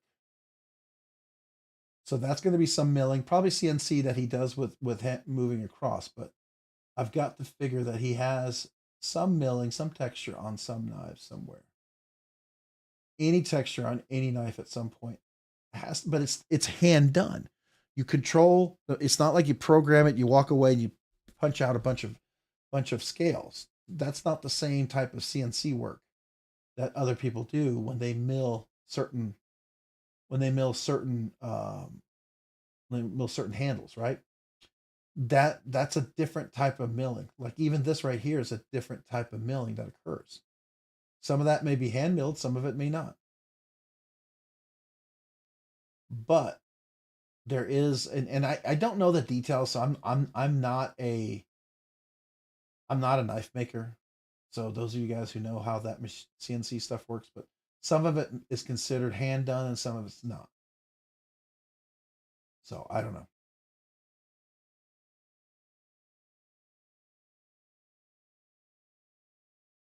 So how does he's doing this? So he's doing,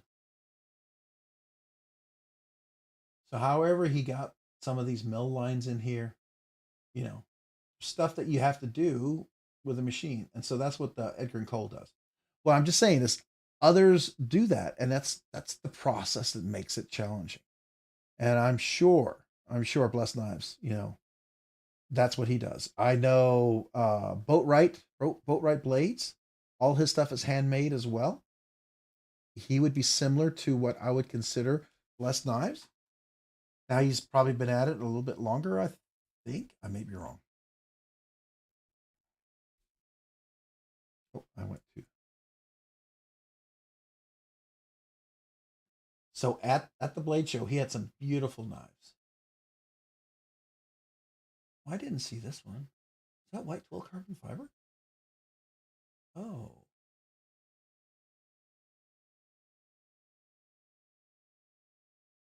That was pretty.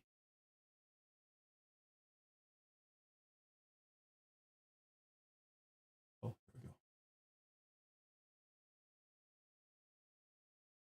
That was beautiful. There was this one right here. Oh my gosh. This one, look at this beautiful carbon fiber. Ah, that one was simply stunning. Simply stunning. The polish on there. So, anyways, that's all handmade too. Oh, thank you, Jim. In Instagram. So subtle imperfections typically will be there, but like the extreme knife makers will scrap stuff when it happens. But that's also the difference between buying $1,000 knife and buying a $5,000 or $10,000 knife, right? So there you go. I mean, like my Koenig Arius with the 12 carbon fiber, there's no void in it. That's the reason why it was so expensive, right? I mean, when they use carbon fiber, it's more expensive because they're looking for perfection in there. So I don't know if he sold this one. I'm sure he did.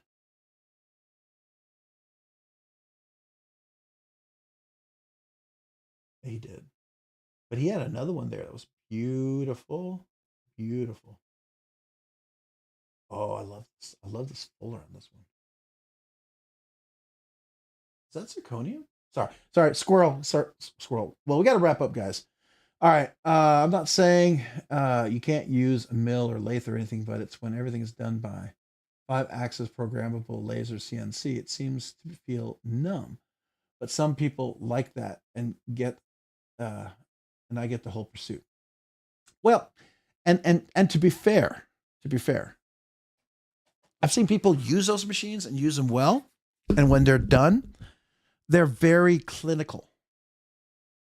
It's like very blocky put together. What makes a custom knife maker is he can take a piece of that and then he can make it more. So granted, this like right here, this is milled. There's no question. But you talk to anybody in the custom knife world, there's so much hand stuff that Princeton does in each one of these knives. It's not all just super machined, right? Though there's a lot of machining in here. But to take that machining and bring it together and make it aesthetically pleasing and work, that also takes some effort. So I mean, it's it's a matter of what drives you. I mean, if you want full, I mean, there are some people who are like, if it's not all hand done, then it's not a handmade knife, and that's fair. If that's what you consider it, then that's what you consider. I will say that I find very few makers that I can afford who can make a knife to the quality that I would expect that it's all hand done. Because I mean, they're just super expensive. Dalibor Berger, people like that. I mean, your Clark Custom Knives or handmade knives, you're dealing with folks like that. That's just beyond anything I could ever afford. But Boatwright does some beautiful stuff. I really like this knife right here. I mean, this is beautiful. So, anyways, guys,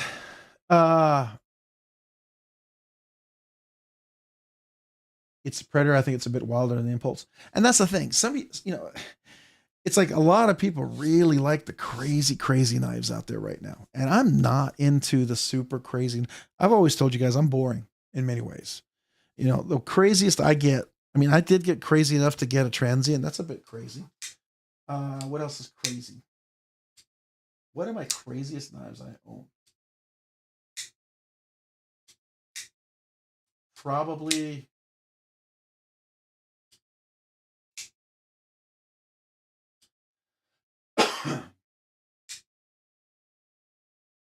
I mean, if you look at blade shape wise, crazy. I mean, it's kind of ironic, but my Protean here, my Protean with the big old clip point. Oops, that's the wrong one.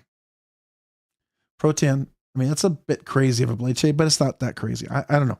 Maybe I don't have anything crazy right now.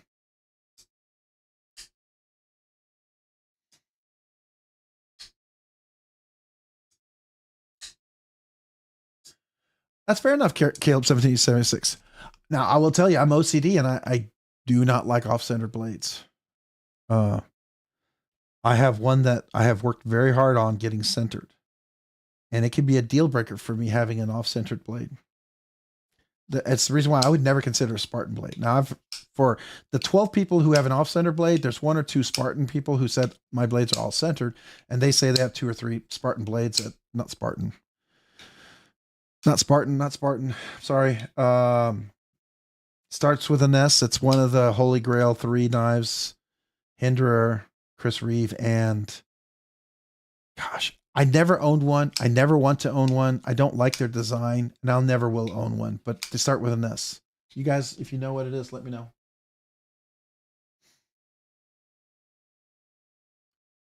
That Lakers Rob John sits is that Lakers Rob John is pretty crazy. What is John Sins? Don't know what John Sins is. Thanks, Rob. Get some rest. All right. I have an attention to detail that some people might get triggered by. Okay, so attention to detail. Almost all of their knives, unless they're the fully custom extra detail stuff, I despise. I don't like them. I do not like them at all. I dislike 99% of Medfords. Do not like their aesthetics. Do not like their ergonomics. Do not like it Medfords. One of my favorite slip joints is the Medford Gentleman Jack. It's a fantastic slip joint. I don't like any of their other knives. I don't think I will ever own any of their other knives today. Strider. Yeah, Strider. Like Strider, I have no desire to own a Strider. None whatsoever. I've handled them. I looked at them. I don't like them.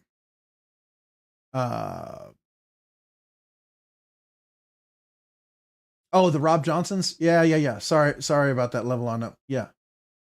That was the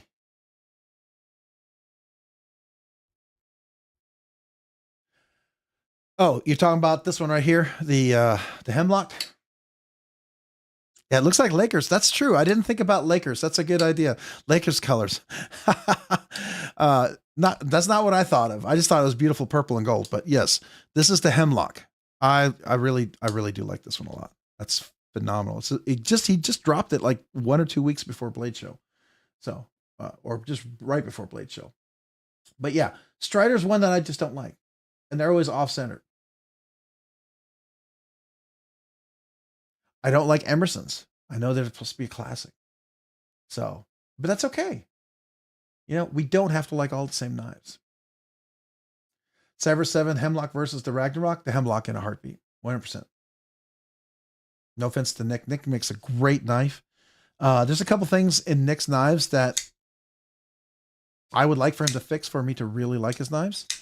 I would either have to have custom fix his flipper to add jimping to it and change the angle a little bit. I find his angle on his flipper a little uncomfortable. Still a fantastic, amazing knife. Phenomenal knife. But I think his flipper could be changed. So thumb studs I might be more interested in. But I like to have multiple deployments, so I don't like the fact that you have one or the other. I like to see both. But Nicholas usually gets those things correct. All right, guys. It's been a great evening. Appreciate you all. Thank you so much. I got to get some sleep. Even though I slept till 4, I'm still exhausted. So you guys have a good evening. Thanks for the live stream, man. Thanks for everyone being here. Members giveaway next week. I don't know, honestly, as tired as I am, if I'm going to have it out tonight. Probably will be tomorrow, to be fair. Okay, guys. So to be fair, tomorrow. I'll just be happy if I have a video out in the morning for you guys, because I have 3 or 4 videos I need to process to have a video, one of them. So you guys have a great evening. I appreciate you. Thanks for being here for the live stream. Hopefully you liked that, the Klingman. I was excited to meet Taylor Martin. It'll be part of the video. I really want to get my Blade Show video together, and I would like to get that out. I would like to have gotten that out for tomorrow. Don't know if I have enough time to get all that stuff together tonight. If I can, I will try. If not, then that will be the day after. So appreciate you guys. Thank you, Level Up, Paul Mills, Jim Cox, Caleb 1776. Let's see here. If Hate Nate 704 is still here, who else is still here? Taylor, Ed Harrison. Appreciate you, man. Thanks so much to every one of you guys. Jose Blades. Thank you. Absolutely. Yes. So definitely going to be switching that clip out. All right. Appreciate you guys. Have a great week. Have a great night. We'll probably see you on Cole's live stream tomorrow if I'm not exhausted still. Otherwise, we'll talk to you guys soon. Bye, everyone, and have a great week. Thanks for being patient with me being late tonight. But, have a great week.